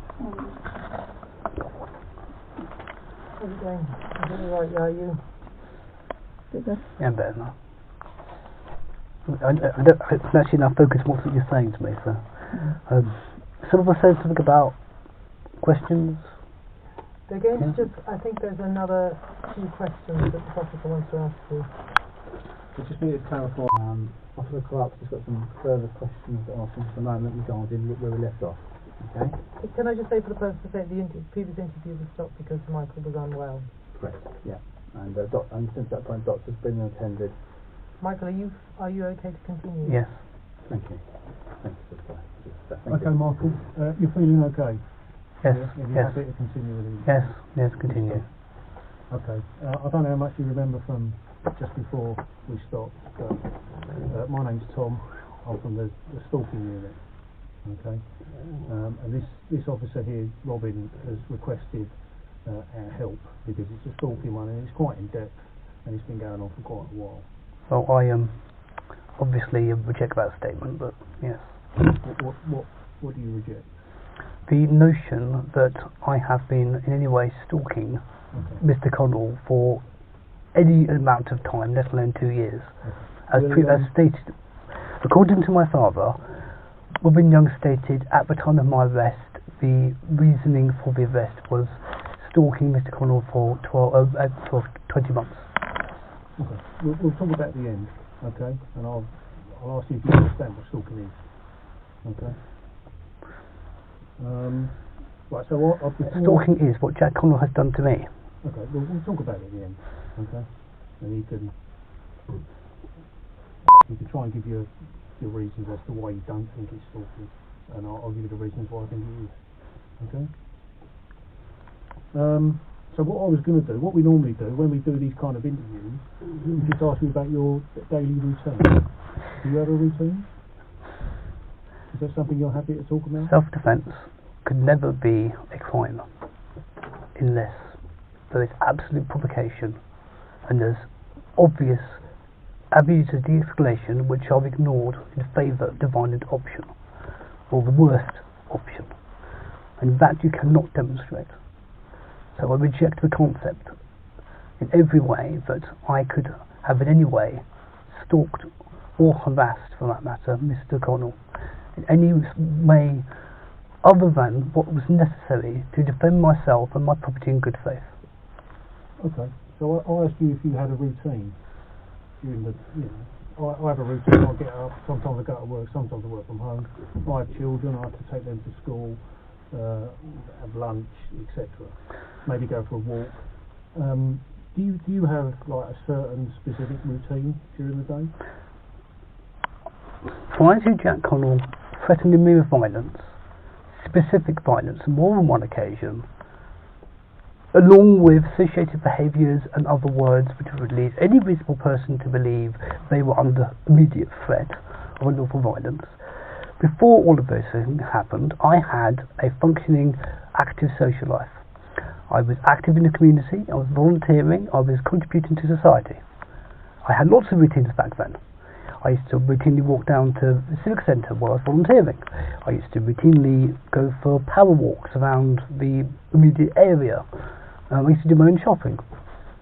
I used to have normal everyday routines. Now I do not. Now I have what can only be described as an existence which I now liken to being under house arrest. primarily due to the fact I'm in fear of my personal safety if I go outside alone, especially after Mr. Cornwall published physically and electronically that me, my name and my address and photographs of me, I'm a paedophile, multiple times. I'm too afraid to go to my house even before that, but especially since that time. The only routines I have are routines of a prisoner in his own home. You've taken my social life, they've taken my interests, my hobbies, which I now cannot do because of Mr. Connell's interference. You've now taken all my access technology, which is required by me as reasonable adjusted, as a disabled person, to function independently. I no longer have the ability to operate independently of my father, who I'm now completely dependent on for all of my care needs, due to the fact that first Mr. Connell and then the police have deprived me systematically of everything I need to function properly. And that I find reprehensible, let alone immoral, and disgusting. Okay. There's no need to seize my property. What was the actual stated need to seize my property apart from wanting to seize it? What publication? Nothing has been offered. You know for a fact that CCTV system is there for my safety and security. It is part of my security system, which you deprived me of without reason, without cause. Data forensic officers that joined us when we arrested you, they deemed that we needed to receive those items. That is insufficient. What legal mechanism, what need was there to remove the equipment? Okay, for possible evidence of offences of stalking, namely access to various sites, what the actual CCTV views, and all of which was freely available to you, has been made freely available to you on many occasions. Many officers have seen those feeds and said they are completely compliant, there's no trouble. Michael, let me cut in there. We seem to go off at angles. All right? I've asked you a question and then you seem to go off at angles. And I'm answering your question. Longer if you just answer we'd be a lot quicker. I've answered your question. Do I have any routines? No, I don't. They've been robbed of me, okay, along with the rest of my dignity, by someone who's actually stalking and harassing and has probably been doing so for a long period of time. Okay, so just explain to me then, what do you do with your day? I can't do anything anymore. Not now. So, let's go back to before we received your computers and your phone and your CCTV. Okay. So let's say, for example, just before Christmas, how would you spend your day? From the moment you got up, explain that to me. I would like to know why that's relevant. Because it's completely relevant. Because we want to know, understand what's going on. If the accusation against me is stalking and harassment, how does my daily activity impact on that assertion? Absolutely. Please explain to me. Relevant. Sorry, he doesn't understand. I do not understand. What don't you understand? Why is this relevant? Why are we wasting time talking about this? As police officers, investigators, how you spend your day. And you're here for quite a serious offence, okay, of stalking. We need to understand what you do in your day. The allegation is that you have a fixation of your neighbour. So explain that. Now you've talked about the allegation. It is the opposite way around, which has been proven multiple occasions. He is absolutely obsessed with what I do and things I am doing. Actively obsessed. And that has been recorded, it has been noted, it is proven to be a thing. I am not obsessed with him. What do you do for your average day? I am not obsessed with Mr. Connell any more than is necessary in order to maintain evidence, maintain continuity of evidence. I do things because I need to, and as I've said to you numerous times, if he left me alone, I would not even think about him. I wouldn't talk about him. I would gladly not talk about him. It's a stressful thing to have to talk about these things, and I was then happy to do so. And if I had a reason not to, of course I wouldn't. I'm not obsessed with Mr. Connell. I resent the implication that anyone might think I am. You're misinterpreting the intent, which was to protect myself and my property. Actions I took in good faith, without fear or favour, mostly on the advice of the police. Alright, Michael. Okay, we get it. I don't think you do, but... Well, we're trying to. Have you ever had a job? How is that relevant to an accusation of stalking? Did you have an income? How is that relevant to an accusation of I don't know stalking? how you pay for all these devices and stuff. How is that relevant? Completely relevant. There is an allegation that he's committed any offences. In my street Simple bell, question. no, in my street bell chit which I signed, it said I was guilty of these offences, and my father quite rightly said allegedly, and that was written in to the record. That alone is a problem, evidentially speaking. There's no evidence whatsoever, much less proven, that I've committed any offence, let alone the actions which you are somehow assigning to my innocent actions, an innocent attempt to protect myself. They're very simple questions, and if you don't want to answer them, that's fine. I just want. I'm not trying to trip you up. I just want to get an idea of what goes on in a normal day.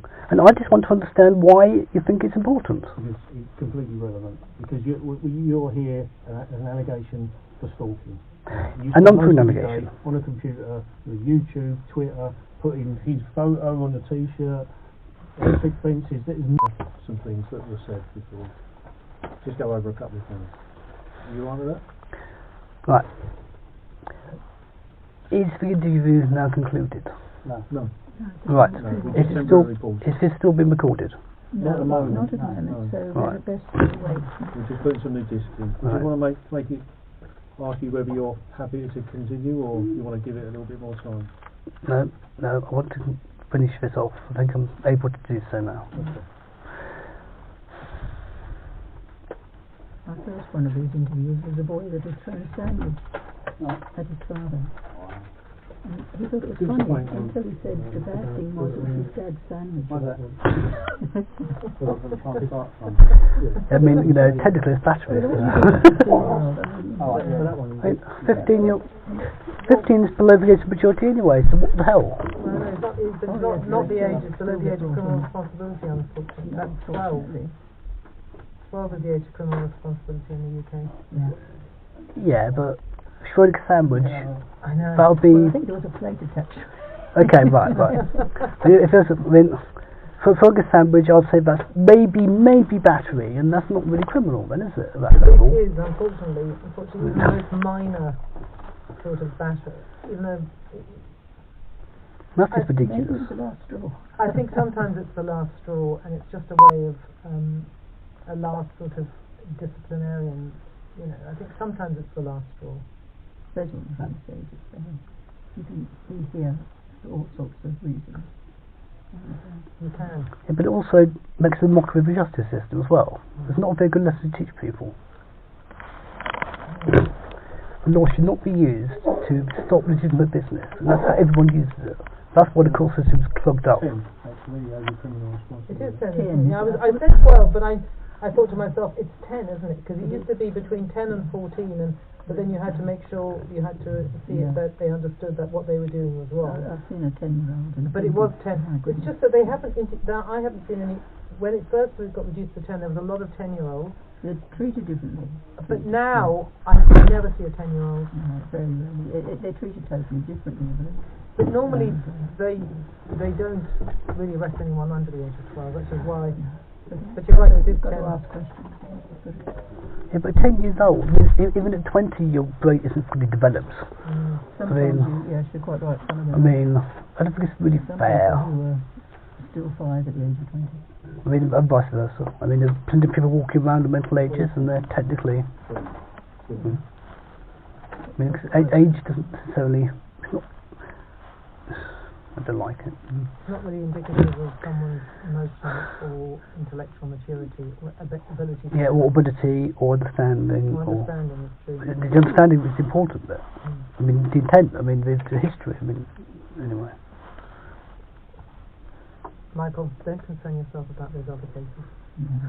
Yeah, because I remember it being 10 because of that rape case. Well... As I said 12, I thought, no, but it's 10. And the reason I couldn't believe it was 10 was because I haven't had a 10-year-old for such a long time. Have you dealt with the 10-year-old? No, I never have. I've been down to about 12. I had, when it first changed, I had several. Because we have to go to all of the juveniles. Yeah. Always with us. Always, yes, you have to. Yeah, when they first did the changeover, there was a massive flood because no one knew exactly how to deal with it, so they were being overcautious. And of course, there's the care system as well, and that didn't help. Then you might find something about the background that they're in danger where they live and things like that. Yeah, some of it was a bit knee-jerky. But you know, Mind be you, I did balanced have out. one kid who was it hotwired a car, and he was 10, and he said, "Oh, my mum taught me how to." Well, whose car was it? I don't know. I think it was his mum's car. Well, in that case, it's not really taking about consent, is it? I mean, Well, I don't think she could give him her consent. but also, it's not robbery, is it? I mean, Well, the thing is, if she gave her consent, then she would be considered putting a child endangerment, all sorts of other offences. well, yes, that's against her, not him. So, I mean, Yeah, but then he'd go into care. Everything happens. Yeah, but would he? I mean, the care system's also the problem. I mean, nowadays they do the right thing and they try bend over backwards to keep the kids with the parents for as long as possible, and it's the right thing to do. I don't want to believe they would put the child into care for that one incident, unless it was course of conduct or whatever. That's traumatic. I mean, but obviously there's more to it. I mean, that's just one part of the case, isn't it? But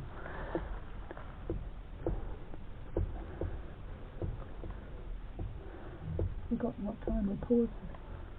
Well, we stopped. I have no idea what time we stopped. 16:40, isn't it? It's after that, I think, isn't it?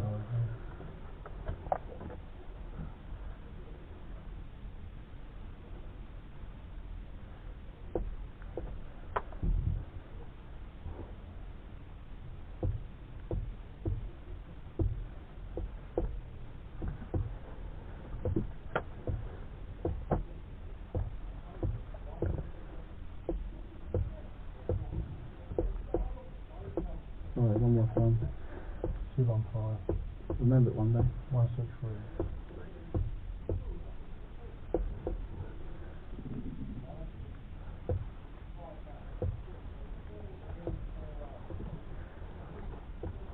What is the custody number? 01VK 10135 of the 101 35 35. /23. Yes, VK01 VK.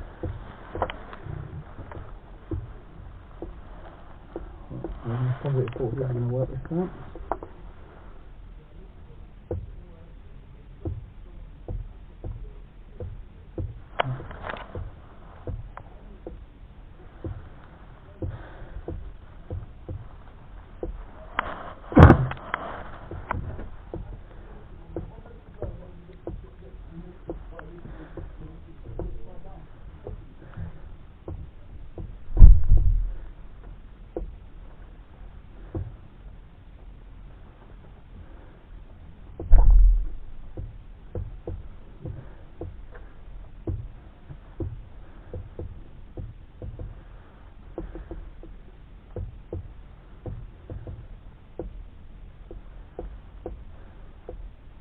Quite an unusual name, isn't it, Quester?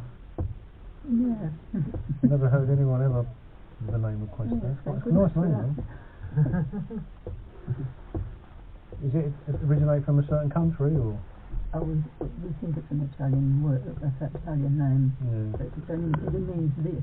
Yes, it does. We think it's a surname. It's some friend of ours, I think. yeah, but it's a derivation, which is Greek. That could mean put on you. Yeah, the root is Greek. Questa cosa. Questa, This thing. Questa cosa. Leave a note. You speak Italian? No. I think the translation is something closer to openness, open question of the universe sort of thing. Not a question, asking questions. Are you being inquisitive? you want to do the introductions again and I'll... Yeah. Sorry. Okay. This is a continuation of the interview of Michael Hart. We're interviewing your name, please. Michael Oliver Hart. Thank you. PC Robin Young, 2136, attached to the Cannon Hill Set Labour Team based at Woodland Police Station. The other officer present is Tom Clark. I'm attached to the stack unit based in Stratford. We're still in interview room 2 at Kingston Police Station. The other persons present are Christian is at Christian Bird. and Question, you're already afraid of that officer in town. okay, and again, as previously stated, you are not expected to act simply as an observer. And the purpose of your presence are first, to advise the person being interviewed, second, to observe whether or not the interview is being conducted properly and fairly, and third, to facilitate communication with the person being interviewed. The date is the 19th of January, and the time now is 16:55. Okay. I just remind you, you're still, sorry, Tom. Michael, obviously you're still under caution, so again, I'm just going to reiterate it. I know, just to clarify things, so you don't have to say anything. The main harm in offence is that much of a question, something which is based on in court, anything detail may be given evidence. Do you understand that? Yes. Okay, so this is a continuation of our interview. Numerous different things. All of which happened over a long period of time after specific events necessitated these things to happen. I needed to prove to next door that he was not in his own garden, he was in fact in my garden. The way in which that was proven to them was showing them this is my garden by taking the CCTV still from my feed, showing him that the possibility was not there. It could not have happened, it was a lie. Okay. I didn't do it because I felt like it. I didn't do it because I thought, oh, I know, I'll do this because it will annoy someone. It was done for a specific purpose, to an aim of restoring my damaged reputation. Okay. And I resent the implication that you think I spend 24 hours a day online thinking of ways to somehow harass or somehow stalk Mr. Connell. I use my phone for normal, legitimate purposes, like everyone else does, but unlike everyone else, I use my phone for anything and everything else that you may not even realise, because you just instinctively don't. I need my phone for everything I do. I can't even fill in my tax return because I haven't got my phone. All of my identity is attached to the phone do you number. have an income? It's a simple question. What is your income? Because you have said that my income is relevant. Because you said that the reason for you wanting to know is whether how I'm reporting these devices, the implication there is there's some intent, and there is none. And again, I resent the implication. I do have an income. Okay. My income is from benefits alone. I'm unable to work. I can't even volunteer anymore because of what has happened. How much money do you get, say, a month? How's that relevant? Same as before. I get an amount of money which is mandated by the government to enable me to exist in a competitive way with everyone else, as has been dictated by society in general. Listen, Michael, these questions aren't designed to trip you up or fool you. They're very simple questions. I'm not here to fool you. Yes. Right? Or trick you. Yes, but I'm using this opportunity to make sure you are all very well aware that everything I have done has been in good faith, in every possible way to abide by instructions given by law enforcement and other agencies, and I resent any implication of anything other than that. Okay. Tell me about your eyesight. Is it getting worse? Yes. Okay. So has it got worse over the last 2 years? Yes. Okay. Can you see me?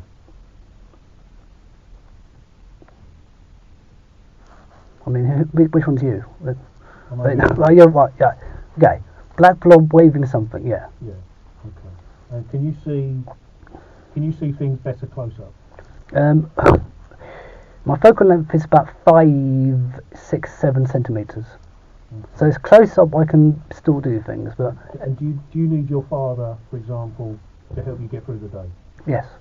I'm now completely dependent on my father for all of my care needs because I'm now no longer capable of fully caring for myself for the majority of a week at present due to stress, anxiety. That's cleared it up because right at the start when you were describing the first incident, you went to the house by yourself and you knocked on the door by yourself, so I'm assuming that your eyesight must have got a lot worse. Well, that is not a good example of why, but I would not go anywhere near that place, even if there weren't restrictions. The point is, you went there of your own.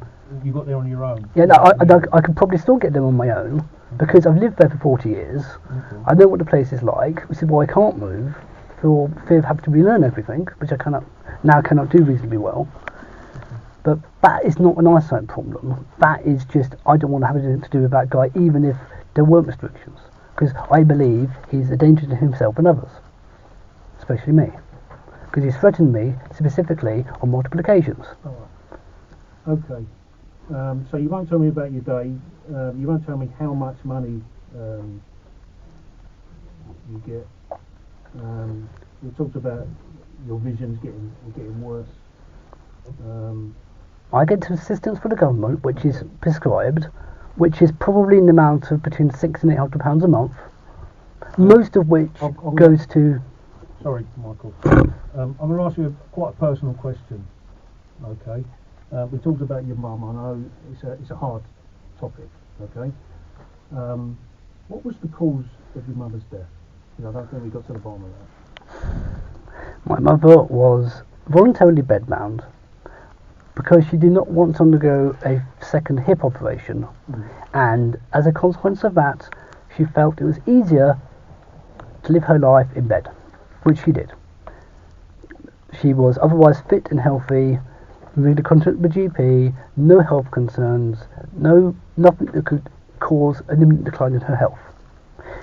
Up until the point at which the unending noise, disruption, air pollution, actual pollution, i.e. particulate pollution, all of which had a dramatic effect on her general health, and she ultimately just gave up. So what was the actual cause of death? Do we know? Yeah, we do. And can you tell me? Heart failure. Heart attack? No, heart failure. Heart failure. Okay. And I think we sort of touched on it, and I think you blame the Connells for your mother's death. Am I right?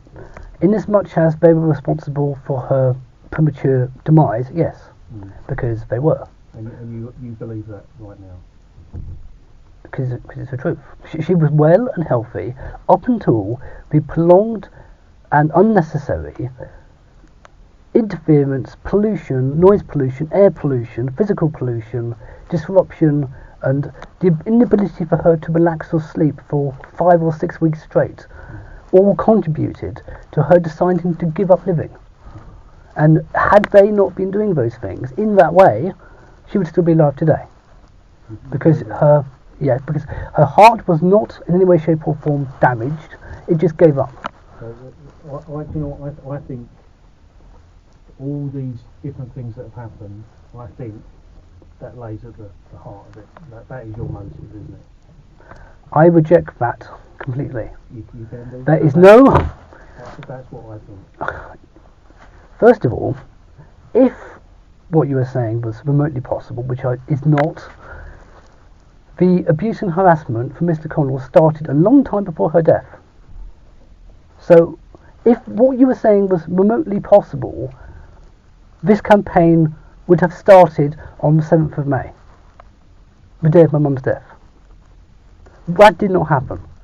The abuse and all the other stuff I've been complaining about happened from the minute Jack Connell moved in.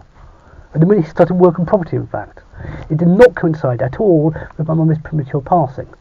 When did the company actually move into it, Jeff? Well, they took ownership as occupiers beginning of April. They moved in just at the end of February. Yeah, the end of February. And the issues started back in December and November. Okay. I.e. the fire, that was November. You know, you spoke at the start of the interview when Robin was asking you about the building work to start, and you said it was at all hours and stuff. Yes. It turns out it was just in office hours. That's not true. You tell me when it was. as I said, it varies. Sometimes it was approximately 8:30 till 5:30. Sometimes it was 8:30 till 8:30. Sometimes he started at 6:30 in the morning and quit early and didn't come back. So it was never at night or... Oh, no. There are 4 instances I remember of works taking place after 8 p.m. One of which was on the chimney breast. Okay, The work was all up. Work was that? It was heavy duty. There was 2 guys with massive, I suppose, mallets trying to hammer a lintel into place to support the chimney breast that he damaged. And this happened at what time? I remember it being about 8:30 or so. 8:30. But you know, I've got. What time they finished? And that's when they started. Till Night. when? Yes, So 8:30 at night or 8:30 in the morning? in the evening, at night. Until when? I think it went on for about half an hour in total. It wasn't continuous for the whole time, but in total I think it's about half an hour's worth of continuous activity over about an hour and a half. It's my memory. I've got notes of this. You've got access to all of that. I've had it for a year. So it never disrupted your sleep or anything like that at night? Yeah, it did. The reason why I have tinnitus is because he started incredibly loud routing work on the party wall, which is 18 inches away from where I was sleeping. Was this at night? No, in the morning. What time in the morning? It's about 6:15, I remember. So not sleeping hours generally, not like sort of 1 or 2 in the morning. No, not in that instance, but that is what gave me tinnitus. Okay. I.e., Can you no describe to me consideration. what was tinnitus or tinnitus? What? How does that affect you? Right. It's a simple question. You don't have to. You've asked a simple question, and the answer is not simple. Then you gave a big like that as if it's. Because it's complicated. As he said, it's complicated. It's my side. Now, if any of you guys, lose any part of your hearing, it will be an inconvenience. It might be an annoyance. It might somehow change your hobbies if your hobbies involve no imperfect pitch, for example. But that's the limit of it. It won't prevent you leading your life. I rely completely on my hearing for echolocation. This is part of how I navigate. It is very important for my understanding of the world around me. That has now changed forever. And I'm only just now starting to relearn where things are in relation to where they used to be. Because everything sounds different. And it's not just, oh, there's a ringing in my ears, that's irritating. It's every single day I hit something. Every single day I drop something because I put it in the wrong place or I'm in the wrong place. It's a reminder of someone has deliberately, with malice aforethought, got under his way to be deliberately noisy, knowing the effect it will have. And it's permanently changed my life. Yeah, I'm not sure that was what their outcome wanted to be. They wanted to do their house, and unfortunately these things have happened. He made no attempt whatsoever to give us schedule of works or warnings or anything a reasonable person would have done to help with the heavy constructions. As we've always said, we have never had any problem with the renovations. We have always had problems with how they have been done and the safety of how they've been done and the ramifications of how they've been done badly. We never said he didn't have the right absolutely to do the work. Only but the way he was doing it was causing physical measurable damage to property and personnel. Michael, did you go to the doctors about your tinnitus? Yes. Is it been officially diagnosed? Yes. Okay. And are these sonic devices that you've got in the loft to try and at these certain frequency, have they been offered to you via NHS or anything like that? But they have offered me ones. I've tried them and it didn't work for me. Tinnitus is a very unique thing to the individual. It's very unlikely an off-the-shelf thing is going to work effectively for everyone in any degree. But I did my own research and I discovered through this research how to modify other devices to create the correct inverse frequency which would better mask my tinnitus. which is what How I did did. you do that? Did you do that by Google or YouTube? Yeah, a bit of both. Okay. Some of it was library book I got my dad to get, but mostly, yeah. Okay. Yeah, you know, before you got the sonic devices in your garden, did you have pests in the garden before that? We didn't until Jack Connell started fly tipping in the nature reserve, including household waste, which was then got into by additional rodents, which then in turn increased the local rodent population locally. Up to that point, we had normal levels of encroachment, bearing in mind we're backing on to a functioning nature reserve. And of course there's creatures out there, and of course they're going to come in to the garden to look for stuff, but nothing abnormally so. Nothing we haven't... How much did it increase it? For a while, it was actually 150% more than we expected. So you were getting a lot more, did you say rats? Mice, foxes? So it was mainly foxes and what you might call rats. So why do you think that these pests would have come to your... Is it food that was dropped, or...?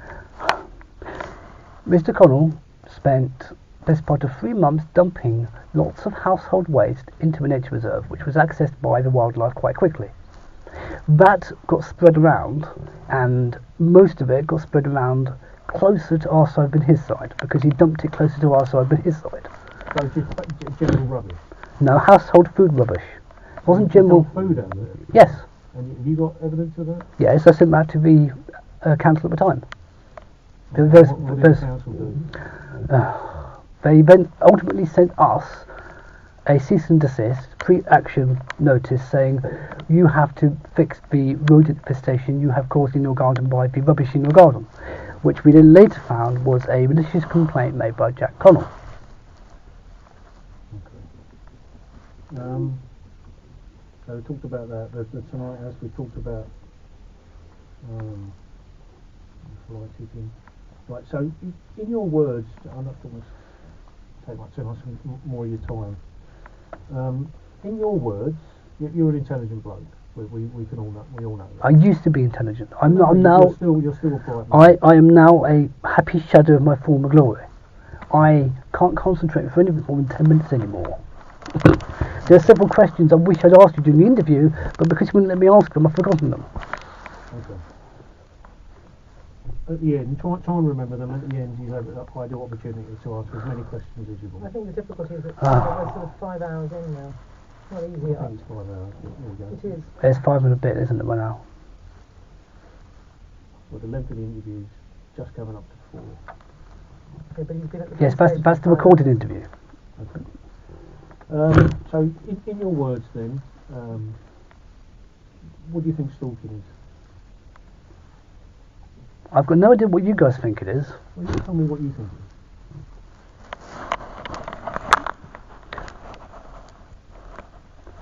Going out of your way to deliberately, with intent, to cause fear, alarm, distress, panic, fear of imminent violence, fear of unlawful violence, behaviours which people will find distressing, and behaviours in which any reasonable person would find distressing in that situation, whether they're present or not.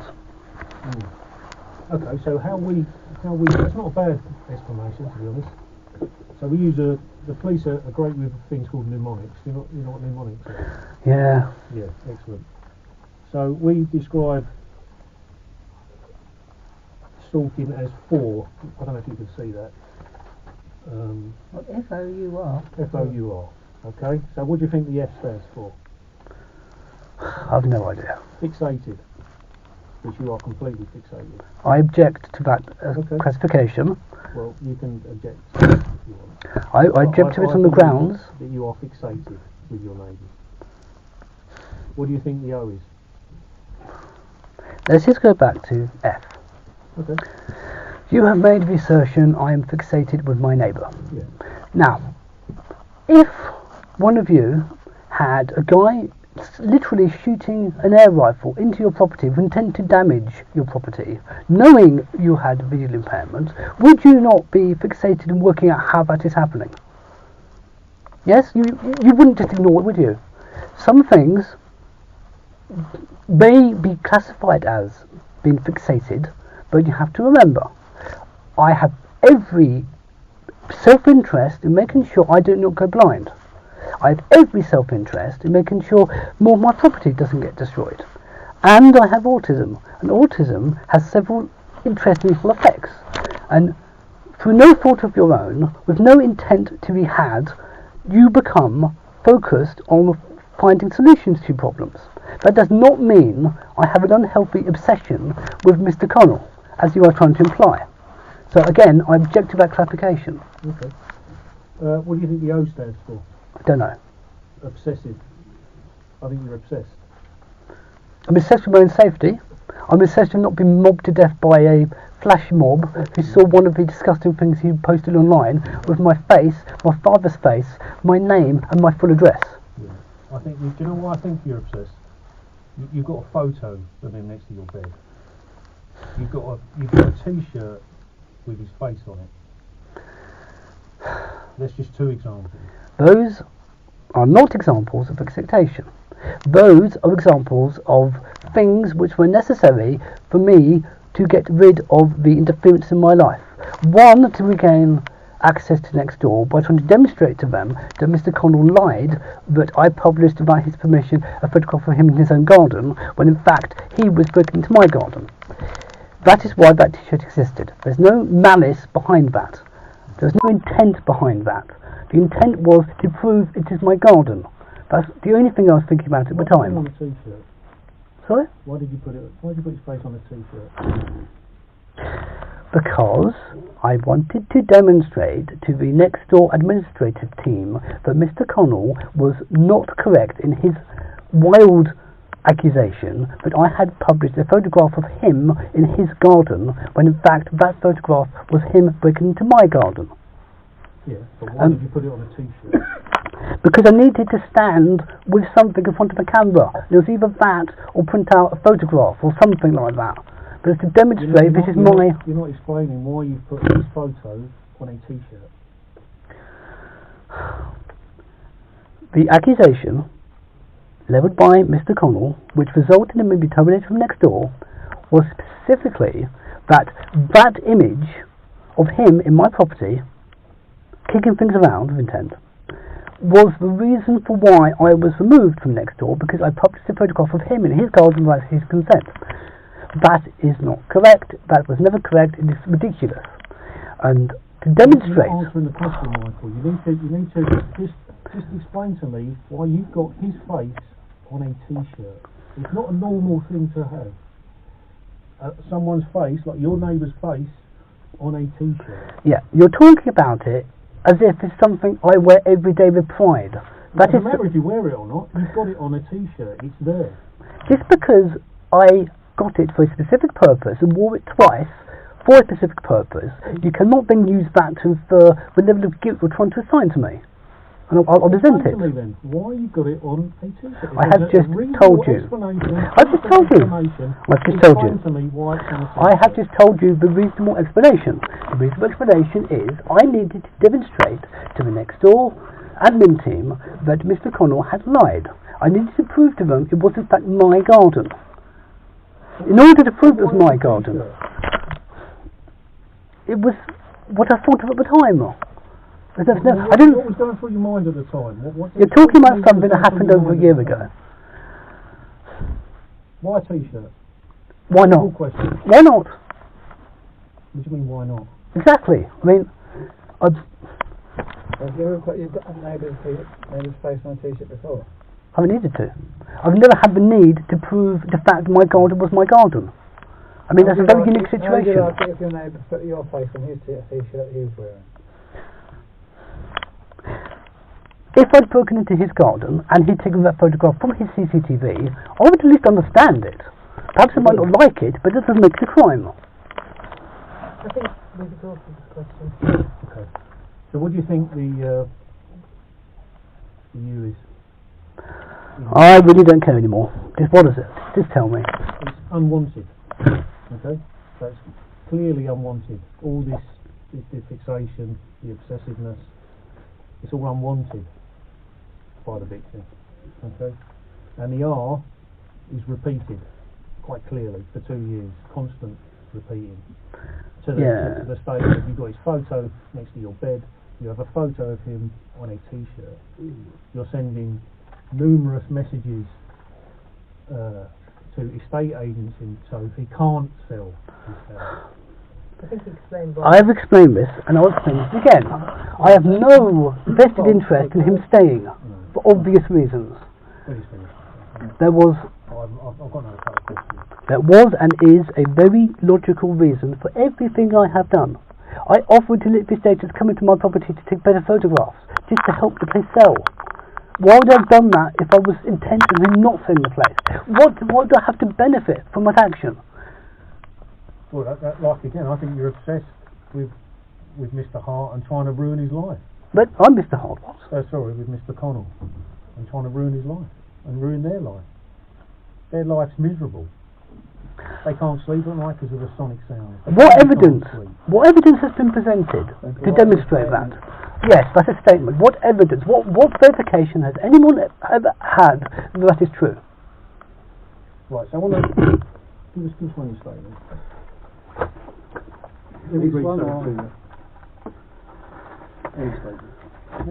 I can tell you that the actual evidence, which is actually verifiable, is there has been absolutely no change in their behaviours since before, during or after different sort of things were present or removed.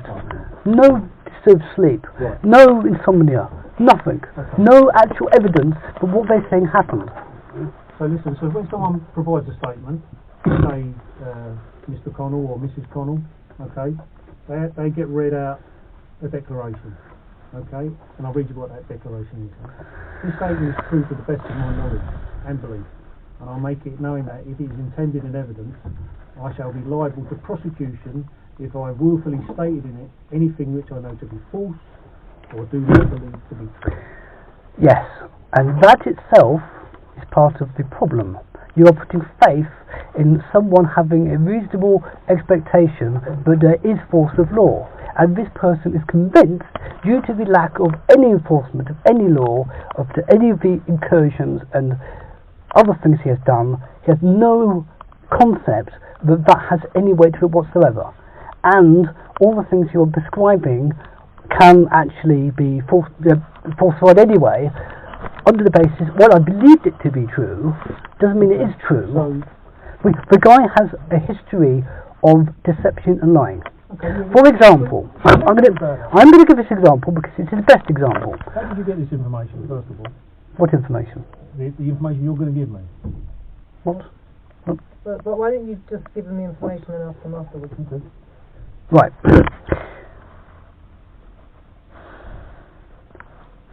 Mr. Connell breached the party wall, physically entered my property by reaching his hand through the wall, grabbing a piece of equipment, pulling it through the wall, then claiming that I'd placed it there.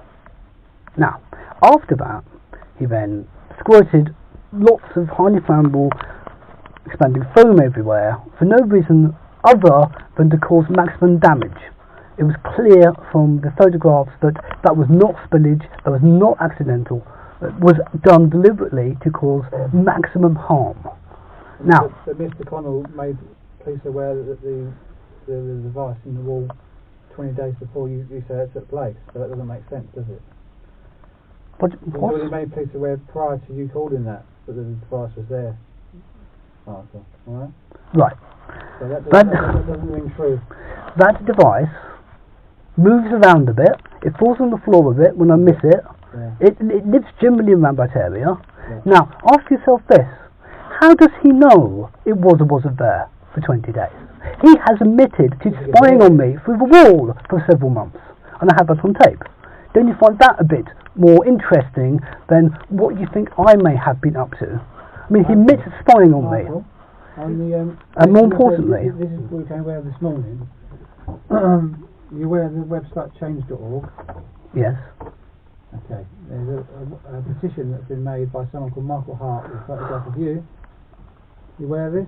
On the 17th of January? I've not yet finished my description of how I know Mr. Connell is lying. We have not finished that conversation. Okay. And we're still going to finish, if you don't mind. Now, what happened after that? Police attended and I made it clear that he'd stolen my property. The officers then volunteered to go round and get it back, indicated they had no reason to believe that wasn't a viable option. Mr. Connell then lied to them, saying that he called 101 and 101 told him to disconnect the device, break the cable, and then when the officer went back, he then says, oh yeah, by the way, they also told me to keep the device. Now, subsequently, that has been found to be a lie. Both of those things are untrue. I've got a call, because I have a call from the handling centre after a complaint telling me in no uncertain terms no such advice was given. Literally, there's no way to misinterpret this. In the process of obtaining the 999 call, that'll make one way or the other. Yeah, exactly. That's the point. And I have a copy of that recording myself, which you also have. I provided you with everything. You've got a copy of the recording from someone else's phone call.